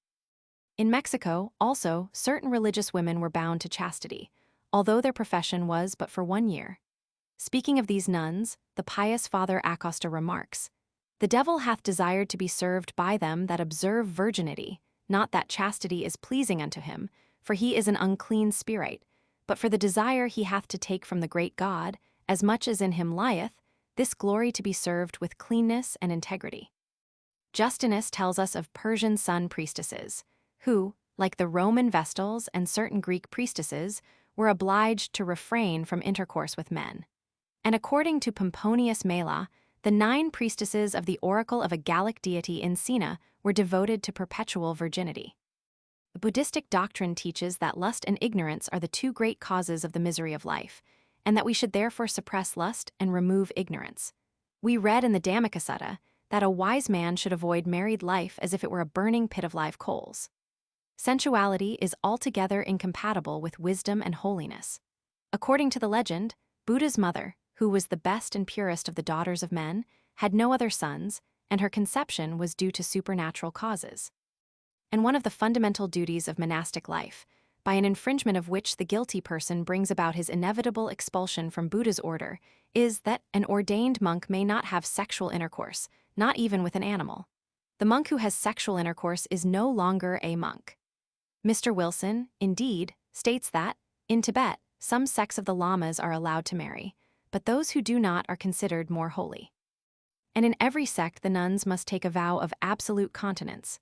Again, the Chinese laws enjoin celibacy upon all priests, Buddhist or Taoist. In India, where, according to Sir Monier Williams, married life has been more universally honored than in any other country of the world, celibacy has, nevertheless, in instances of extraordinary sanctity, always commanded respect. Those of their sannyasis, says Dubois, who are known to lead their lives in perfect celibacy, receive, on that account, marks of distinguished honor and respect. But the single state, which is allowed to those who devote themselves to a life of contemplation, is not tolerated in any class of women. Among a small class of Hebrews, too, the idea that marriage is impure gradually took root. The Essenes, says Josephus, reject pleasures as an evil, but esteem continence and the conquest over our passions to be virtue. They neglect wedlock. This doctrine exercised no influence upon Judaism, but probably much upon Christianity. St. Paul held celibacy to be preferable to marriage. "He that giveth his virgin in marriage doeth well," he says, "but he that giveth her not in marriage doeth better." Yet, as for most men, continence is not possible. Marriage is for them not only a right but a duty. It is good for a man not to touch a woman. Nevertheless, to avoid fornication, let each man have his own wife, and let each woman have her own husband. If they, the unmarried and widows, cannot contain, let them marry, for it is better to marry than to burn. A much stronger opinion as to the superiority of celibacy is expressed by most of the fathers of the Church. Origen thought marriage profane and impure. Tertullian says that celibacy must be chosen, even if mankind should perish. According to St. Augustine, the unmarried children will shine in heaven as beaming stars, whilst their parents will look like the dim ones. Indeed, as Mr. Lecky observes, the cardinal virtue of the religious type became the absolute suppression of the whole sensual side of our nature, and theology made the indulgence of one passion almost the sole unchristian sin. It was a favorite opinion among the fathers that, if Adam had preserved his obedience to the Creator, he would have lived forever in a state of virgin purity, and that some harmless mode of vegetation might have peopled paradise with a race of innocent and immortal beings. The use of marriage was in fact permitted to his fallen posterity only as a necessary expedient for the continuance of the human species, and as a restraint, however imperfect, on the natural licentiousness of desire. But though it may be marriage that fills the earth, says St. Jerome, it is virginity that replenishes heaven. These opinions led by degrees to the obligatory celibacy of the secular and regular clergy. The New Testament gives us no intimation that, during the lifetime of the apostles, monastic vows were taken by men of any age or by unmarried women, and hardly any of the apostles themselves were celibates. But gradually, as continence came to be regarded as a cardinal virtue, and celibacy as the nearest approach to the divine perfection, a notion that the married state is not consistent with the functions of the clergy became general.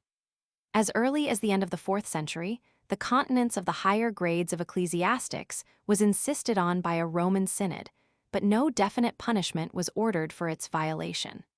Gregory Roman 7. Who looked with abhorrence on the contamination of the holy sacerdotal character, even in its lowest degree, by any sexual connection, was the first who prescribed with sufficient force the celibacy of the clergy.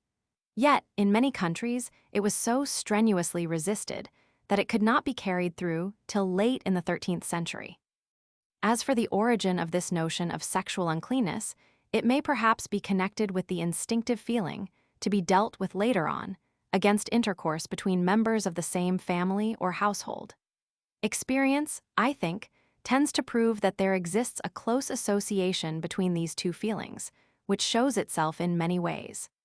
Sexual love is entirely banished from the sphere of domestic life, and it is reasonable to suppose, therefore, that when it appears in other relations, an association of ideas attaches a notion of impurity to the desire and a notion of shame to its gratification. Evidently, also, the religious enforcement of celibacy is intimately allied to the belief that sexual intercourse is the great transmitter of original sin, as well as to the abhorrence of every enjoyment which is considered to degrade the spiritual nature of man. Chapter 8. The Courtship of Man. Speaking of the male and female reproductive cells of plants, Professor Sachs remarks that, wherever we are able to observe an external difference between the two, the male cell behaves actively in the union, the female passively. In this respect, there is an analogy between plants and many of the lower animals. In the case of some lowly organized animals, which are permanently affixed to the same spot, the male element is invariably brought to the female. There are other instances in which the females alone are fixed, and the males must be the seekers. Even when the males and females of a species are both free, it is almost always the males that first approach the females. As Mr. Darwin points out, we can see the reason why, in the first instance, the male plays the active part. Even if the ova were detached before fertilization and did not require subsequent nourishment or protection, there would yet be greater difficulty in transporting them than the male element because, being larger than the latter, they are produced in far smaller numbers. He adds, however, that, with respect to forms of which the progenitors were primordially free, it is difficult to understand why the males should invariably have acquired the habit of approaching the females, instead of being approached by them. Perhaps the explanation may be that the seeker is more exposed to danger than the one sought after, and that the death of a male at the pairing time is less disadvantageous for the existence of the species than the death of a female. At any rate, we may say with Mr. Darwin that it is necessary that the males should be endowed with strong passions in order that they may be efficient seekers. And the acquirement of such passions would naturally follow from the more eager males leaving a larger number of offspring than the less eager. The rule holds good for the human race, the man generally playing a more active, the woman a more passive, part in courtship. The latter, as it has been said, requires to be courted. Yet, curiously enough, there are a few peoples among whom the reverse seems to be the case, just as, among the lower animals also, there are some species of which the females are the courters. Among the Maquis in New Mexico, according to Dr. Broke, instead of the swain asking the hand of the fair one, she selects the young man who is to her fancy, and then her father proposes the match to the sire of the lucky youth. In Paraguay, we are told, the women were generally endowed with stronger passions than the men, and were allowed to make proposals. And among the Garos, according to Colonel Dalton, it is not only the privilege but even the duty of the girl to speak first, any infringement of this rule being summarily and severely punished. If a male makes advances to a girl, he says, and the latter, rejecting them, chooses also to tell her friends that such tenders of affection have been made to her, it is looked on as an insult to the whole Mahari, motherhood, to which the girl belongs, a stain only to be obliterated by the blood of pigs, and liberal libations of beer at the expense of the Mahari, to which the man belongs. According to Mr. Batchelor, it constantly occurs among the Ainos that the proposal of marriage comes in the first place from the girl. And in Polynesia, as also among the Kaffirs of Natal and certain tribes in Oregon, the same is sometimes the case. It often happens that the parents of both parties make up the match and, among several peoples, the man pays his suit by proxy. But these instances are of no particular importance. In most animal species, courtship takes place in nearly the same way. During the season of love, the males even of the most timid animals engage in desperate combats with each other for the possession of the female, and she, although comparatively passive, nevertheless often exercises a choice, selecting one of the rivals. This fighting for a female occurs even among insects and is of universal prevalence in the order of the vertebrata. We may, with Haeckel, regard it as a modification and a special kind of the struggle for existence. There can be no doubt that our primeval human ancestors had, in the same way, to combat for their brides. Even now, this kind of courtship is far from being unknown. Speaking of the northern Indians, Hearn states that it has ever been the custom among those people for the men to wrestle for any woman to whom they are attached, and of course, the strongest party always carries off the prize. A weak man, unless he be a good hunter and well-beloved, is seldom permitted to keep a wife that a stronger man thinks worth his notice. This custom prevails throughout all their tribes, and causes a great spirit of emulation among their youth, who are upon all occasions, from their childhood, trying their strength and skill in wrestling. Richardson also saw, more than once, a stronger man assert his right to take the wife of a weaker countryman. Anyone, he says, may challenge another to wrestle, and, if he overcomes, may carry off his wife as the prize. The bereaved husband meets his loss with the resignation which custom prescribes in such a case, and seeks his revenge by taking the wife of another man weaker than himself. With reference to the slave Indians, Mr. Hooper says, if a man desire to despoil his neighbor of his wife, a trial of strength of a curious nature ensues. They seize each other by the hair, which is worn long and flowing, and thus strive for the mastery, until one or another cries peccavi. Should the victor be the envious man, he has to pay a certain number of skins for the husband-changing woman. Among the Californians also, conflicting claims sometimes arise between two or more men in regard to a woman, and among the Patwin, it occasionally happened that men who had a quarrel about a woman fought a duel with bows and arrows at long distances. In Mexico, a duel often decided the conflict between two competing suitors.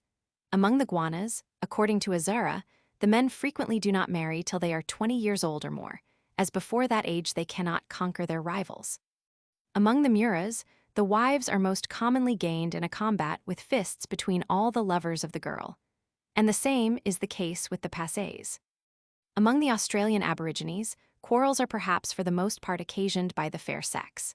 Speaking of the natives near Herbert Vale, northern Queensland, Herr Lumholtz says that, if a woman is good-looking, all the men want her, and the one who is most influential, or who is the strongest, is accordingly generally the victor.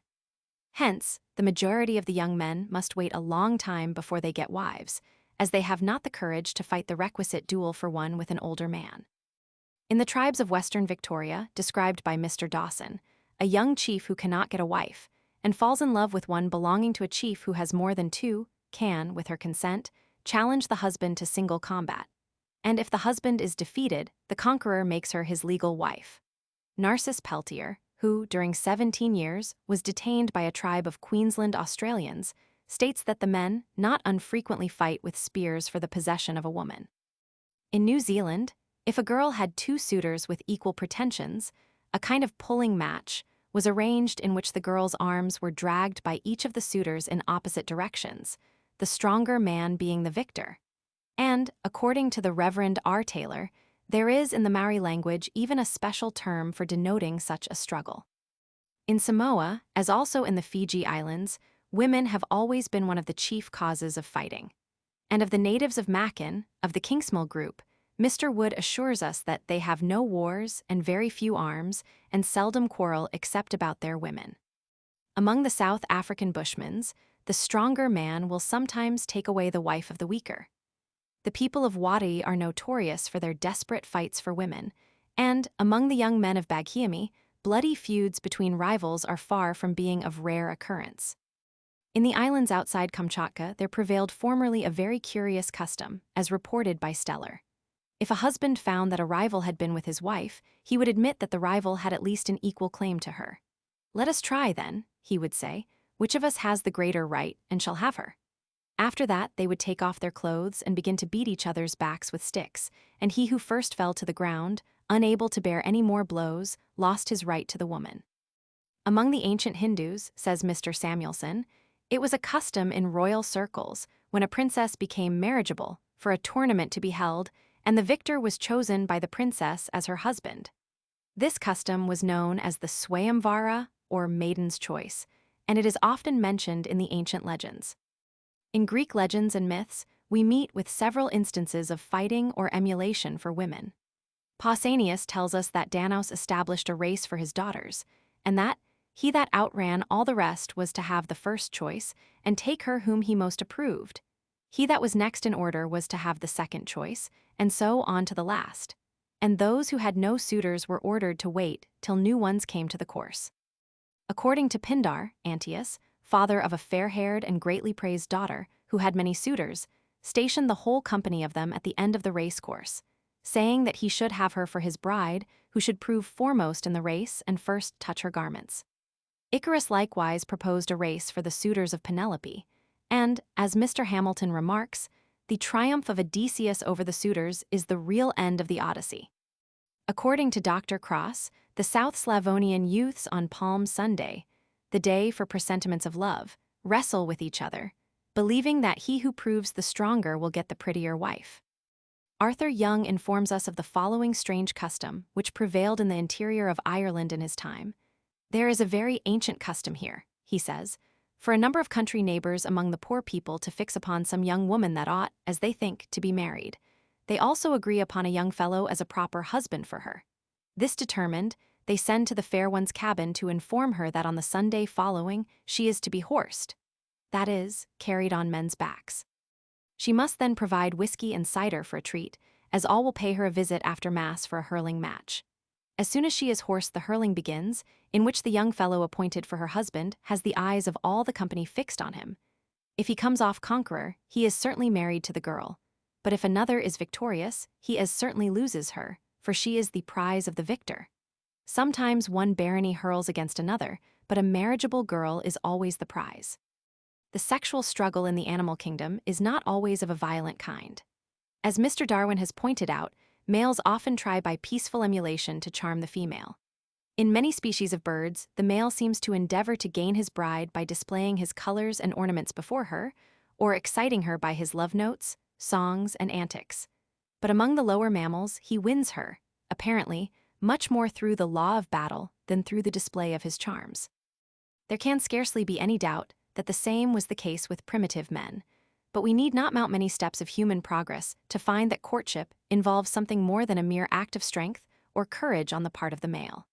It is not only in civilized countries that it often means a prolonged making of love to the woman. Mariner's words with reference to the women of Tonga hold true for a great many, not to say all, savage and barbarous races now existing. It must not be supposed, he says, that these women are always easily won. The greatest attentions and most fervent solicitations are sometimes requisite, even though there be no other lover in the way. This happens sometimes from a spirit of coquetry, at other times from a dislike to the party, and c. Though generally playing the less active part in courtship, the woman does not by any means indulge in complete passivity. Mr. Hooper tells us that, among the Indians at James's Bay, 2 young Indian women were observed some years ago in violent conflict. After a lengthened and determined struggle, the weakest succumbed to the superior prowess of her fortunate adversary.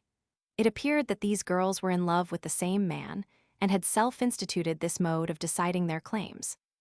Among the Winton of California, according to Mr. Powers, when any man other than a chief attempts to introduce into his wigwam a second partner of his bosom, the 2 women dispute for the supremacy, often in a desperate pitched battle with sharp stones. They maul each other's faces with savage violence, and if one is knocked down, her friends assist her to regain her feet, and the brutal combat is renewed until one or the other is driven from the wigwam. Peltier states that, in the Australian tribe already referred to, the women, of whom from 2 to 5 commonly belong to each man, fight among themselves about him, their weapons being heavy staves, with which they beat one another about the head till the blood flows. In the Kingsmill Islands, women sometimes, from jealousy, carry a small weapon, watching an opportunity of making an attack upon their rivals, desperate fights being the consequence, and among the Kamschadales also, the females are said to have fought for the males. But far more commonly women try to secure men's love by coquetry or the display of their charms. Finally, whilst the men are generally the courters, the women may in many, perhaps most cases, accept or refuse their proposals at pleasure. The next chapter will be devoted to an account of some of the most common means by which the sexes endeavor, or formerly endeavored, to make themselves attractive to one another and to stimulate each other's passions. Then we shall see how far woman has the liberty of disposing of her own hand, and at the same time note cases in which the man also, with regard to his marriage, has to submit to some other's will. Chapter 9. Means of attraction. The desire for self-decoration, although a specifically human quality, is exceedingly old. There are peoples destitute of almost everything which we regard as necessaries of life, but there is no people so rude as not to take pleasure in ornaments. The ancient barbarians who inhabited the south of Europe at the same time as the reindeer and the mammoth brought to their caves brilliant and ornamental objects. The women of the utterly wretched Vedas in Ceylon decorate themselves with necklaces of brass beads and bangles cut from the chank shell. The Fuegians are content to be naked, but ambitious to be fine. The Australians, without taking the slightest pride in their appearance, so far as neatness or cleanliness is concerned, are yet very vain of their own rude decorations. And of the rude Tasmanians, Cook tells us that they had no wish to obtain useful articles, but were eager to secure anything ornamental. Great as is the vanity of the civilized, says Mr. Spencer, it is exceeded by that of the uncivilized. The predilection of savages for ornaments has been sufficiently shown by travelers in almost every part of the world. Feathers and beads of different colors, flowers, rings, anklets, and bracelets are common embellishments. A fully equipped Santal belle, for instance, carries 2 anklets and perhaps 12 bracelets and a necklace weighing a pound, the total weight of ornaments on her person amounting to 34 pounds of bell metal, a greater weight, says Captain Sherwill, than one of our drawing-room bells could well lift. Besides this, the body is transformed in various ways. The lips, the sides of the nose, and the lobes of the ear are especially ill-treated. Hardly any woman in eastern Central Africa is without a lip ring. They say it makes them look pretty, and the bigger the ring, the more they value themselves. The Chilis bore a hole in the underlip and insert in it a piece of crystal 3 or 4 inches long, which sways about as they speak, and similar customs are common among other African peoples, as also in some parts of North and South America. The Papuans perforate the septum of the nose and insert in the whole sticks, claws of birds, and see the most common practice is to pierce, enlarge, or somehow mutilate the earlobes. Certain North American Indians, the Aracunas and Batacudos of South America, and the East African Wataita pull them down almost to the shoulders. Among the Easter Islanders, says Beechey, the lobe, deprived of its earring, hangs dangling against the neck and has a very disagreeable appearance, particularly when wet.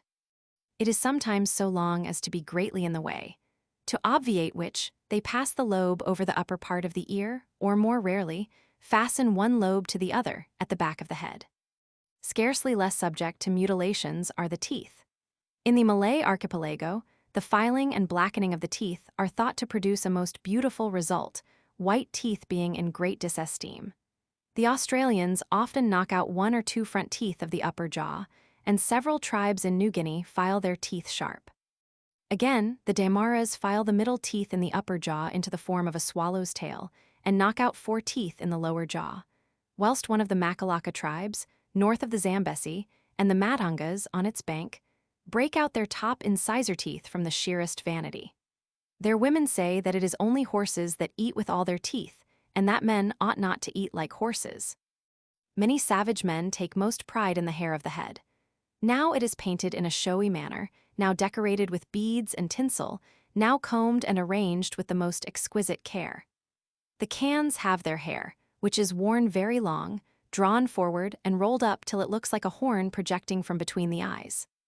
Around this it is their delight to wear a piece of red cloth, and they insert the feathers of favorite birds, as also a pipe, comb, and see the men of Tana, of the New Hebrides, wear their hair, 12 and 18 inches long, and have it divided into some 600 or 700 little locks or tresses. And, among the Latuka, a man requires a period of from 8 to 10 years to perfect his coiffure. In North America, Hearn saw several men about 6 feet high, who had preserved a single lock of their hair that, when let down, would trail on the ground as they walked. Other Indians practice the custom of shaving the head and ornamenting it with the crest of deer's hairs, and wigs are used by several savage peoples. The Indians of Guyana, the Fuegians, Chavantes, Uapes, and other tribes are in the habit of pulling out their eyebrows. Scarcely anything has a greater attraction for the savage mind than showy colors. No matter, says Dr. Holub, how ill a traveler in the Marutsi district may be, and how many bearers he may require, if he only has a good stock of blue beads, he may always be sure of commanding the best attention and of securing the amplest services. His beads will prove an attraction irresistible to sovereign and subject, to man, woman, and child, to freeman and bondman alike. The practice of ornamenting oneself with gaudy baubles and painting the body with conspicuous colors is, indeed, extremely prevalent. Of Santal men at a feast, Sir W. Hunter says that, if all the colors of the rainbow were not displayed by them, certainly the hedgehog, the peacock, and a variety of the feathered tribe had been laid under contribution in order to supply the young Santal beau with plumes. Especially does the savage man delight in paint. Red ochre is generally looked upon as the chief embellishment, whilst of the other colors, black and white are probably most in use. The Naudoueses paint their faces red and black, which they esteem as greatly ornamental. Among the Guaycurus, many men paint their bodies half red, half white. Throughout the Australian continent, the natives stain themselves with black, red, yellow, and white.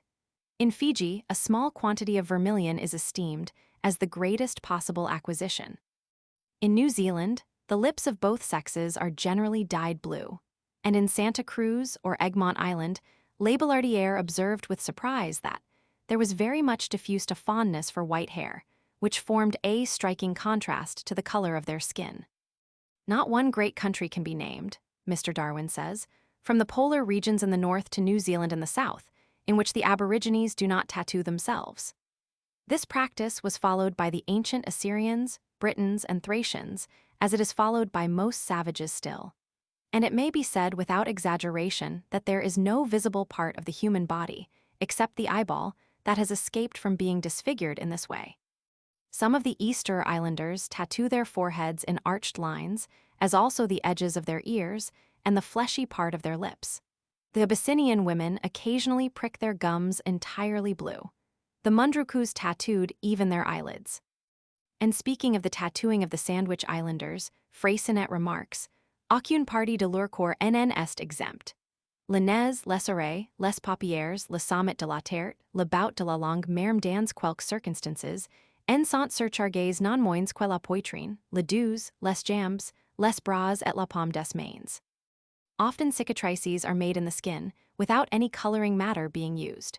Some tribes of Madagascar, for instance, are in the habit of making marks, which are intended to be ornamental, by slight incisions in the skin. The natives of Tana ornament themselves by cutting or burning some rude device of a leaf or a fish on the breast or upper part of the arm. The Australians throughout the continent scar their persons, as Mr. Kerr assures us, only as a means of decoration. And in Fiji, rows of wart-like spots are burned along the arms and backs of the women, which they and their admirers call ornamental. It has been suggested that many of these practices sprang from other motives than a desire for decoration, and some are said to have had a religious origin.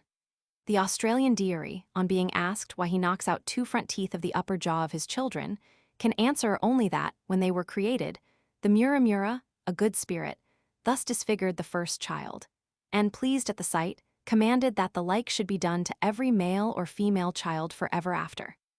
The Pelu Islanders believe that the perforation of the septum of the nose is necessary for winning eternal bliss. And the Nicaraguans say that their ancestors were instructed by the gods to flatten the children's heads. Again, in Fiji, it is supposed that the custom of tattooing is in conformity with the appointment of the god Denje, and that its neglect is punished after death. A similar idea prevails among the Kingsmill Islanders and Ainos, and the Greenlanders formerly believed that the heads of those girls who had not been deformed by long stitches made with a needle and black thread between the eyes on the forehead, and upon the chin, would be turned into train tubs and placed under the lamps in heaven, in the land of souls. But such tales are not of much importance, as any usage practiced from time immemorial may easily be ascribed to the command of a god. Mr. Fraser suggests that several of the practices here mentioned are fundamentally connected with totemism.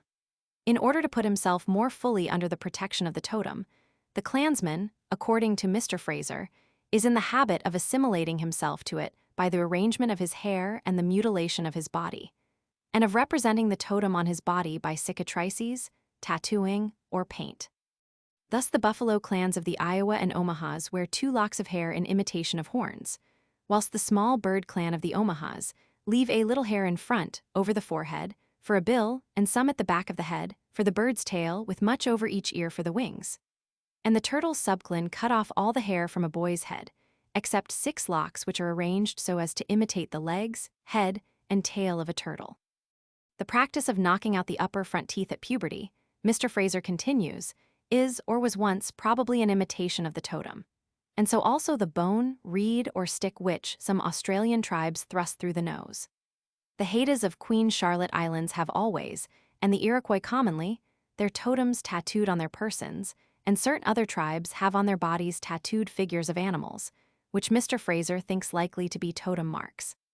According to one authority, the raised cicatrices of the Australians are sometimes arranged in patterns representing the totem, and, among a few peoples, the totem is painted on the person of the clansman. Mr. Fraser's theory is supported by exceedingly few facts, whereas there is an enormous mass of cases in which we have no right whatever to infer a connection with totemism.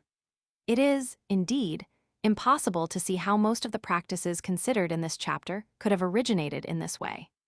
How is it possible to explain the knocking out of the upper front teeth or the thrusting of a stick through the nose as imitations of totem animals?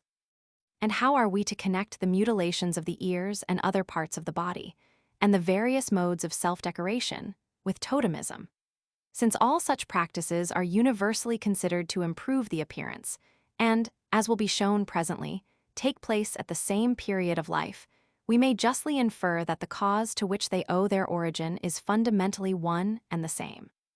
As for tattooing, Professor Jurland assumes that the tattooed marks were originally figures of totem animals, though they are no longer so. But an assumption of that kind is not permissible in a scientific investigation. And even in those rare cases, where a connection between tattooing and totemism undoubtedly exists, we cannot be sure whether this connection is not secondary.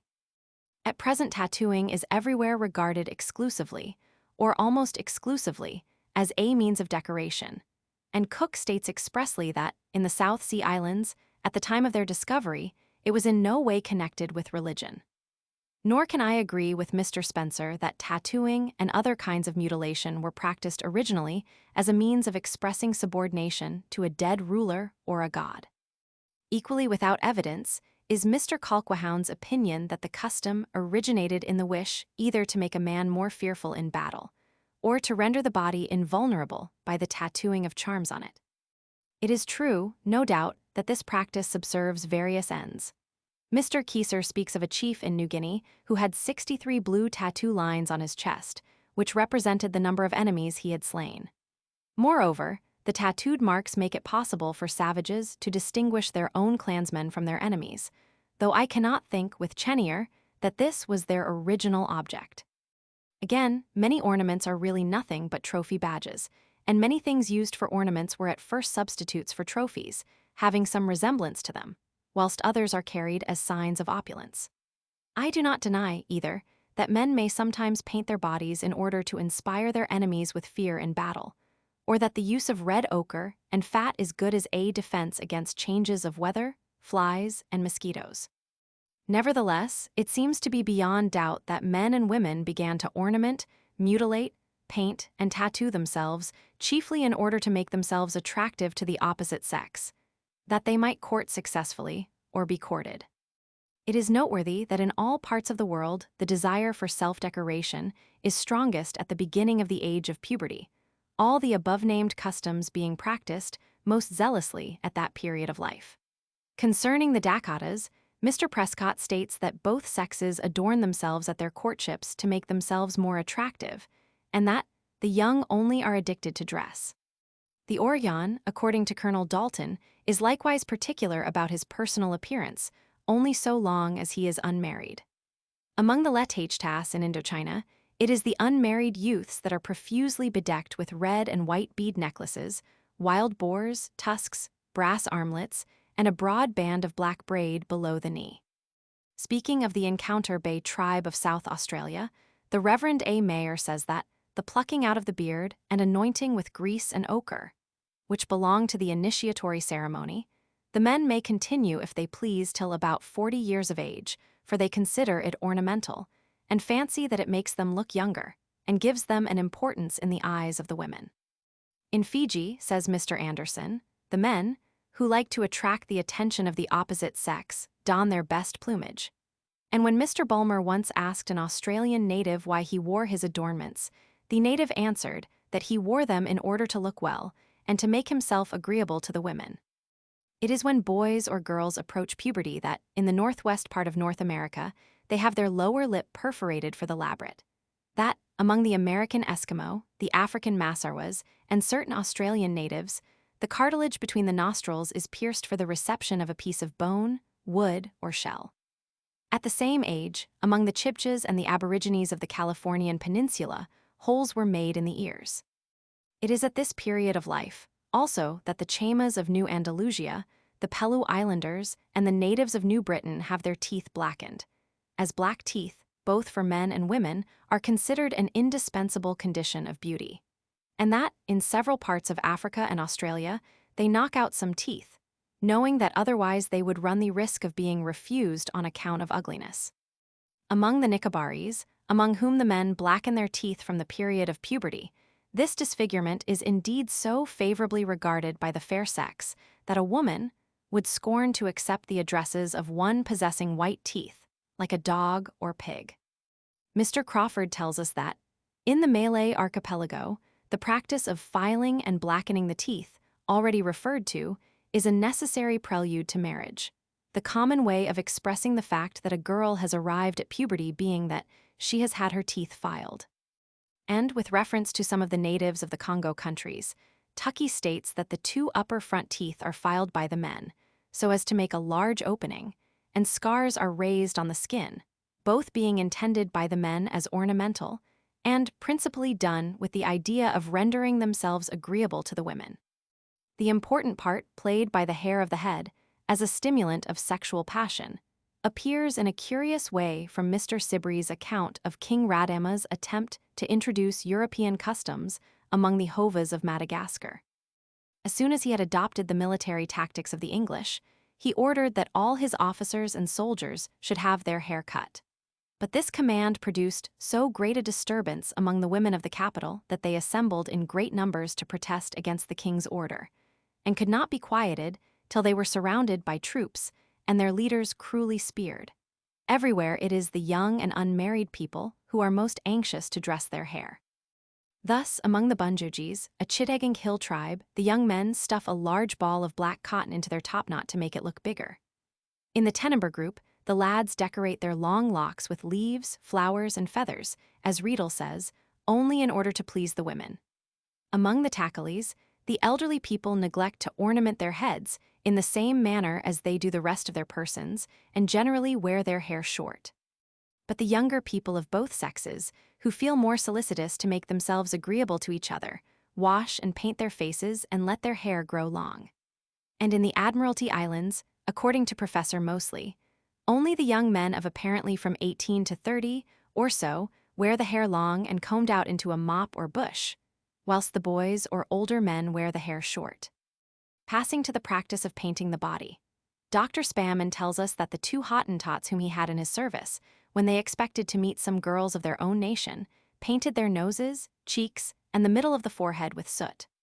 On Flinders Island, whither the remnant of the Tasmanians were removed, a rebellion nearly burst out when orders were once issued forbidding the use of ochre and grease, for the young men feared the loss of favor in the eyes of their countrywomen. Among the Gariots, the suitor, when courting, keeps for some days close to the cabin of the mistress of his heart, he being painted from head to foot, and armed with his battle club. In certain parts of Australia, when a boy arrives at the age of puberty, his hair, body, and limbs are profusely smeared with red ochre and fat, this being one of the rites by which he is initiated into the privileges of manhood.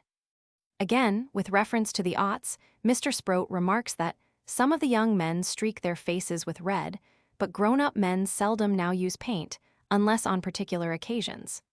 The women cease to use it about the age of 25.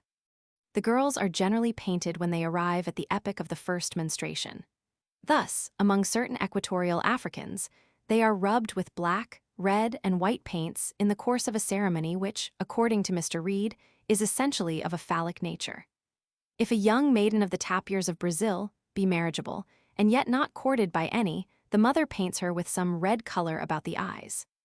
The act of tattooing, also, generally takes place at the age of puberty, in the case of men as well as in that of women. It is about that period that, in the underlip of all freeborn female th-linkets, a slit is made parallel with the mouth, and about half an inch below it. That, among the Eskimo, pigments of various dye are pricked on the chin, at the angles of the mouth, and across the face over the cheekbones. That, in some South American tribes, incisions are made from the shoulders of the girl to her waist, when she is regarded as a delicious morsel for the arms of an ardent lover. At the same age, either or both sexes are subject to tattooing among the Gariots, Abipones, Baris, Gonds, Dayaks, Negritos of the Philippines, South Sea Islanders, Australians, and see among the Nagas of Upper Assam. It was the custom to allow matrimony to those only who made themselves as hideous as possible by having their faces elaborately tattooed. The Makalaka girls, before they could marry, had to submit to horrible torture, about 4,000 stitches being made in the skin of the chest and stomach, and a black fluid being rubbed into the wounds. In New Zealand, according to the Reverend R. Taylor, it was the great ambition of the young to have fine tattooed faces, both to render themselves attractive to the ladies and conspicuous in war. In Samoa, until a young man was tattooed, he could not think of marriage, but as soon as this was done, he considered himself entitled to all the privileges of mature years. When it is all over, says Mr. Pritchard, and the youths thoroughly healed, a grand dance is got up on the first available pretext to display the tattooing, when the admiration of the fair sex is unsparingly bestowed. And this is the great reward, long and anxiously looked forward to by the youths as they smart under the hands of the Matai. Often, however, the operation is accomplished not at once, but at different times, that the patients may be able to bear the inflammation and pain at every stage of the process. And not infrequently it begins when the girls are quite young children, being constantly added to until they marry. The real object of the custom is shown also by several other statements. When Mertens asked the natives of Lucanor what was the meaning of tattooing, one of them answered, "It has the same object as your clothes, that is, to please the women." Bancroft remarks that young Kadiak wives secure the affectionate admiration of their husbands by tattooing the breast and adorning the face with black lines. The raised cuts of the Australians, according to Mr. Palmer, are merely ornamental and convey no idea of tribal connection, the women marking themselves in this manner to add to their looks and to make themselves attractive. Barrington assures us that among the natives of Botany Bay, scars are, by both sexes, deemed highly ornamental. And in the Eucla tribe, according to Mr. W. Williams, both sexes make horizontal scars on the chest and vertical scars on the upper arm for the purpose of ornamentation. In Ponape, as we are informed by Von Cubery and Finch, tattooing is practiced only as a means of improving the appearance, and in New Guinea, the women tattoo themselves to please the men.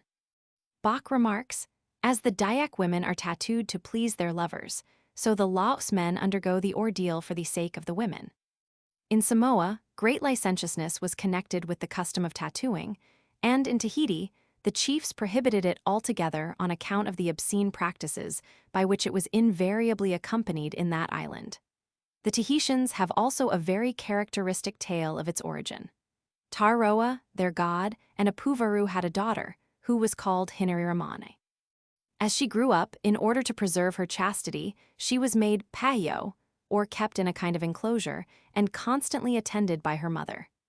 Intent on her seduction, the brothers invented tattooing and marked each other with the figure called taumero.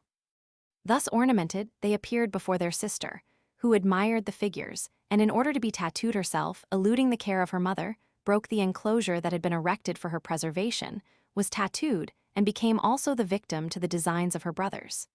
Tattooing thus originated among the gods and was first practiced by the children of Taroa, their principal deity. In imitation of their example, and for the accomplishment of the same purposes, it was practiced among men. The two sons of Taroa and Apuvaru were the gods of tattooing. Their images were kept in the temples of those who practiced the art professionally, and every application of their skill was preceded by a prayer addressed to them, that the operation might not occasion death, that the wounds might soon heal, that the figures might be handsome, attract admirers, and answer the ends of wickedness designed. This legend is especially instructive because it shows how a custom which had originally nothing to do with religion may in time take a more or less religious character. Professor Wundt holds that, in most cases, religious ideas are the original sources from which customs flow, but it is far more probable that the connection between religion and custom is often secondary. Nearly every practice which for some reason or other has come into fashion and taken root among the people is readily supposed to have a divine sanction.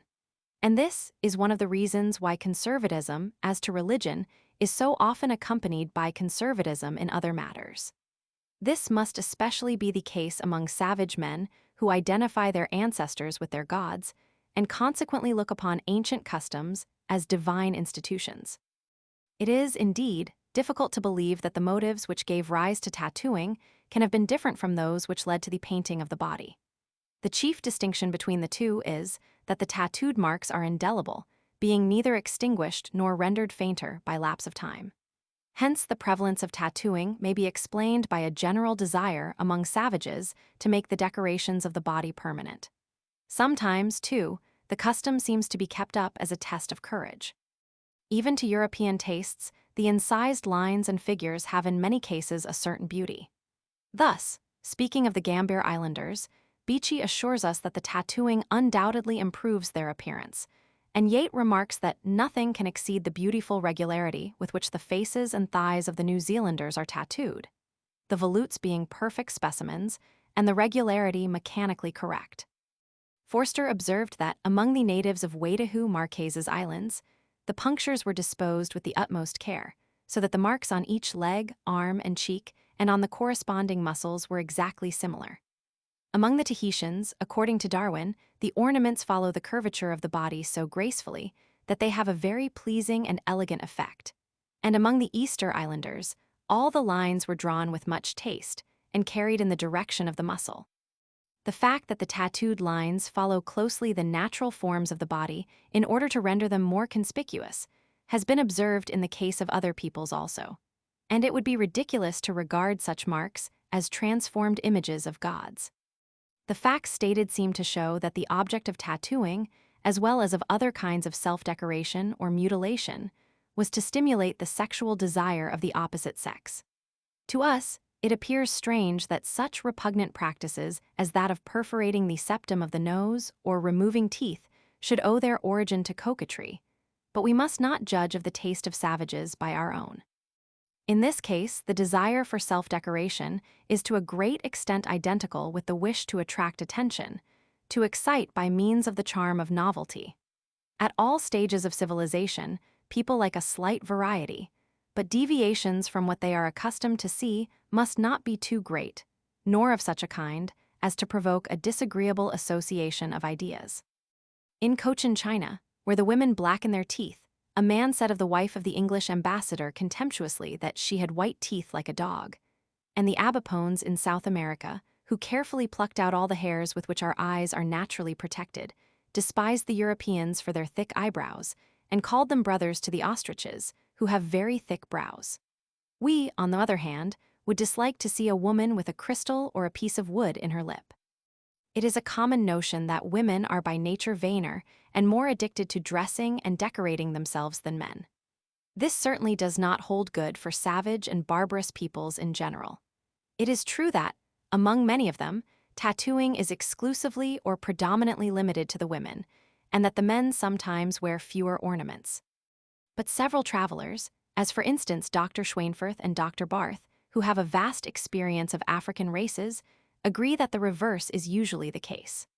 The women of all the tribes of Indians Richardson saw on his route through the northern parts of the fur countries adorned their persons less than the men of the same tribes, and the like is said of the Comanches. Among the Uaupes, Mr. Wallace observed that the men and boys appropriated all the ornaments. The native women of Orangery Bay of New Guinea, except that they are tattooed, adorn themselves less than the men, and none of them paint their faces and bodies, as the men frequently do. In the Admiralty Islands, young girls sometimes have a necklace or two on, but they never are decorated to the extent to which the men are, it being evidently not considered good taste for them to adorn their persons. Among the Aborigines of the New Hebrides, New Hanover, New Ireland, and Australia, adornments are almost entirely monopolized by the men, the fair sex being content with their natural charms. It has been suggested that the plainer appearance of the women depends upon their oppressed and despised position, as well as upon the selfishness of the men. But it is doubtful whether this is the true explanation. Savage ornaments, generally speaking, are not costly things, and even where the state of women is most degraded, a woman may, if she pleases, paint her body with red ochre or put a piece of wood through her lip or a feather through the cartilage of the nose. In eastern Central Africa, for instance, the women are more decorated than the men, although they hold an inferior position, being viewed as beasts of burden and doing all the harder work. A woman, says Mr. MacDonald, always kneels when she has occasion to talk to a man. Almost the same is said of the female Indians of Guyana, whereas in the Yule Island on the coast of New Guinea, and in New Hanover, the women are less given to personal adornment than the men, although they are held in respect, have influence in their families, and exercise, in some villages, much authority or even supremacy. Of all the various kinds of self-ornamentation, tattooing is the most laborious. Yet in Melanesia, it is chiefly women that are tattooed, though they are treated as slaves, whilst in Polynesia, where the status of women is comparatively good, this practice is mainly confined to the men. In Fiji, where women were fearfully oppressed, genuine tattooing was found on them only. It is expressly stated of the women of several savage peoples that they are less desirous of self-decoration than the men. Speaking of the Aleuts on the Fur Seal Islands of Alaska, Mr. Elliott says, "In these lower races there is much more vanity displayed by the masculine element than the feminine, according to my observation. In other words, I have noticed a greater desire among the young men than among the young women of savage and semi-civilized people to be gaily dressed and to look fine.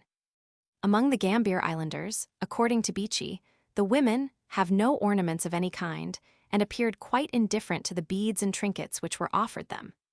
In Tierra del Fuego, Lieutenant Bove found the men more desirous of ornaments than the women, and Proyart made a similar observation with regard to the people of Longo. Again, touching the Crees, Mackenzie remarks that the women, though by no means inattentive to the decoration of their own persons, appear to have a still greater degree of pride attending to the appearance of the men, whose faces are painted with more care than those of the women. It is difficult, then, to believe that the inferior position of the weaker sex accounts for the comparative scarcity of female ornaments. The fact may to some extent be explained by Mr. Spencer's suggestion that ornaments have partly originated from trophy badges, and Professor wants that they indicate rank and fortune. But these explanations apply only to a few cases.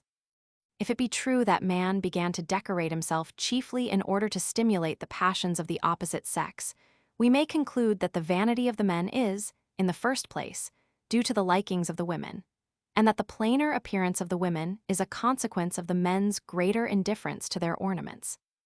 Mr. Darwin has shown that among our domesticated quadrupeds, individual antipathies and preferences are exhibited much more commonly by the female than by the male, and the same, as we shall see, is in some measure the case with man also.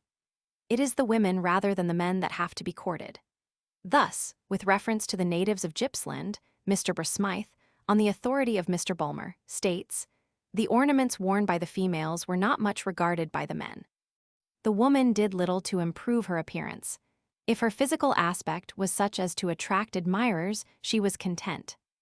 It should also be noted that among savages it is, as a rule, the man only that runs the risk of being obliged to lead a single life. Hence it is obvious that to the best of his ability he must endeavor to be taken into favor by making himself as attractive as possible. In civilized Europe, on the other hand, the opposite occurs. Here it is the woman that has the greatest difficulty in getting married, and she is also the vainer of the two. The hypothesis as to the origin of the customs in question, set forth in this chapter, presupposes, of course, that savage girls enjoy great liberty in the choice of a mate.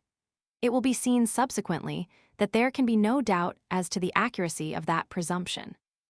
At a higher stage of civilization, the tendency of mankind is to give up savage ornaments, and no longer to regard mutilations of the body as improving the appearance. In Persia, women still wear the nose ring through one side of the nostril, but to a European such a custom would be extremely displeasing. In the Western world, the ear ring is the last vanishing relic of savage taste. From the naked body, the ornaments were transferred to clothing, partly because climate made clothes necessary, partly for another reason. A savage begins, Professor Mosley says, by painting or tattooing himself for ornament. Then he adopts a movable appendage, which he hangs on his body, and on which he puts the ornamentation which he formerly marked more or less indelibly on his skin. In this way, he is able to gratify his taste for change. It is usually said that man began to cover his body for two reasons. First, to protect himself from frost and damp. Secondly, on account of a feeling of shame. There can be no doubt that, when man emigrated from his warm native home and settled down in less hospitable zones, it became necessary for him to screen himself from the influences of a raw climate. The Eskimo wrap themselves up in furs, and the wretched natives of Tierra del Fuego throw a piece of sealskin over one of their shoulders, on the side from which the wind blows. The second motive, too, seems acceptable at first sight. The savage men of the tropics, though otherwise entirely naked, commonly wear a scanty dress which Europeans might readily suppose to be used for the sake of decency. Nothing of the sort is found in any other animal species, hence Professor Wundt concludes that shame is a feeling specifically peculiar to man. But why should man blush to expose one part of the body more than another? This is no matter, of course, but a problem to be solved. The feeling in question cannot be regarded as originally innate in mankind. There are many peoples who, though devoid of any kind of dress, show no trace of shame, and others who, when they dress themselves, pay not the least regard to what we consider the first requirements of decency. Thus, in the northern parts of the Californian peninsula, both men and women have been found in a state of nudity. Among the Miwok, according to their own confession, persons of both sexes and of all ages were formerly absolutely naked. Lyman found the same to be the case with the Payaches in northern Colorado, Columbus with the Aborigines of Hispaniola, Pizarro with the Indians of Coca, V. Humboldt with the Chaymas, Wallace with the Purupuris, V. Schutzhausen with the Catamixis, Prince Maximilian with the Puris at St. Fidelis, Azara with certain Indians in the neighborhood of the River Paraguay. In some Indian tribes, the men alone go naked, in others the women. Again, in North America, Mackenzie met a troop of natives, of whom the men wore many ornaments and much clothing, but had, apparently, not the slightest notion of bashfulness. And of the Fuegians we are told that, although they have the shoulder or the back protected by a sealskin, the rest of the body is perfectly naked. The men of most Australian tribes, and in many cases the women, wear no clothes except in cold weather when they throw a kangaroo skin about their shoulders. They are as innocent of shame, says Mr. Palmer, as the animals of the forests. In Tasmania, too, the Aborigines were usually naked, or, when they covered themselves, they showed that the idea of decency had not occurred to them. The same is said of some tribes in Borneo and Sumatra, the people of Jerai, bordering upon the Empire of Siam, the inhabitants of the Leeward Archipelago, Solomon Islands, Penrhyn Island, and some other islands of the South Sea. Whilst, in others, only the men generally go naked. The Papuans of the southwest coast of New Guinea glory in their nudeness and consider clothing to be fit only for women. In one part of Timor, on the other hand, as also in a tribe of the Andamanese, it is the women that are devoid of any kind of covering. Passing to Africa, we meet with instances of the same kind. Concerning the Wataveta of the eastern equatorial region, Mr. Johnston remarks that both sexes have little notion or conception of decency, the men especially seeming to be unconscious of any impropriety in nakedness. What clothing they have is worn as an adornment or for warmth at night and early morning. The Wachaga and Mashukulum generally go about naked, and so do the Bushmans, except when they use a piece of skin barely sufficient to cover the back. Again, among the Bubis of Fernando Po and the natives of Balanda and Longo, the women have no sort of covering, whilst, among the Negroes of the Egyptian Soudan, the Baris, Shilluk, Dinka, Waduda, and Maasai, this is the case with the men only. Apud Masios membrum viral celer terp existimatur, honestum expromer, ac etiam ostenter. In Lanzarote also, according to Bontier and Leverrier, the men used no covering, and in Tenerife, the inhabitants went naked, except some few who wore goatskins. It might perhaps be supposed that the feeling of modesty, though not originally innate, appeared later on, at a certain stage of civilization, either spontaneously or from some unknown cause. This seems, indeed, to be the opinion of Professor Wundt, who says that man began to cover himself from decency. But let us see what covering savages often use. A fashionable young Wintun woman, says Mr. Powers, wears a girdle of deerskin, the lower edge of which is slit into a long fringe with a polished pine nut at the end of each strand, while the upper border and other portions are studded with brilliant bits of shell. The Batacudos use a covering which has little resemblance to a garment, and their neighbors, the Patachos and Machacaras, make this trifle still smaller, a thread being sufficient clothing, according to their notion of modesty. When a Carib girl attained the age of 10 or 12 years, she assumed around the waist a piece of cotton cloth worked and embroidered with minute grains of shells of different colors, decorated in the lower part with fringe. Similar ornamental skirts are in use among the Macuses, Arawaks, and other South American peoples. Among the Guaycurus, the men had no covering, except a narrow bandage round the loins, which was of colored cotton and often adorned with glass beads. The Australians of Port Essington occasionally wear girdles of finely twisted human hair, and the men sometimes add a tassel of the hair of the opossum or flying squirrel, suspended in front. The women on the Lower Murray manufacture round mats of grass or reeds, which they fasten upon their backs, tying them in front so that they almost resemble the shell of a tortoise. In Tahiti, a maro, composed of red and yellow feathers, was considered a present of very great value, and the women thought it most ornamental to enfold their loins with many windings of cloth. Dr. Seaman states that, in Fiji, the girls wore nothing save a girdle of hibiscus fibers, about 6 inches wide, dyed black, red, yellow, white, or brown, and put on in such a coquettish way that one thought it must come off every moment. A similar practice is common in the islands of the Pacific, fringes made of coconut fiber or of leaves slit into narrow strips or filaments of bark, frequently dyed with gaudy colors, being, in most of these islands, the only garment of the natives. This costume, with its conspicuous tint and mobile fringe, has a most graceful appearance and a very pretty effect, but is far from being in harmony with our ideas of modesty. In the island of Yap, according to Chain, the dress of the males, if such it may be called, is slovenly in the extreme. They wear the marrow next them, and by way of improvement, a bunch of bark fibers dyed red over it.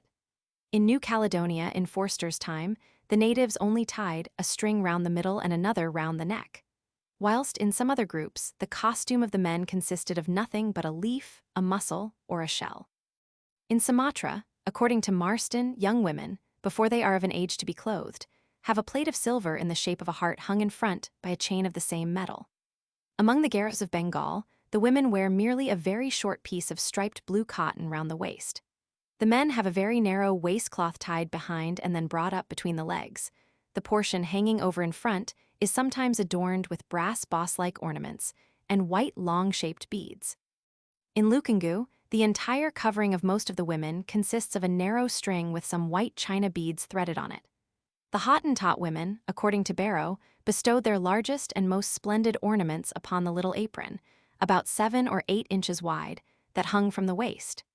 Great pains, he says, seem to be taken by the women to attract notice towards this part of their persons. Large metal buttons, shells of the Cyprea genus, with the apertures outwards, or anything that makes a great show, are fastened to the borders of this apron. The Bushman women of South Africa, met with by the same traveler, had as their only covering a belt of springbok skin, the part which was intended to hang in front being cut into long threads.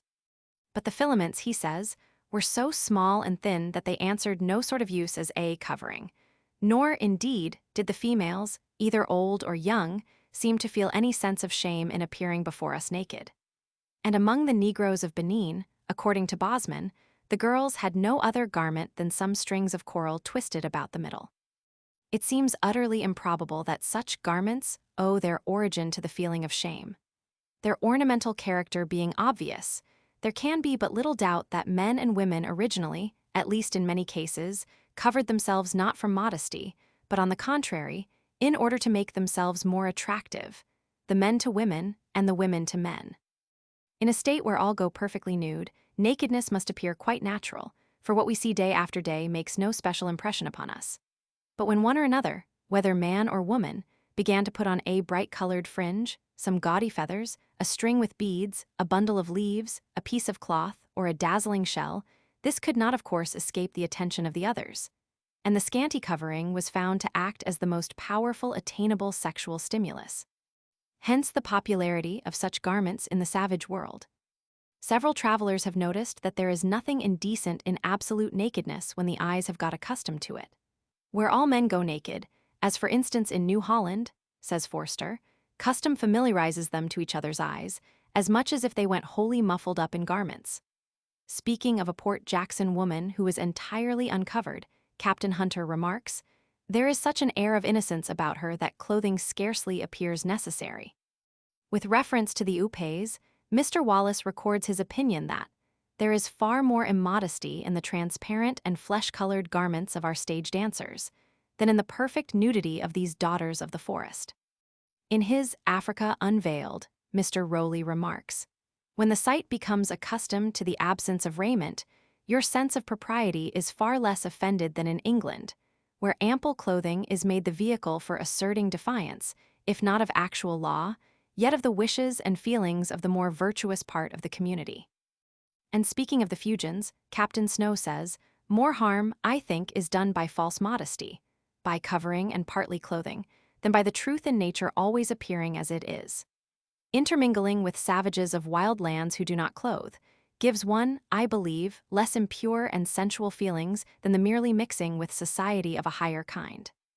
The same view is taken by Dr. Zimmerman, and by Mr. Reed, who, with reference to the natives of Central Africa, remarks that there is nothing voluptuous in the excessive déchirure of an equatorial girl, nothing being so moral and so unlikely to excite the passions as nakedness.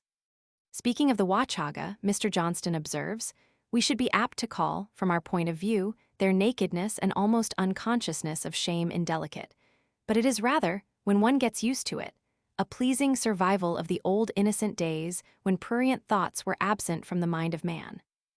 As a careful observer remarks, true modesty lies in the entire absence of thought upon the subject. Among medical students and artists, the nude causes no extraordinary emotion.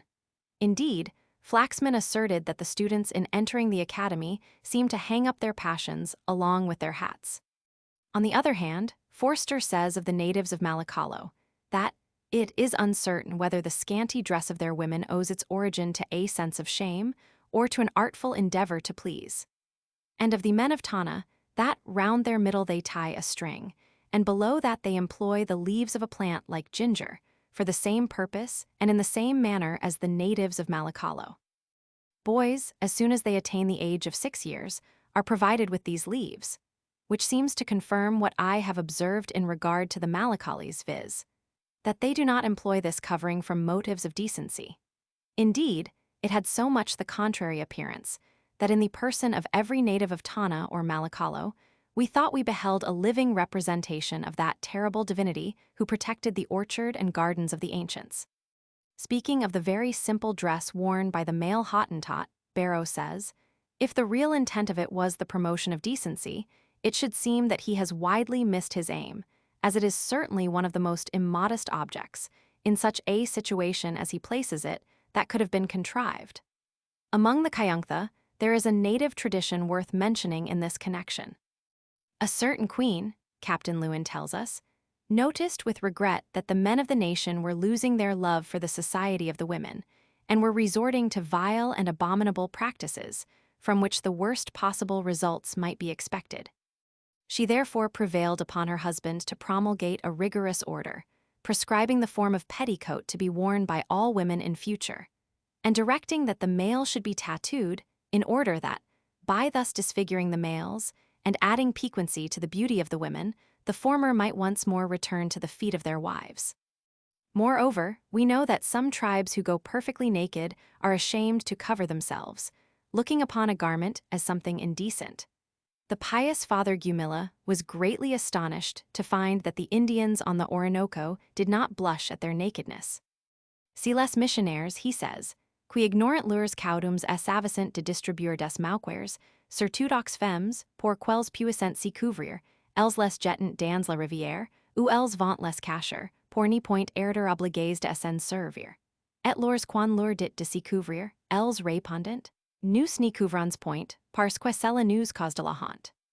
That this is no traveler's tale merely, appears from the following statement made by V. Humboldt with reference to the New Andalusian Chaymas, who, like most savage peoples dwelling in regions excessively hot, have an insuperable aversion to clothing.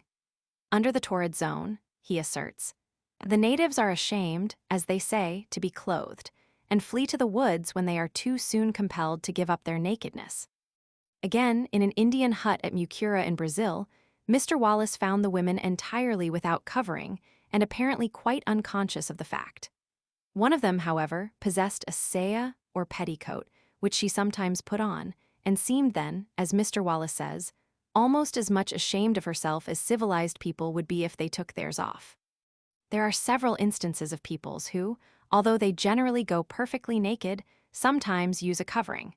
This they always do under circumstances which plainly indicate that the covering is worn simply as a means of attraction.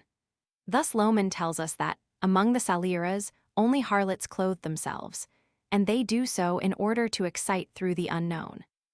In many heathen tribes in the interior of Africa, according to Barth, the married women are entirely nude, whilst the young marriageable girls cover their nakedness, a practice analogous to that of a married woman being deprived of her ornaments and her hair. Mr. Matthews states that, in many parts of Australia, the females, and more especially young girls, wear a fringe suspended from a belt round the waist. Concerning the natives of Botany Bay, New South Wales, Barrington remarks that the females at an early age wear a little apron, made from the skin of the opossum or kangaroo, cut into slips, and hanging a few inches from the waist. This they wear till they grow up and are taken by men, and then they are left off.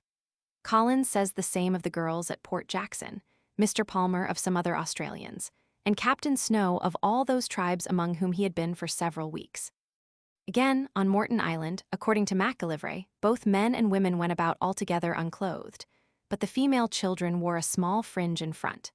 The same naturalist reports that, in almost all the tribes of Torres Strait, the women wear a petticoat of fine shreds of pandanus leaves, the ends worked into a waistband, upon the construction of which much labor is expended, but it is only sometimes put on, especially by the young girls, and when about to engage in dancing. Under this, however, another covering is usually worn. Among the Tupi tribes of Brazil, as soon as a girl became marriageable, cotton cords were tied round her waist and round the fleshy part of both arms. They denoted a state of maidenhood, and if anyone but a maiden wore them, they were persuaded that the anhanga would fetch her away. It cannot, Mr. Southey adds, have been invented for the purpose of keeping the women chaste till marriage, for these bands were broken without fear, and incontinence was not regarded as an offense. Among the Narranieri of southern Australia, girls wear a sort of apron of fringe until they bear their first child, and if they have no children, it is taken from them and burned by the husband while they are asleep. In the Kumbhakabra tribe also, the young women wear in front an apron of spun opossum fur, which is generally given up after the birth of the first or second child. There are several cases in which only the married women are clothed, the unmarried going entirely naked. But such instances do not conflict with the hypothesis suggested. Through long-continued use, covering loses its original character and becomes a sign of modesty, whilst perfect nakedness becomes a stimulus. Usually, where nudity is considered indecent, the garments of the girls of barbarous peoples are restricted as much as possible, whilst those of the older women are comparatively seemly. Thus, among the African Shulis, the married women wear a narrow fringe of string in front, the unmarried wearing nothing but bead ornaments. Among the natives of Tasai, New Guinea, the former use a larger and thicker kind of petticoat of pandanus leaf, divided into long grass-like shreds, reaching to the knee, while that worn by the latter consists merely of single lengths made fast to a string which ties round the waist. In Fiji, the liku, a kind of band made from hibiscus bark, is before marriage worn very short, but after the birth of the first child is much lengthened, and a similar practice occurs in other islands of the South Sea. The dances and festivals of many savage peoples are notoriously accompanied by the most hideous licentiousness. Then the young men and women endeavor to please each other in various ways, painting themselves with brilliant colors and decorating themselves with all sorts of ornaments. On such occasions, many tribes who go naked in everyday life put on a scanty covering. Mr. Bonwick states that, among the Tasmanians, a fur string or band of emu feathers was used by some tribes, but only on great festivities, and the women wore in the dance a covering of leaves or feathers, which, as among the Australians on similar occasions, was removed directly afterwards. Tasmanian dances were performed with the avowed intention of exciting the passions of the men, in whose presence one young woman had the dance to herself. Among the Australian Pegalabras, who generally go entirely naked, the women on festive occasions wear round the middle small fringes.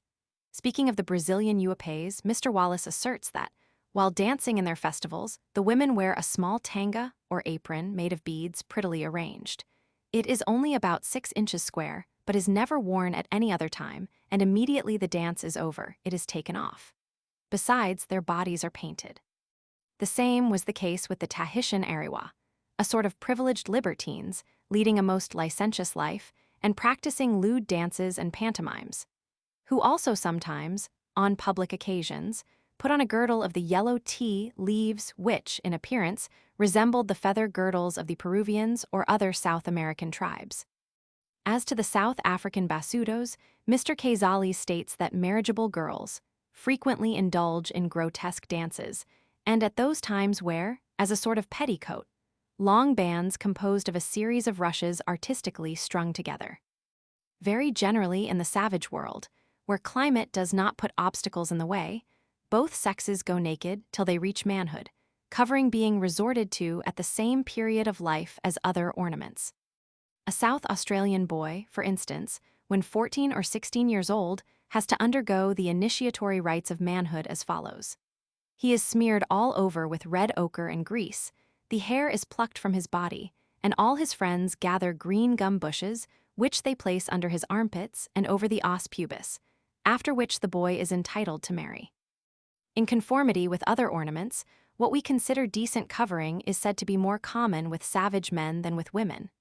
If dress were the result of a feeling of shame, Professor Waits observes, we should expect it to be more indispensable to woman than to man, which is not the case. In America, according to V. Humboldt, among the Caribs, for instance, the men are often more decently clothed than the women. The same is stated of the Nagas of Upper Assam, and Barth, who had a vast experience of African savages, remarks, I have observed that many heathen tribes consider a covering, however poor and scanty it may be, more necessary for man than woman. Whether this is the rule among savage peoples is doubtful. At any rate, the egoism of the men cannot be blamed for the nakedness of the women. For a savage Eve may pluck her clothes from the trees. In support of the psychological presumption which underlies the hypothesis here adduced, it may be added that some peoples are in the habit of covering other parts of the body also, in order to excite through the unknown. Thus, among the Tipperas, the married women wear nothing but a short petticoat, while the unmarried girls cover the breast with a gaily dyed cloth with fringed ends. Among the Tauntha, the bosoms of women are left uncovered after the birth of the first child, but the unmarried girls wear a narrow breastcloth. The Chinese consider small feet to be the chief charm of their women, and the girls have to undergo horrible torture while their feet are being compressed to the smallest possible size. It might be supposed that they would at least have the pleasure of fascinating the men by a beauty so painfully acquired. But Dr. Stricker assures us that, in China, a woman is considered immodest if she shows her artificially distorted foot to a man. It is even improper to speak of a woman's foot, and in decent pictures this part is always concealed under the dress. The women of Agades, according to Barth, generally go unveiled, and if they sometimes cover their heads, this is done rather from coquetry than from a feeling of shame. Mr. Mann remarks that a Hindu woman who attempts to hide her face, while she wears a gauze which displays her whole form, in her simulated modesty always appears as if attempting to convey an arrière-pensée. Among the Takalis, it is customary for the girls to have over their eyes a kind of veil or fringe, made either of strung beads or of narrow strips of deer skin garnished with porcupine quills. And among the Chowanans, according to Moore, those young women who have any pretensions to beauty, as soon as they become marriageable, muffle themselves up so that when they go abroad it is impossible to see anything but their eyes. On these indications of beauty, they are eagerly sought in marriage. Finally, it is worth noting that this covering, or half-covering, is only one of the means by which savage men and women endeavor to direct attention to that which civilized man conceals from a sense of shame. Among the Admiralty Islanders, the only covering is a shell, which shell is often tastefully engraved with the usual zigzag patterns, whilst its dazzling whiteness forms a very striking contrast with the blackness of the skin. On reaching puberty, the Tangkhul Nagas assume, instead of a shell, a horn or ivory ring from 1/8 to 1/4 of an inch in breadth, being apparently of opinion that exposure, if so attended, is not a matter to be ashamed of. Some of the Brazilian Tupis, according to Castelnau, mensulam inserunt in annulum ligneum, unde appellanter porudos, i.e. mensulati. And, in several of the South Sea Islands, those parts of the body which civilized people are most anxious to conceal are decorated with tattoos.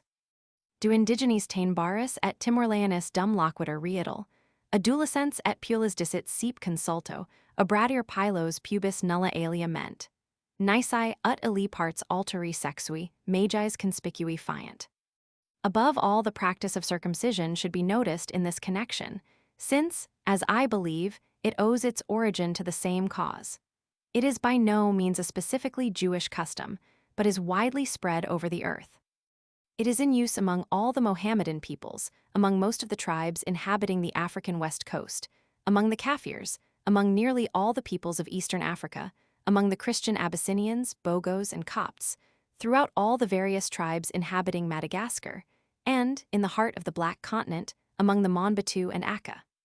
Moreover, it is practiced very commonly in Australia, in many islands of Melanesia, and in Polynesia universally. It has also been met with in some parts of America, in Yucatan, on the Orinoco, and among certain tribes in the Rio Branco in Brazil. The Jews, Mohammedans, Abyssinians, and some other peoples being excepted, it is always performed when the boy attains manhood, i.e., at the same age as that at which he is tattooed or painted, or begins to dress or adorn himself. Indeed, through the operation of circumcision, the boy becomes a man, and, where it is wanting, some other operation or deformation of the body supplies its place. Thus, in Australia, some tribes practice circumcision, others knock out teeth, when the youth becomes virile. Where circumcision is in use, it is generally considered an indispensable preliminary to marriage, uncircumcised being a bad word, and the women often refusing all intercourse with such a man. Several different explanations of this custom have been suggested. Some authors believe that it is due to hygienic motives, but circumcised and uncircumcised peoples live under the same conditions in the same neighborhood side by side, without any difference in their physical condition. Mr. Sturt remarks that, in Australia, you would meet with a tribe with which that custom did not prevail, between two with which it did.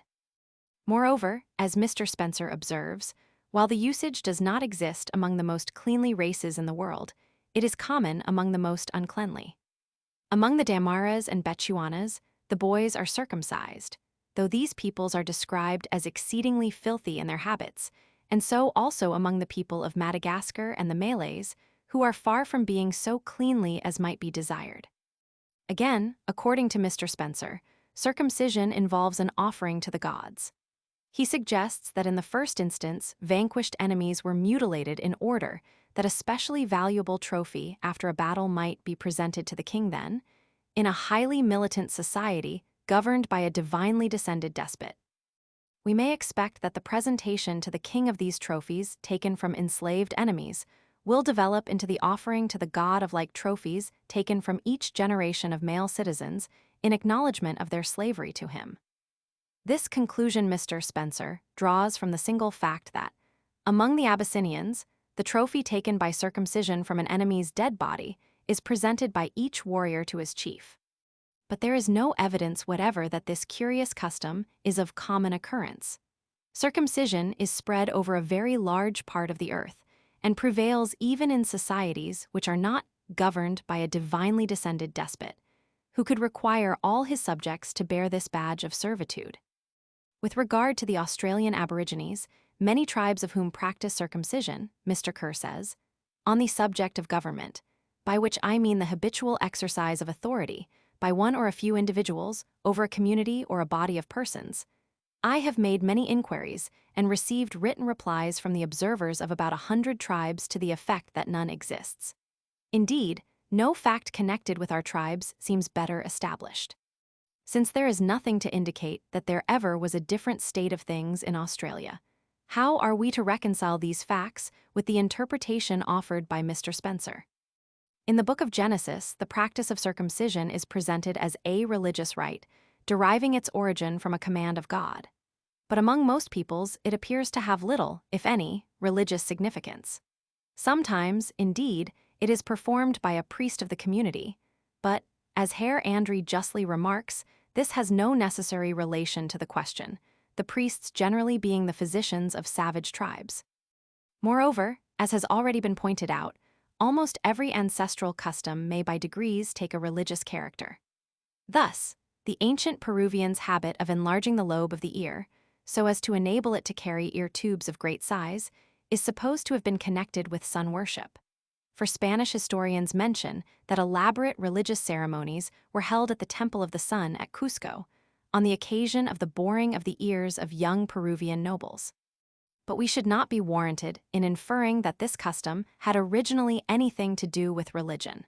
With regard to circumcision among the Jews, I agree with Herr Andre that its religious character was almost certainly of a comparatively late date.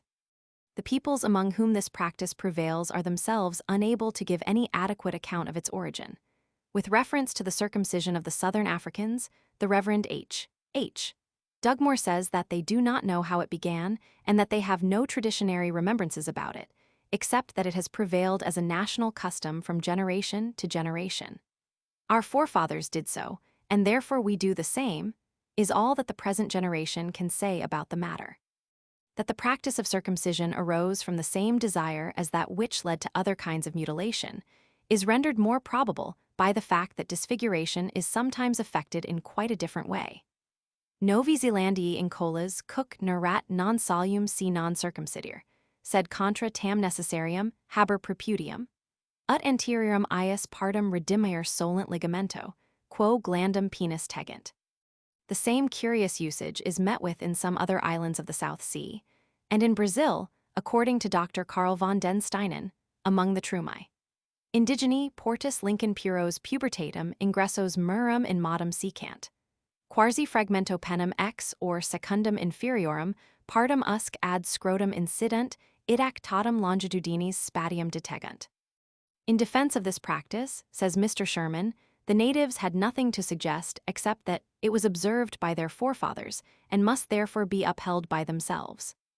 In Ponape, boys are always subjected to semi-castration, as Dr. Finch remarks, in order to prevent the possibility of orchitis, and further, because the girls consider men thus disfigured handsomer and more attractive than others. According to Captain Wright, the same custom prevails in Niutabutabu of the Tonga Islands. Among many peoples of Africa, and in certain tribes of the Malay archipelago and South America, the girls also undergo a sort of circumcision, and this is looked upon as an indispensable preliminary to marriage. Sunt autem gentes, quarum contrarius mos est, ut clitoris et labia minora non excessenter, verum extendenter, et seep longissime extendendur. Ac ista etiam deformatio in sine pulchridudinis existimatur. Do indigenes Ponapes hic adnodet Dr. Finch. Labia internal longius extenta et pendentia puellis et uxoribus singulare sunt insidimentum. Qui res eadam modo si habet apud alias gentes, ut apud Hottentotas.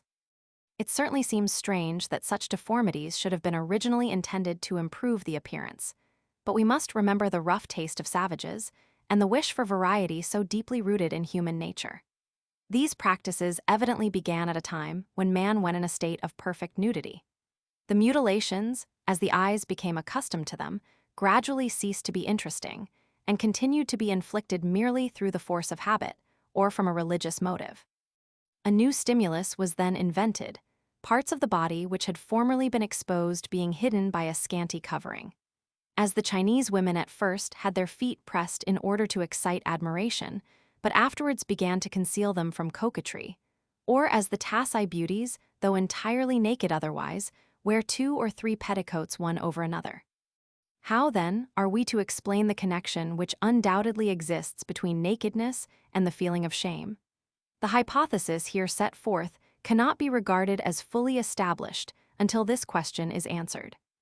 The ideas of modesty, Forster truly says, are different in every country and change in different periods of time.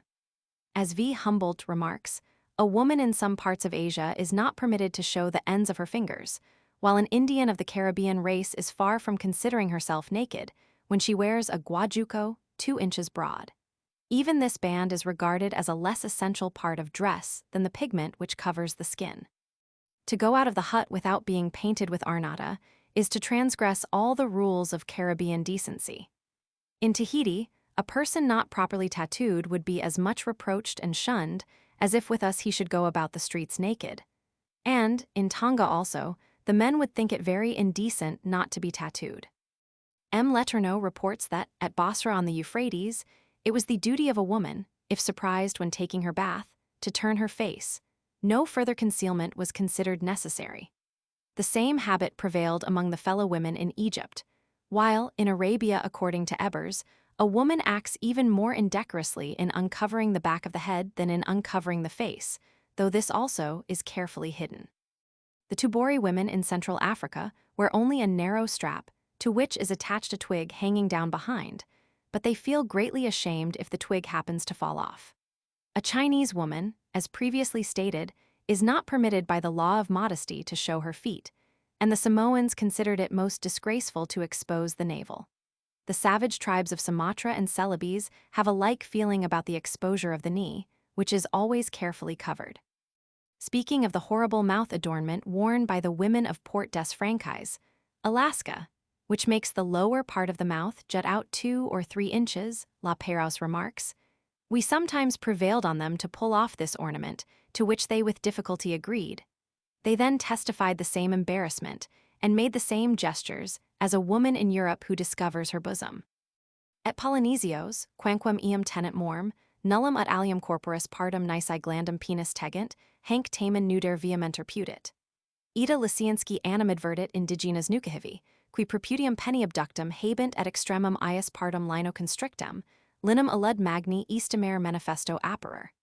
Accidit enim, inquit, ut frater regis, ubi navum mem ascendit, linum amatorit, qua occasion malaquam maxime angebater. Qui cum constratum navis ingrediretur, illare commodus partum non redimitam manibus velevit. Doctor mostly asserts that the Admiralty Islanders, who wear nothing but a shell, always cover themselves hastily on removing the shell for barter, and evidently consider that they are exposing themselves either indecently or irreligiously if they show themselves perfectly nude. The Cubis of Sumatra have a tradition that they are descendants of the youngest of 3 brothers, the first and second of whom were circumcised in the usual way, while it was found that no instruments would circumcise the third. This so ashamed him that he betook himself to the woods. Ideas of modesty, therefore, are altogether relative and conventional. Peoples who are accustomed to tattoo themselves are ashamed to appear untattooed.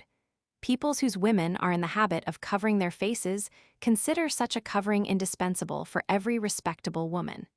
Peoples who for one reason or another have come to conceal the navel, the knee, the bosom, or other parts, blush to reveal what is hidden.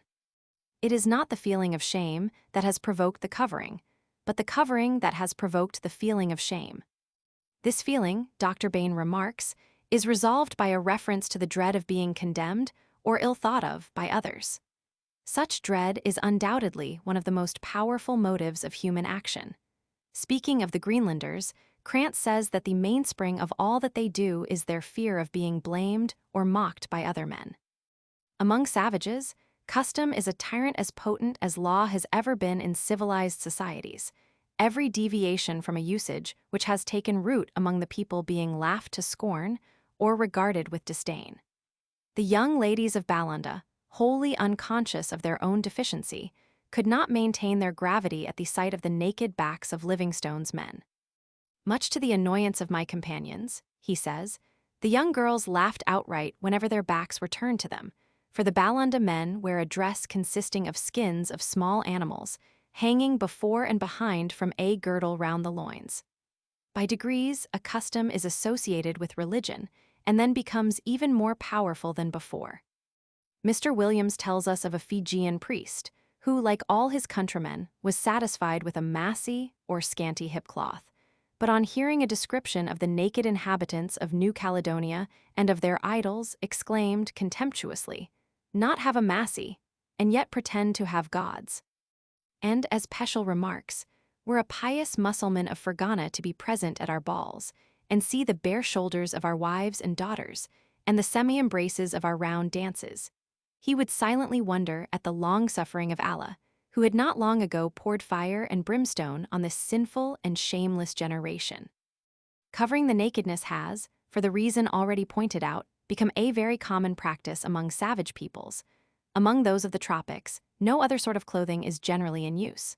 Hence, through the power of custom, the feeling of shame aroused by the exposure of the nakedness. If this is the true explanation, some may be disposed to infer that savages who, for the sake of cold, cover almost the entire body, will feel ashamed to bear even such parts as may elsewhere be shown without compunction. But this would be to overlook the essential fact that the heat of their dwellings, where they spend most of the winter, and the warmth of the summer sun, in many cases make it necessary for them, as they think, to throw off all their clothes. When this is done, they seem to be devoid of any sense of shame. Thus the Aleuts undress themselves completely in their warm jerts, and men and women have for ages been accustomed to bathe together in the sea. They do not think of there being any immodesty in it, yet any immorality is exceedingly rare among them. The Takalis, who usually take off their clothes in summer, though they are well clad in winter, manifest, according to Harmon, as little sense of shame in regard to uncovering as the very brute creation. The Eskimo of Etah, who in the winter are enveloped to the face in furs, nevertheless, according to Kane's description, completely put aside their garments in their subterranean dwellings. And the demeanor of the wife of Hans, the Eskimo on board Hayes's ship, plainly showed that she had no idea of decency. On the other hand, we know that peoples living in warm climates who cover only the nakedness are utterly ashamed to expose it. The Andamanese, although they wear as little clothing as possible, exhibit a delicacy that amounts to prudishness, the women of the tribes of South Andaman being so modest that they will not remove their small apron of leaves or put anything in its place, in the presence of any person, even of their own sex. Speaking of the Fijians, Wilkes asserts that, though almost naked, these natives have a great idea of modesty and consider it extremely indelicate to expose the whole person. If either a man or woman should be discovered without the marrow, or liku, they would probably be killed. The female natives of Nukuhiva have only one small covering, but are so tenacious of it that the most licentious will not consent to take it off. Among those Australian tribes, in which a covering is worn by the women, they will retire out of sight to bathe. In Lukunner and Raidak, men and women never appear naked together. And among the Pelu Islanders, according to Semper, the women have an unlimited privilege of striking, fining, or, if it be done on the spot, killing any man who makes his way into their bathing places. These facts appear to prove that the feeling of shame, far from being the original cause of man's covering his body, is, on the contrary, a result of this custom, and that the covering, if not used as a protection from the climate, owes its origin, at least in a great many cases, to the desire of men and women to make themselves mutually attractive. To some readers, it may perhaps seem probable that the covering of the nakedness was originally due to the feeling which makes intimate relations between the sexes, even among savages, a more or less secret matter. But whilst this feeling is universal in mankind, there are, as we have seen, a great many peoples who attach no idea of shame to the entire exposure of the body, and these peoples are otherwise not less modest than those who cover themselves. Their number is, indeed, so great that we cannot regard the absence of shame as a reversion or perversion, and it may be asserted with perfect confidence that the modesty which shows itself in covering is not an instinct in the same sense as that in which the aversion to incest, for example, is an instinct, an aversion to which sexual bashfulness seems to be very closely related. Travelers have observed that, among various naked tribes, women exhibit a strong sense of modesty through various attitudes. But these attitudes may, like concealment by clothing, have been originally due to coquetry. They imply a vivid consciousness of certain facts, and the exhibition of this consciousness is far from being a mark of modesty. It may, further, be supposed that decent covering was adopted for the protection of parts specially liable to injury. This may hold good for some cases, but the general prevalence of circumcision, even among naked tribes, shows that savages are not particularly anxious about the safety of their persons. Chapter 10. The Liberty of Choice. It would be easy to adduce numerous instances of savage and barbarous tribes among whom a girl is far from having the entire disposal of her own hand. Being regarded as an object of property, she is treated accordingly. Among many peoples, the female children are usually engaged in their earliest youth. Concerning the Eskimo to the north of Churchill, Franklin states that, as soon as a girl is born, the young lad who wishes to have her for a wife goes to her father's tent and proffers himself. If accepted, a promise is given which is considered binding, and the girl is delivered to her betrothed at the proper age. Early betrothals are among the established customs of the Chipewans, Colombians, Botocudos, Patagonians, and other American peoples. Among the African Maretsi, the children are often affianced at an early age, and the marriage is consummated as soon as the girl arrives at maturity. The Negroes of the Gold Coast, according to Bosman, often arranged for the marriage of infants directly after birth, whilst, among the Bushmans, Bechuanas, and Ashantis, children are engaged when they are still in the womb, in the event of their proving to be girls. In Australia, too, girls are frequently promised in early youth, and sometimes before they are born. The same is the case in New Guinea, New Zealand, Tahiti, and many other islands of the South Sea, as also among several of the tribes inhabiting the Malay archipelago. Mariner supposed that, in Tonga, about one-third of the married women had been thus betrothed. In British India, infant marriage has hitherto been a common custom, and all peoples of the Turkish stock, according to Professor Vanbury, are in the habit of betrothing babies. So also are the Sam, Eds, and Tusky, and among the Jews of Western Russia, parents betroth the children whom they hope to have. Among some peoples, it is the mother, brother, or maternal uncle who has the chief power of giving a girl in marriage. In Timor-Laut, Mr. Forbes says, nothing can be done of such import as the disposal of a daughter without the advice, assistance, and witness of all the villagers, women and youths being admitted as freely to speak as the elder males. And in West Australia, according to Mr. Oldfield, the consent of the whole tribe is necessary for a girl's marriage. Yet such cases are no doubt rare exceptions, and give us no right to conclude that there ever was a time when children were generally considered the property of the tribe or of their maternal kinsfolk.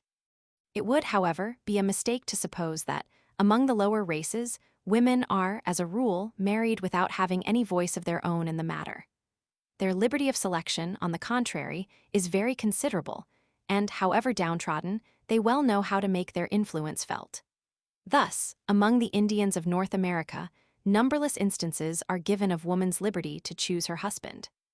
Schoolcraft asserts that their marriages are brought about, sometimes with, and sometimes against, the wishes of the graver and more prudent relatives of the parties, the marital right consisting chiefly in the consent of the parties.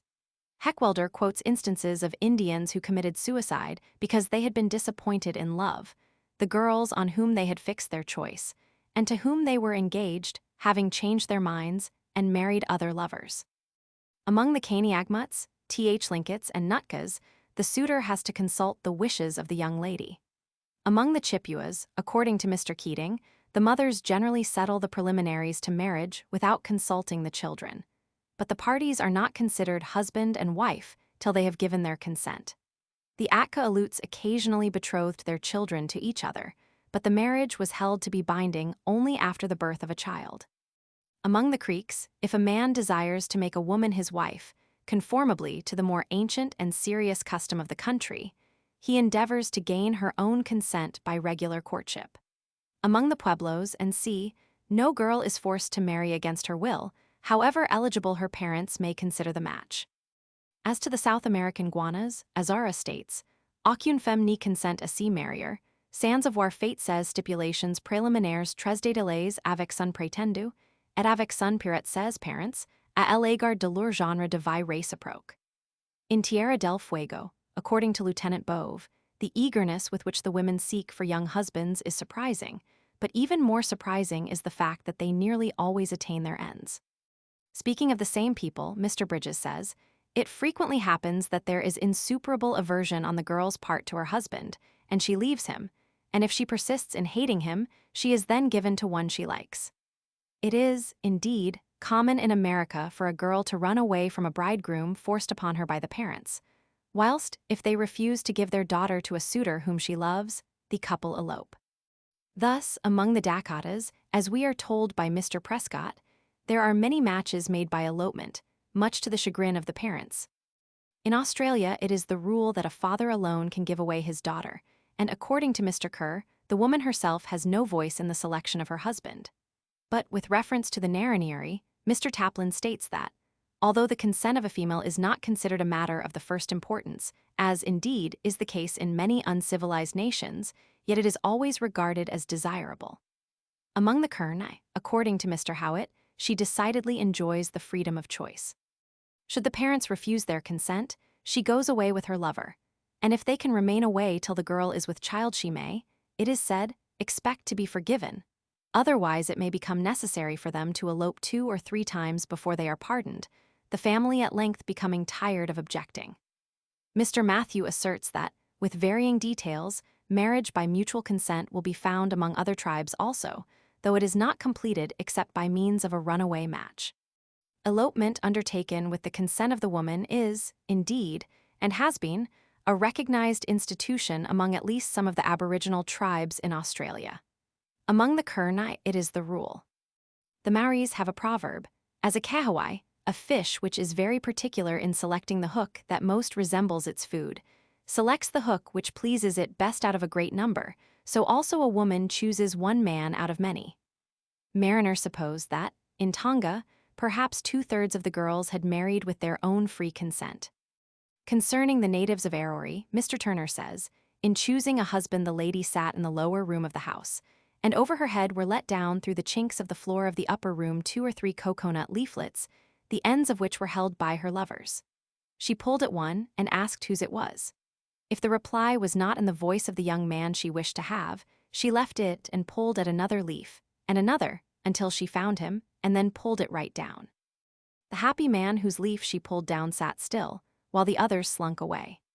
In the Society Islands, the women of the middle and lower ranks had the power to choose husbands according to their own wishes, and that the women of the highest classes sometimes asserted the same right appears from the addresses a chief of Aimeo had to pay to the object of his attachment before she could be induced to accept his offer. In Radek, marriages depend on a free convention, as seems to be generally the case in Micronesia. In the New Britain group, according to Mr. Romilly, after the man has worked for years to pay for his wife and is finally in a position to take her to his house, she may refuse to go, and he cannot claim back from the parents the large sums he has paid them in yams, coconuts, and sugar canes. With reference to the New Caledonian girl, M. Monselin remarks, El est consulte quelquefois, mais souvent est forcé d'obéir. Alors el fuit à chaque instant pour rejoindre el homme quel préfère. In the Indian archipelago, according to Professor Wilkin, most marriages are contracted by the mutual consent of the parties. Among the Dayaks, the unmarried girls are at perfect liberty to choose their mates. In some parts of Java, much deference is paid to the bride's inclinations, and, among the Minnehassers of Celebes, courtship or love-making is always strictly an affair of the heart and not in any way dependent upon the consent or even wish of the parents. Similar statements are made by Riedel with reference to several of the smaller islands. Among the Rejangs of Sumatra, if a young man runs away with a virgin without the consent of her father, he does not act contrary to the laws of the country. And, if he is willing to make the usual payments afterwards, the woman cannot be reclaimed by her father or other kinsfolk. In Burma, the choice of marriageable girls is perfectly free, and marriages are occasionally contracted even in direct opposition to the parents. Among the Shans, mutual consent is required to constitute a valid union, and regarding the Chittagong Hill tribes, Captain Lewin says that the women's power of selecting their own husband is to the full as free as that enjoyed by our own English maidens. The same is the case with many, perhaps most, of the uncivilized tribes of India. The young couple often settle the affair entirely between themselves, even though marriages are ostensibly arranged by the parents, or the parents, before they give their children in marriage, consult them and, as a rule, follow their likings. In case of parental objection, elopements frequently take place. Among the Kukis, a girl who runs away from a husband she does not like is not thought to act wrongly in doing so. Among the Aboriginal tribes of China, the Ainos, Kamchadales, Jakuts, Ossets, and Si, the daughter's inclinations are nearly always consulted. And, in Korea, mutual choice was the ancient custom of the country. Turning to Africa, we find that, among the Tuaregs, a girl may select out of her suitors the one whom she herself prefers. As to the West African Negroes, Mr. Reed informed Mr. Darwin that the women, at least among the more intelligent pagan tribes, have no difficulty in getting the husbands whom they may desire, although it is considered unwomanly to ask a man to marry them. The accuracy of this statement is confirmed by several travelers, and it seems to hold good for other parts of Africa. Among the Shilis, according to Dr. Felkin, the women have a voice in the selection of their husbands. The Mahdi girls, says Emin Pasha, enjoy great freedom and are able to choose companions to their liking. Among the Marutsi, free women who have not been given away or sold as slaves are allowed to choose what husbands they please.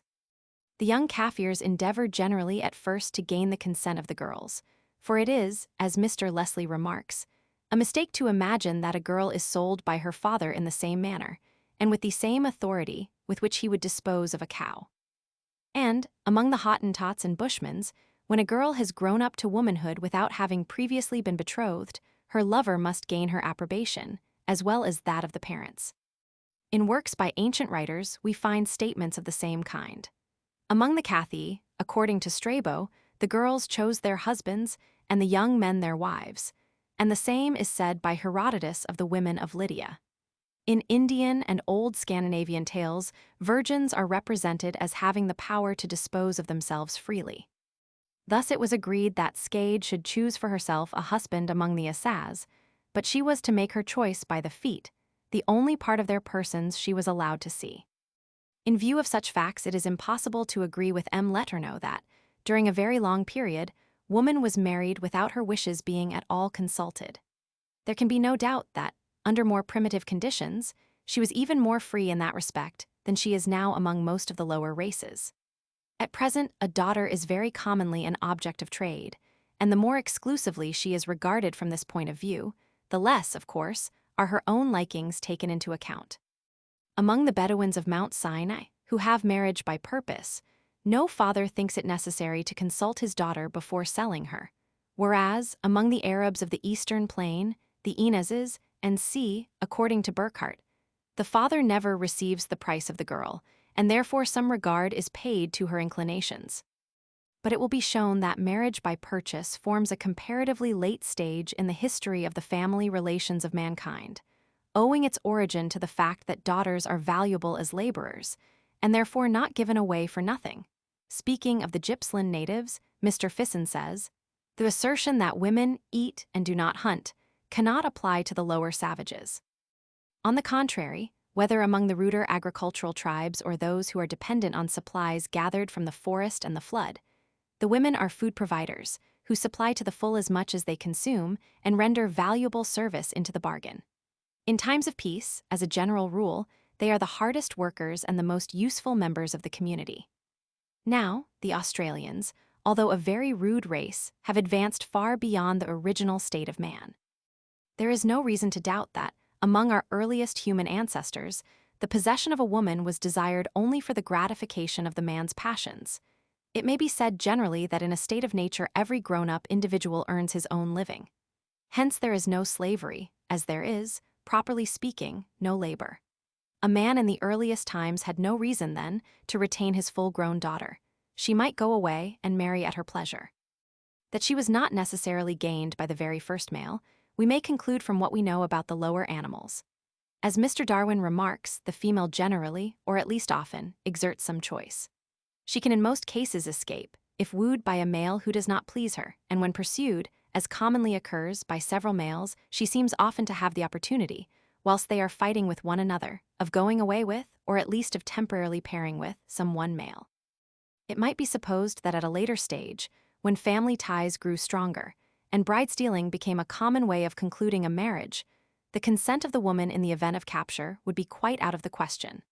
Certainly, it must generally have been so when she fell as a booty into the hands of an enemy.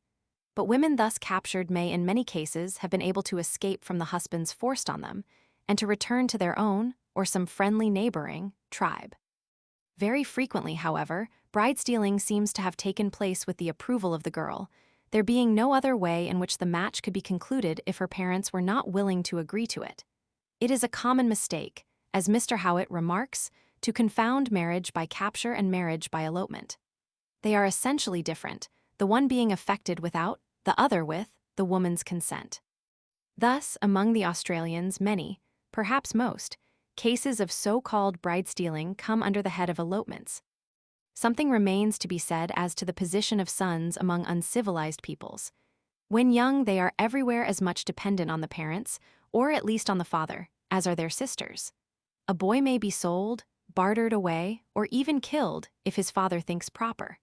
That the power of life and death, under certain circumstances, rests with the tribe is a matter of little importance in this connection. But as soon as the young man grows up, the father, as a rule, has no longer any authority over him, whereas a woman is always more or less in a state of dependence, marriage implying for her a change of owner only. Among the Australians, says Mr. Kerr, sons become independent when they have gone through the ceremonies by which they attain to the status of manhood. The full-grown man is his own master. He is strong enough not to be kept in check by his father, and, being able to shift for himself, he may marry quite independently of the old man's will. It often happens, indeed, as we have seen, that parents betroth their children when they are young. But if such an engagement is not always binding even for the woman, it is of course all the less so for the man. The choice among the Kalmucks, Lyadov says, belongs entirely to the parents. Still, there is no constraint upon this point, and if the son declares that the selection of his parents displease him, there is no further question about the matter. Moreover, marriage contracts are concluded among certain peoples by the parents of the parties, even when these are full-grown. Among the Iroquois, according to Mr. Morgan, the mother, when she considered her son of a suitable age for marriage, looked about for a maiden whom she thought likely to accord with him in disposition and temperament, and remonstrance or objection on the part of the children was never attempted. Among the Basutos, the choice of the great wife is generally made by the father. And in many of the uncivilized tribes of India, parents are in the habit of betrothing their sons. In certain cases, the parents merely go through a form of selection, the matter having already been really settled by the parties concerned. And usually a man who has been induced to marry a woman he does not like may divorce her and choose another according to his taste. Yet, speaking of the Cassans, Colonel Dalton says that there is no instance on record of a youth or maiden objecting to the arrangement made for them. The paternal authority among these tribes of India implies, indeed, a family system of higher type than we are accustomed to find among wild races. It approaches the patria potestas of the ancient Aryan nations. Thus, among the Khans, in each family the absolute authority rests with the housefather. The sons have no property during the father's lifetime, and all the male children, with their wives and descendants, continue to share the father's meal, prepared by the common mother. The father chooses a full-grown woman as a wife for his young son. In the superior age of the bride, says Colonel Macpherson, is seen a proof of the supremacy of the paternal authority amongst this singular people. The parents obtain the wives of their sons during their boyhood as very valuable domestic servants, and their selections are avowedly made with a view to utility in this character. Among savages, the father's power depends exclusively, or chiefly, upon his superior strength. At a later stage, in connection with a more highly developed system of ancestor worship, it becomes more ideal, and at the same time, more extensive and more absolute. Obedience to the father is regarded as a sacred duty, the transgression of which will be punished as a crime against the gods. Indeed, so prevalent has this strengthened authority of the father been among peoples who have reached a relatively high degree of civilization, that it must be regarded as marking a stage in all human history. The family system of the savage Indians differs widely, in this respect, from that which was established among the ancient inhabitants of Mexico and Peru. Concerning the Mexicans, Clavigero says that their children were bred to stand so much in awe of their parents that, even when grown up and married, they hardly durst speak before them. The following was an exhortation of a Mexican to his son: "Honor all persons, particularly thy parents, to whom thou owest obedience, respect, and service. Guard against imitating the example of those wicked sons, who, like brutes that are deprived of reason, neither reverence their parents, listen to their instruction, nor submit to their correction, because whoever follows their steps will have an unhappy end, will die in a desperate or sudden manner, or will be killed and devoured by wild beasts." A youth was seldom allowed to choose a wife for himself. He was expected to abide by the selection of his parents. Hence it rarely happened that a marriage took place without the sanction of parents or other kinsfolk, and he who presumed to marry without such sanction had to undergo penance, being looked upon as ungrateful, ill-bred, and apostate. The belief was, according to Torquemada, that an act of that kind would be punished by some misfortune. In a province of the Mexican Empire, it was even required that a bridegroom should be carried, that he might be supposed to marry against his inclinations.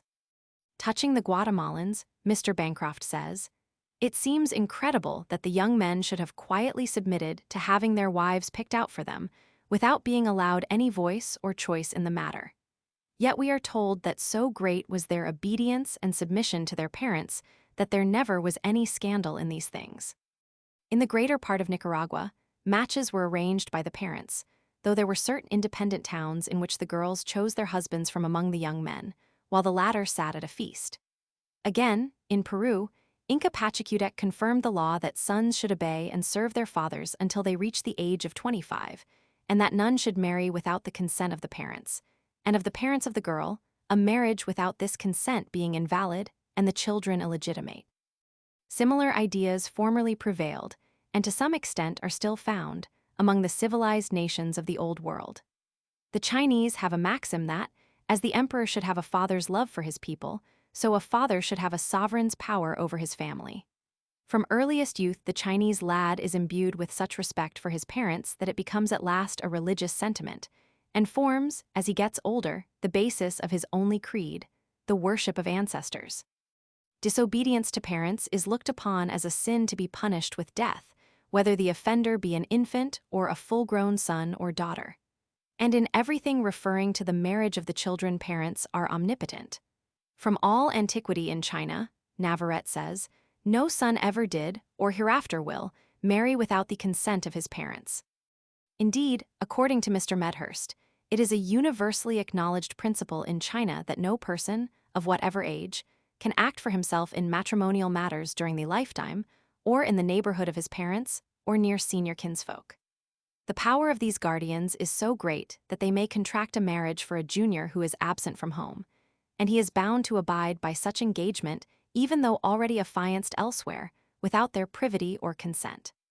The consequence of this system is that, in many cases, the betrothed couple scarcely know each other before marriage, the wedding being the first occasion on which the man catches a glimpse of his wife's face. In some parts of the empire, children are affianced in infancy. In Japan, according to Professor Rain, a housefather enjoyed the same extensive rights as the Roman paterfamilias, and unlimited power over the person and property of his children. Filial piety is considered the highest duty of man, and not even death or the marriage relation weakens, to any great extent, the hold of a father on a child. With affection on the one hand and cunning on the other, says Mr. Griffiths, an unscrupulous father may do what he will. The Japanese maiden, as pure as the purest Christian virgin, will, at the command of her father, enter the brothel tomorrow and prostitute herself for life. Not a murmur escapes her lips as she thus filially obeys. Marriages are almost invariably arranged by the parents or nearest kinsfolk of the parties, or by the parties themselves with the aid of an agent or middleman known as the nakodo, it being considered highly improper for them to arrange it on their own account. Among the lower classes, such direct unions are not unfrequent, but they are held in contempt and are known as yego, i.e., meeting on a moor, a term of disrespect showing the low opinion entertained of them. The middleman's duty consists in acquainting each of the parties with the nature, habits, good and bad qualities, and bodily infirmities of the other, and in doing his utmost to bring the affair to a successful conclusion. It seldom happens that the parties immediately interested communicate directly with the middleman. If they have parents or guardians, it is done by these, and, if not, by the nearest relation. The middleman has to arrange for a meeting between the parties, which meeting is known as the mi-ai, literally, see meeting, and if either party is dissatisfied with the other after this introduction, the matter proceeds no further. But formerly, says Mr. Kuchler, this antenuptial meeting was dispensed with in the case of people of very exalted rank, who consequently never saw each other until the bride removed her veil on the marriage day. Among the ancient Arabs and Hebrews, fathers exercised very great rights over their families. According to the old law of Javism, a father might sell his child to relieve his own distress, or offer it to a creditor as a pledge. Death was the penalty for a child who struck a parent, or even cursed one, though the father himself could not inflict this penalty on his children, but had to appeal to the whole community. How important were the duties of the child to the parents is shown in the primitive typical relation of Isaac to Abraham, and may, as Ewald remarks, be at once learned from the placing of the law on the subject among the 10 Commandments, and from its position there in immediate proximity to the commands relating to the duties of man towards God. According to Michaelis, there is nowhere the slightest trace of its having been the will of Moses that paternal authority and the subjection of sons should cease after a certain age. A Hebrew father not only disposed of his daughter's hand, but chose wives for his sons, the selection, however, being sometimes made by the mother. Judging from the marked severity of filial duties among the Egyptians, some of which are distinctly alluded to in the inscription of Thebes, we may conclude that in Egypt, much more was expected from a son than in any European nation of the present day. And in the Precepts of Ptahhotep, which have been called the most ancient book in the world, we read that the father ought to command, the son to obey. The son who accepts the word of his father will attain old age on that account. God wishes us to obey. Disobedience is abhorrent to him. Among the Romans, the house father had in the earlier time the jus vidi nescisque, the power of life and death over his children. He could imprison, sell, or kill his children under an express law of the 12 tables, and Plutarch says Brutus condemned his sons to death without judicial forms, not as consul but as father. All in the household, Mommsen remarks, were destitute of legal rights, the wife and the child no less than the bullock or the slave. Even the full-grown son and his children were subject to the housefather's will, and in marriage without conventio in manum, a daughter remained in the power of her father or tutor after marriage. The consent of the paterfamilias was indispensable to the marriage of children, sons and daughters alike, and so strict was this rule originally, that down to the reign of Marcus Aurelius, the children of a ment captus could not contract a legal marriage while in the power of their father, the latter being incapable of giving his consent. The religious character of this unlimited paternal authority has been pointed out by M. Fustel de Coulanges. In primitive antiquity, he says, the father is not only the strong man, the protector who has power to command obedience.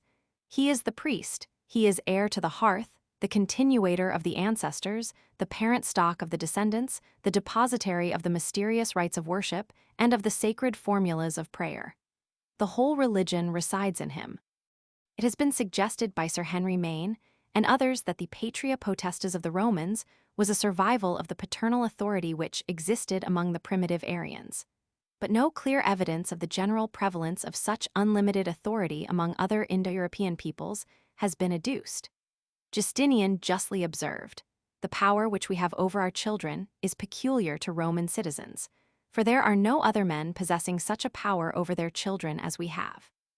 That the father, among the Greeks, Germans, and Celts, had the power to expose his children when they were very young and to sell his marriageable daughters, does not imply the possession of a sovereignty like that which the Roman housefather exercised over his descendants at all ages. As, however, the family institution seems to have had a religious basis among the early Aryans, the father probably had a higher authority than he has among any existing uncivilized people. According to Sir Henry Maine, the fullness of the ancient Hindu patria potestas may be safely inferred from the veneration, which even a living father must have inspired under a system of ancestor worship. At a later date, the Law Book of Manu declares that 3 persons, a wife, a son, and a slave, have in general no wealth exclusively their own, the wealth which they may earn being regularly acquired for the man to whom they belong. A more recent but still ancient authority, Narada, says that a son is of age and independent in case his parents be dead. During their lifetime he is dependent, even though he be grown old. And, speaking of the south of India, Mr. Nelson observes, "It is an undoubted fact that, amongst the so-called Hindus of the Madras province, the father is looked upon by all at the present day as the Raja or absolute sovereign of the family that depends upon him. He is entitled to reverence during his life, as he is to worship after his death. His word is law, to be obeyed without question or demur. He is emphatically the master of his family, of his wife, of his sons, of his slaves, and of his wealth." But on the other hand, it appears from the Rig Veda that, among the ancient Hindus, the father was the head of the family only as long as he was able to be its protector and maintainer, decrepit parents being even allowed to die of starvation, a custom which was prevalent among the ancient Teutons and Iranians. Moreover, according to the laws of Manu, a daughter might choose her husband in accordance with her own wish. This permission, however, seems to have been an innovation, as Manu himself disapproves of such a voluntary union of a maiden and her lover, which springs from desire and has sexual intercourse for its purpose. The 4 marriages, Brahma, Deva, Arsha, and Pragapatiya, in which the father gives away his daughter, are blessed marriages, and from them spring sons radiant with knowledge of the Veda, honored by good men, and destined to live 100 years. But the remaining 4 marriages, those affected by purchase, voluntary union, forcible abduction, or stealth, are blamable marriages, from which spring sons who are cruel and untruthful, who hate the Veda and the sacred law. Among the ancient Persians also, marriage contracted with the woman's own consent, but against the will of her parents, was looked upon as the worst kind of marriage. In India, as well as in Persia, children were often affianced in earliest youth by their parents.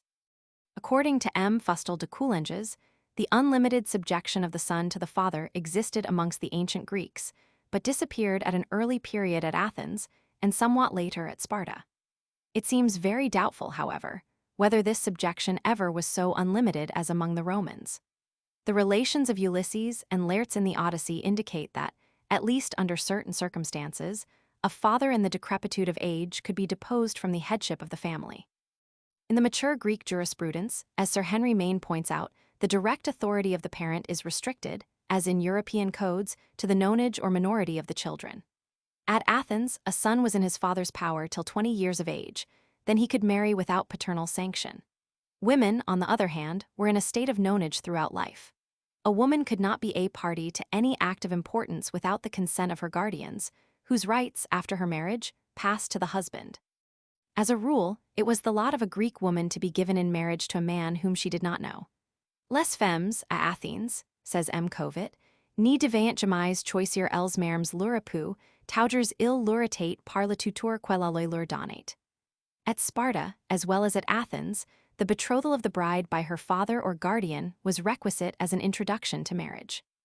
Among the Teutons, the father certainly had the power to expose or sell his children under age, but an adult son could put his infirm and aged parents to death. Quelque soit la ressemblance des deux institutions, says M. Laboulaye, on n'y peut pas confondre la puissance paternelle, patria potestas, des Romains et la puissance paternelle des barbares, le mundium. Far from being, as in Rome, a power throughout life, the mundium over a son ceased as soon as he was able to shift for himself. M. Pardensis asserts that, at any rate in the 5th and 6th centuries, such paternal authority as a Roman father exerted did not exist among the Franks, and an old commentator states that, by the law of the Langobardi, children are not under the power of the father. Nevertheless, the mundium among these people was more severe than among any other of the Teutonic nations. The extent of the father's rights in earlier times, when the Teutons had no written laws, we do not definitely know.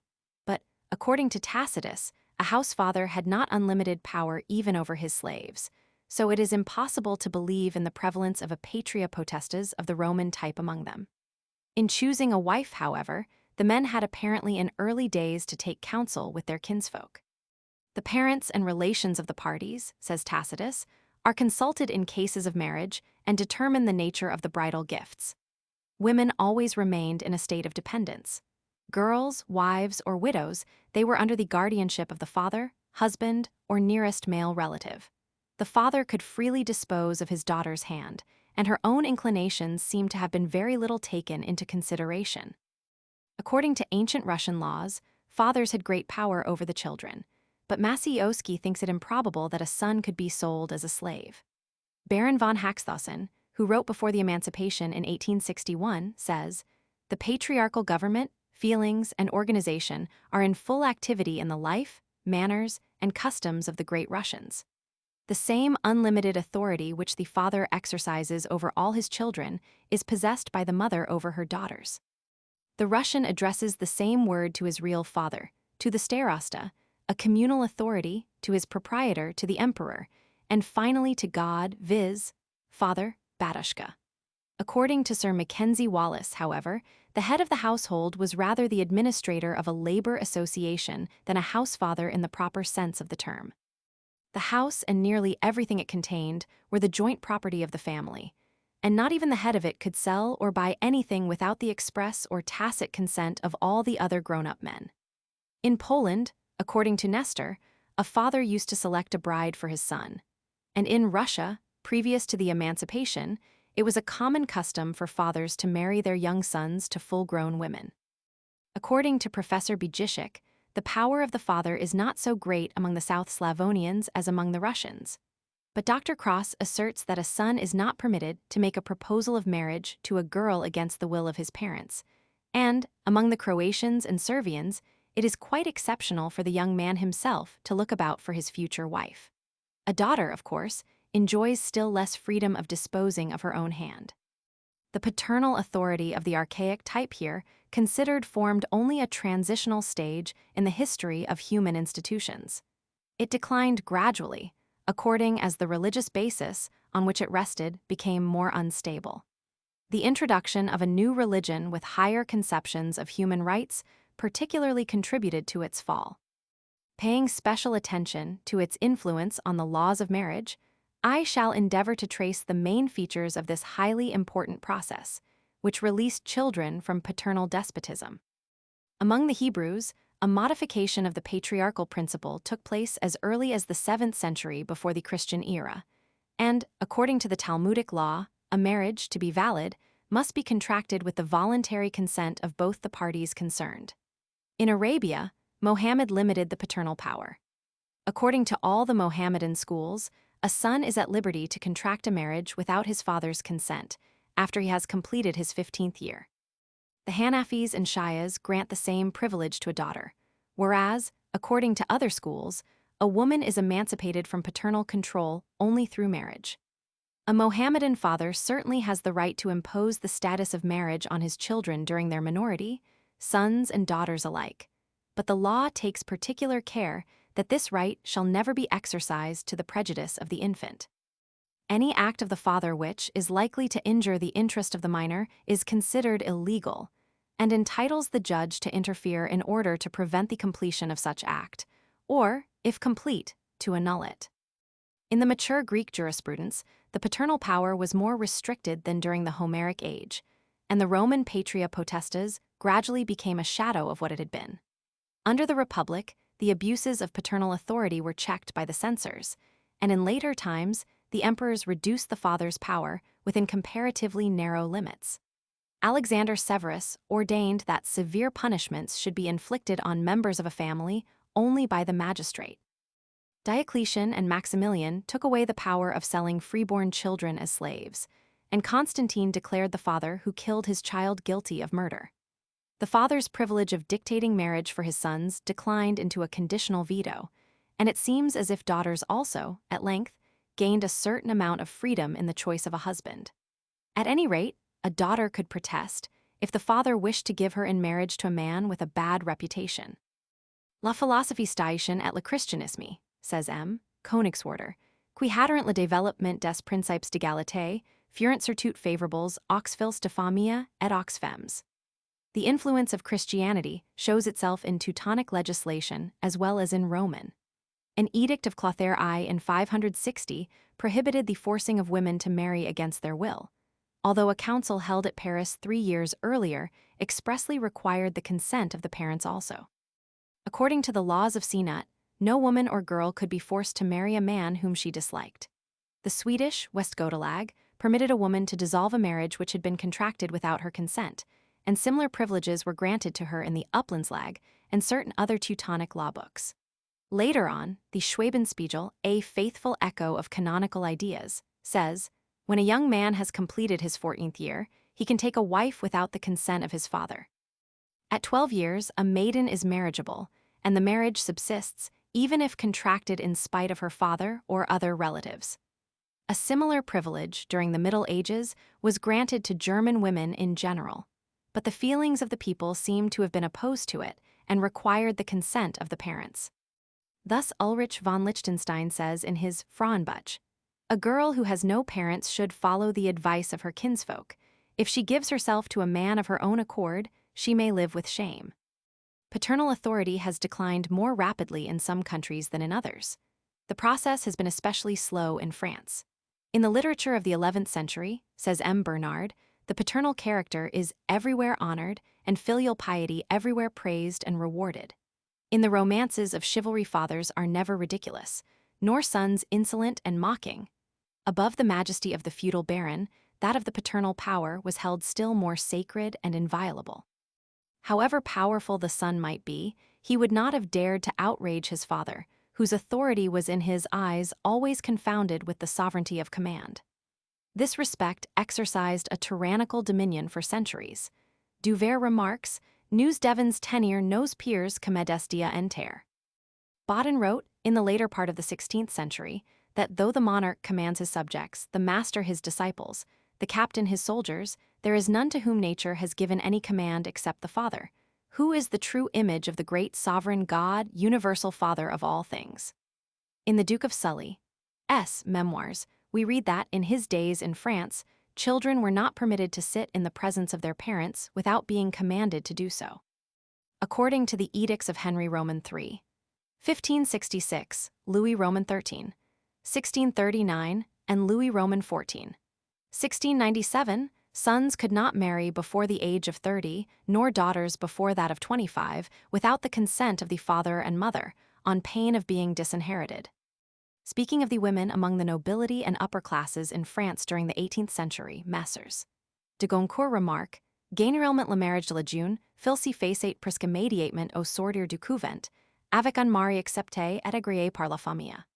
Car le mariage était avant tout une affaire de famille, un arrangement au gré des parents, qui décidait des considérations de position et d'argent, des convenances de rang et de fortune. Le choix était fait d'avance pour la jeune personne, qui n'était pas consultée. Even now French law accords considerable power to parents. A child cannot quit the paternal residence without the permission of the father before the age of 21, except for enrollment in the army. For grave misconduct by his children, the father has strong means of correction. A son under 25 and a daughter under 21 cannot marry without the consent of their parents. And, even when a man has attained his 25th year, and the woman her 21st, both are still bound to ask for it, by a formal notification. Parental restraints upon marriage exist to a very great extent in Germany and Holland also, the marriage of minors being absolutely void, if effected without the consent of the father, or of the mother if she be the survivor. According to American, Scotch, and Irish law, on the other hand, the consent of parents and guardians to the marriage of minors is not requisite to the validity of the union. The same was the case in England prior to the Statute of 26 Geo. Roman II. c. 33, which declared all marriages by license, when either of the parties was under the age of 21 years, if celebrated without publication of bans, or without the consent of the father or unmarried mother or guardian to be absolutely null and void. There is thus a certain resemblance between the family institution of savage tribes and that of the most advanced races. Among both, the grown-up son, and frequently the grown-up daughter, enjoys a liberty unknown among peoples at an intermediate stage of civilization. There are, however, these vital differences: that children in civilized countries are in no respect the property of their parents, that they are born with certain rights guaranteed to them by society, that the birth of children gives parents no rights over them other than those which conduce to the children's happiness. These ideas, essential as they are to true civilization, are not many centuries old. It is a purely modern conception the French encyclopedist expresses when he says, Le pouvoir paternel est plus un devoir qu'un pouvoir. Chapter 11. Sexual Selection Among Animals. The expression, sexual selection, was first used by Mr. Darwin. Besides natural selection, which depends on the success of both sexes, at all ages, in relation to the general conditions of life, he introduced another principle, sexual selection, which depends on the success of certain individuals over others of the same sex, in relation to the propagation of the species. According to the former principle, those individuals who are most successful in the struggle for existence survive the others, and characters useful to the species are thus inherited. According to the latter, those individuals who have the greatest success in the struggle for mates have the most numerous offspring, and the characters which gave them the preference pass on to the new generation, and are afterwards intensified by the operation of like causes. The sexual struggle is of two kinds. In both it is carried on by individuals of the same sex, but in one these individuals, generally the males, try to drive away or kill their rivals. In the other, they seek to excite or charm those of the opposite sex, generally the females, who select the most attractive males for their partners. Therefore, the characters acquired through sexual selection, and transmitted chiefly to offspring of the same sex, generally the males, are, on the one hand, weapons for battle, vigor, and courage, on the other hand, certain colors, forms, ornaments, sounds, or odors which are felt to be pleasant. The secondary sexual characters of the latter sort are thus due to the taste of the females. They have been acquired because they are beautiful or otherwise agreeable, whereas the characters resulting from natural selection have been acquired because they are useful. How are we to explain the origin of this wonderful aesthetic faculty? The senses of man and of the lower animals, says Mr. Darwin, seem to be so constituted that brilliant colors and certain forms, as well as harmonious and rhythmical sounds, give pleasure and are called beautiful. But why this should be so we know not. According to Mr. Darwin, natural and sexual selection are two different sources from which animal characters have arisen.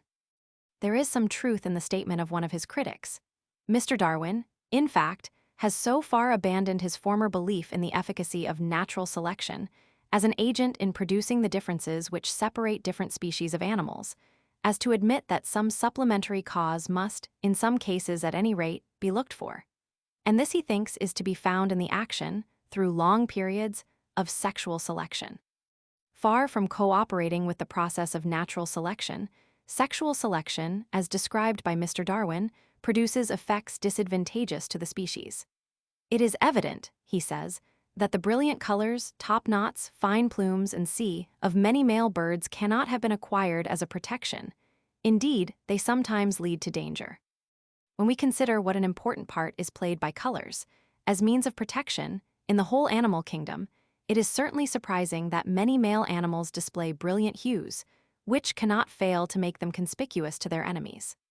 The strong odors emitted by certain reptiles and mammals during the pairing season, and the sounds produced by various species at the same period, have also the effect of attracting hostile animals that are searching for food. And the danger arising for the species from these secondary sexual characters is all the greater because they generally appear at the time when offspring is about to be produced. Thus, besides colors, structures, and functions, adapted in the most marvelous way to the requirements of each species, there are others highly dangerous, which, according to Mr. Darwin, depend upon an aesthetic sense, the origin of which we do not know, and which is absolutely useless. Mr. Darwin, in his many works, has shown how immense is the influence exercised by natural selection on the organic world. A disciple, therefore, naturally feels perplexed when he is told of a series of facts, which, according to the explanation given by the master, are opposed to natural selection. When the contradiction between the theories of natural and sexual selection is distinctly realized, the question arises, can we be sure that the secondary sexual characters are so useless as Mr. Darwin suggests? May not they also be explained by the principle of the survival of the fittest? The larger size and greater strength of the males, and the weapons of offense or defense many of them possess, may easily be so accounted for, as, among the higher animals, the males generally fight with each other for the possession of the females. The point is whether the other secondary sexual characters can be due to the same cause. It is an established fact that the colors of flowers serve a definite end. Through them, the flowers are recognized by insects in search of honey, and the insects, during their visits, involuntarily carry the pollen of one flower to the stigma of another, and thus effect cross-fertilization, which is proved to be of great importance for the vigor and fertility of the next generation of plants. Now it is extremely interesting to note that brilliant colors are found only in species of flowers to which they are useful as means of attracting insects. They never occur in plants which are fertilized by the wind. Mr. Wallace observes that plants rarely need to be concealed because they obtain protection by their spines, or their hardness, or their hairy covering, or their poisonous secretions. Hence, there are very few cases of what seems to be true protective coloring among them. In animals, on the contrary, color is greatly influenced by their need of protection from, or warning to, their numerous enemies. Colors of other kinds must always, to a certain extent, be dangerous for the species. Is it probable, then, that, whilst gay colors occur only in the flowers of those plants to which they are of real use, conspicuous colors should occur in animals to which they are of real danger, merely because the females find them beautiful? Mr. Wallace, whose well-known criticism of Mr. Darwin's theory of sexual selection seems, in many points, to be conclusive, suggests that the very frequent superiority of the male bird or insect in brightness or intensity of color is due to the greater vigor and activity and the higher vitality of the male. This intensity of coloration is therefore most manifest in the male during the breeding season, when the vitality is at a maximum. It would be further developed by the combats of the males for the possession of the females, and the most vigorous and energetic usually leaving the most numerous and most healthy offspring. Natural selection would indirectly become a preserver and intensifier of color. Mr. Wallace has made it very probable that there is some connection between vigor and color. But another question is whether this connection, depending on some unknown physiological law, is so necessary that it takes place even when color is positively disadvantageous to the species. Nothing of the kind is found in the vegetable kingdom. We know, as Mr. Wallace himself remarks, that colors which rarely or never appear in the species in a state of nature continually occur among cultivated plants and domesticated animals, a fact which shows that the capacity to develop color is ever present. Among wild plants, such color variations are never preserved except when they are useful. Is it not most reasonable to suppose that the like is the case with animals?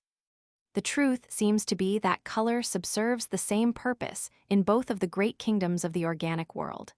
Just as flowers are colored that insects may recognize where honey is to be found, and thus may be led to promote fertilization, so the sexual colors of animals have been developed to make it easier for the sexes to find each other during the pairing time.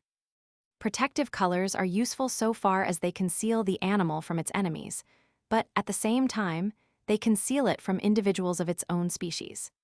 Sexual colors are therefore useful as well, because they make the animal more visible. It is quite in accordance with the theory of natural selection that, where such colors occur, the advantage from them should be greater than the disadvantage. We can see the reason for the brilliant colors of hummingbirds, as these birds, on account of their great activity, are practically unmolested, and for the bright hues of the rose chafers, who are saved from attack by a combination of protecting characters. But generally, there is danger in sexual colors, so that nature has given them with the utmost cautiousness. Usually they occur in males only because of the female's greater need of protection. They are not developed till the age of reproduction, and they appear, in a great many species, only during the pairing season. The greatest advantage is one with the least possible peril. It is a fact of great importance that sexual colors occur exactly in those species whose habits make these colors most visible. Thus the nocturnal moths, taken as a body, are much less gaily decorated than butterflies, all of which are diurnal in their habits. Although, according to Mr. Wallace, the general influence of solar light and heat is no adequate cause for the variety, intensity, and complexity of the colors. The females of the ghost moth are yellow with darker markings, whereas the males are white, that they may be more easily seen by the females whilst flying about in the dusk.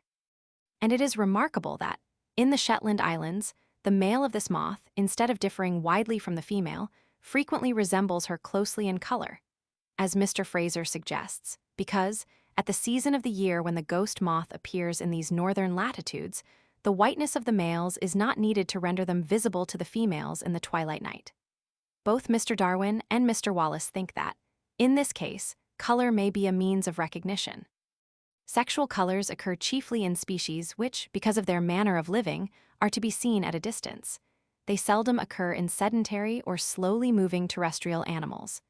The members of the lowly organized order Thysanura are wingless and dull-colored.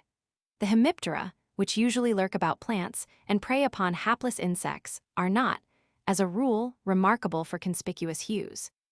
The Orthoptera are all terrestrial in their habits, generally feeding upon plants, and although some exotic locusts are beautifully ornamented, their bright tints, according to Mr. Darwin, do not seem to fall under the head of sexual coloration.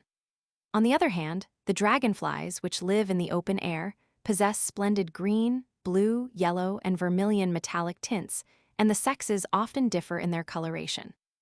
Everyone has admired the extreme beauty of many butterflies, especially of the males.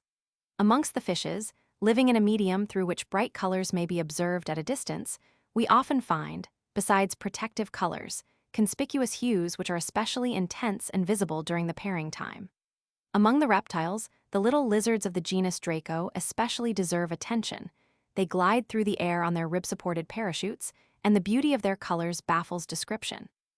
Mammals, on the other hand, do not generally present the splendid tints so common among male birds, and the brighter colors of certain arboreal mammals serve chiefly as means of concealment. These phenomena seem to show that sexual colors have been evolved for the purpose of being seen. They can scarcely be due merely to the fact that coloration is connected with the degree of vitality, since the mammals, for instance, are certainly not less vigorous than any of the other vertebrate orders. It may perhaps be suggested that, as flying animals more easily escape their enemies than terrestrial, they may with less danger be decorated with conspicuous hues. But here we have to observe the most important fact, that animals which do not possess sexual colors generally have some other means of making themselves discoverable. Flowers which need the help of insects for fertilization attract them, in some cases, not by bright colors, but by peculiar odors. And as we do not find conspicuous colors in plants fertilized by the wind, so flowers have no perfume except where it is of real use. The most brilliant flowers, as a rule, are those which possess least odor, whilst many of them have no scent at all. White or very pale flowers are generally the most odoriferous. M. Mongredian gives a list of about 160 species of hardy trees and shrubs with showy flowers, and another list of 60 species with fragrant flowers. But only 20 of the latter are included among the showy species, and these are almost all white-flowered. Most of the white flowers are scented only at night, or their perfumes are most powerfully emitted at that time, the reason being that white flowers are fertilized chiefly by night-flying insects. We arrive thus at two conclusions. First, that powerful odors and conspicuous colors as guides to insect fertilizers are, as a rule, complementary to each other. Secondly, that they occur alternately in the way most useful to the species. In the animal kingdom, various odors and sounds are closely connected with the reproduction of the species. During the season of love, a musky odor is emitted by the submaxillary glands of the crocodile and pervades its haunts. At the same period, the anal scent glands of snakes are in active function, and so are the corresponding glands of the lizards. Many mammals are odoriferous. In some cases, the odor appears to serve as a defense or a protection, but in other species, the glands are confined to the males and almost always become more active during the rutting season. Again, a great many insects have the power of producing stridulous sounds. In 2 families of the Homoptera and in 3 of the Orthoptera, the males alone possess organs of sound in an efficient state, and these are used incessantly during the pairing season. Some male fishes have sound-producing instruments, and the fishermen of Rochelle assert that the males alone make the noise during the spawning time. Of frogs and toads, the males emit various sounds at the pairing time, as in the case of the croaking of our common frog. During the rutting season, and at no other time, the male of the huge tortoise of the Galapagos Islands utters a hoarse bellowing noise, which can be heard at a distance of more than 100 yards. Professor Auy states that on 2 occasions, being himself unseen, he watched from a little distance a rattlesnake coiled up with head erect, which continued to rattle at short intervals for half an hour. At last, he saw another snake approach, and when they met, they paired. Among birds, the power of song, or of giving forth strange cries, or even instrumental music, is exceedingly common, particularly in the males during the pairing season, and almost all male mammals use their voices much more during that period than at any other time. Some, as the giraffe and porcupine, are stated to be completely mute except during the rutting season. The colors, odors, and sounds of animals, like the colors and odors of plants, so far as they may be assumed to be in some way connected with the reproductive functions, are, as a rule, complementary to each other. Stridulating insects are generally not conspicuously colored. Among the Homoptera, there do not seem to be any well-marked cases of ornamental differences between the sexes. Among crickets, the locustidae, and grasshoppers, some species are beautifully colored, but Mr. Darwin says, it is not probable that they owe their bright tints to sexual selection. Conspicuous colors may be of use to these insects by giving notice that they are unpalatable. Other species have directly protective colors. The bright hues of stridulating beetles seem to be of use chiefly for protective and warning purposes. whereas species belonging to the orders Neuroptera and Lepidoptera, often extremely conspicuously colored, are not remarkable for any stridulous sounds. Frogs and toads, which have an interesting sexual character in the musical powers possessed by the males, are evidently colored according to the principle of protection, or sometimes tinted with conspicuous hues in order to be more easily recognized by their enemies as a nauseous food. Of reptiles, the Lacertilia excel mainly in bright tints, the Colonia, Crocodilia, and Ophidia in sounds and odors. Among birds, in one instance at least, the male is remarkable for his scent. During the pairing and breeding season, says Mr. Good, with reference to the Australian musk duck, this bird emits a strong musky odor. It is not ornamented with any conspicuous hues. Sexual colors and the power of song are generally complementary to each other among birds. As a general rule, Mr. Wood remarks, it is found that the most brilliant songsters among the birds are attired in the plainest garb, and it may safely be predicted of any peculiarly gorgeous bird that power, quality, and sweetness of voice are in inverse ratio to its beauty of plumage. Thus, of the British birds, with the exception of the bullfinch and goldfinch, the best songsters are plain-colored, and the brilliant birds of the tropics are hardly ever songsters. The wild camel in the desert of Kumtag has a reddish, sandy hue, and the males, even during the rutting season, utter no sound, but find their consorts by scent. The musk deer, well known for the intolerable perfume which the males emit at the pairing time, is also entirely silent. Moreover, as appears from what has just been said, the sexual colors, the perceptible scents and sounds of animals are complementary to each other in the way that is best suited to make the animals easily discoverable.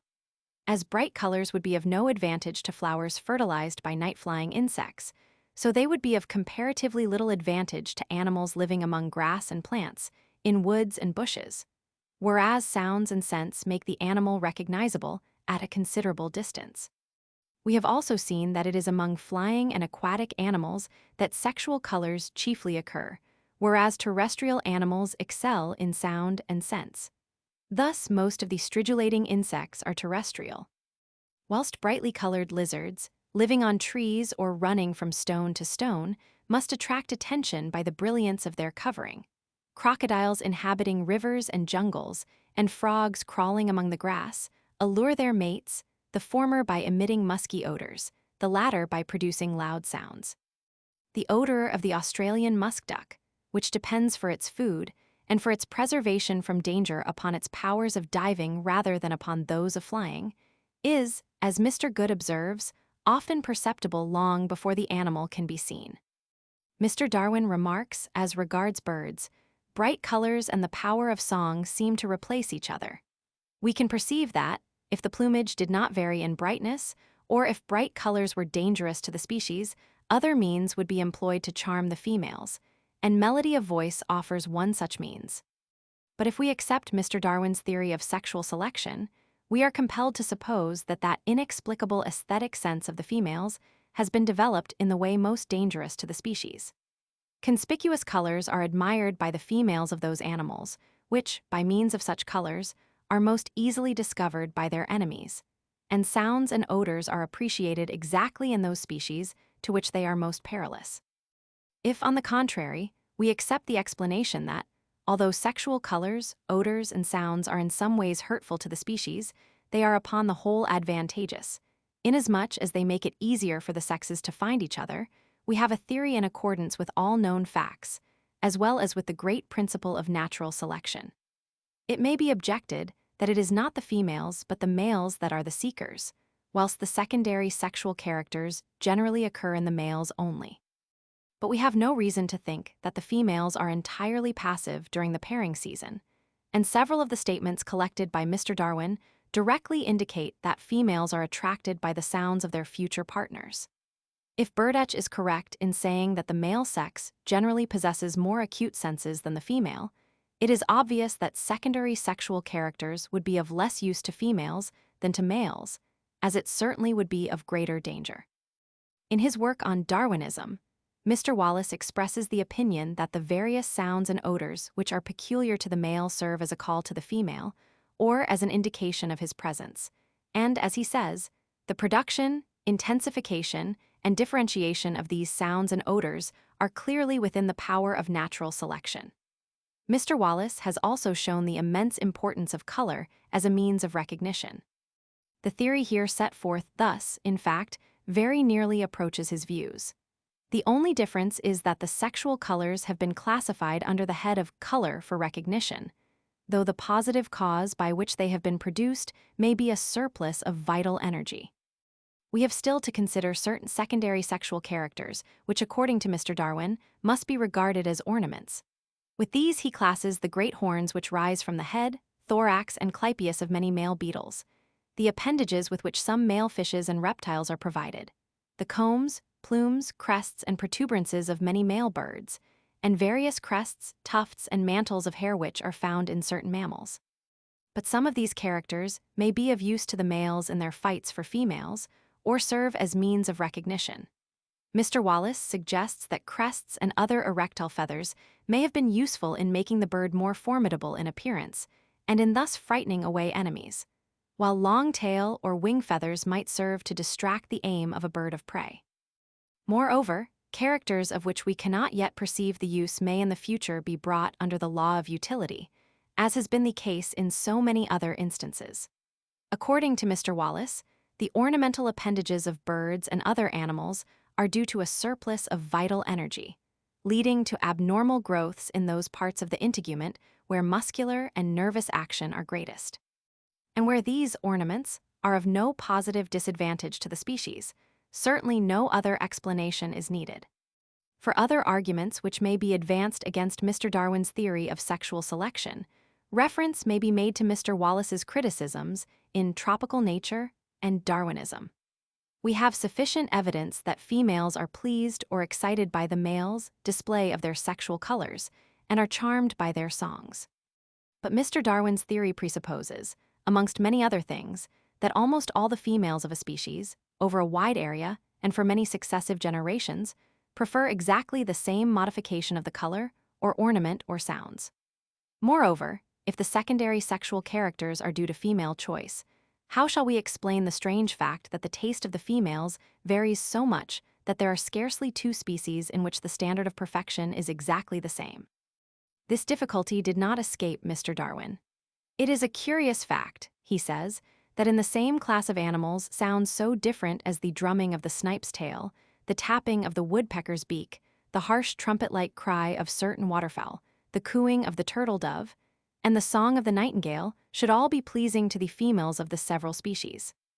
And further, what shall we say about the harsh screams of, for instance, some kinds of macaws? Have these birds as bad taste for musical sounds as they apparently have for color, judging by the inharmonious contrast of their bright yellow and blue plumage? The theory now suggested accounts fully for this difference in taste. The immense variability of the secondary sexual characters is precisely what might be expected if their object is to make it easier for the sexes to find and recognize each other.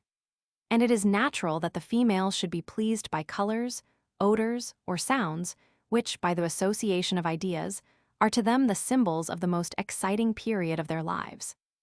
On the other hand, we know that differently colored races of the same species may be disinclined to pair together. And here, I think, we may draw an important conclusion. The great stability of the secondary sexual characters, which we find in wild species, but certainly not in animals under domestication, seems to be due chiefly to the fact that those males, which most typically represent the peculiarities of their species, have the best chance of finding mates. The reader may have felt some surprise at this strange jump from the Patria Potestas to a discussion of merely zoological facts, which have nothing to do, directly, with the history of human marriage. But we have now to deal with the sexual selection of man, and, for the right understanding of this, it was necessary to show that the sexual selection of the lower animals is entirely subordinate to the great law of natural selection. Mr. Darwin discussed the origin of the secondary sexual characters as a preliminary to the statement of his theory regarding the origin of man and of the different races of men. At the end of the next chapter, we shall consider whether this theory appears to be in accordance with facts or not.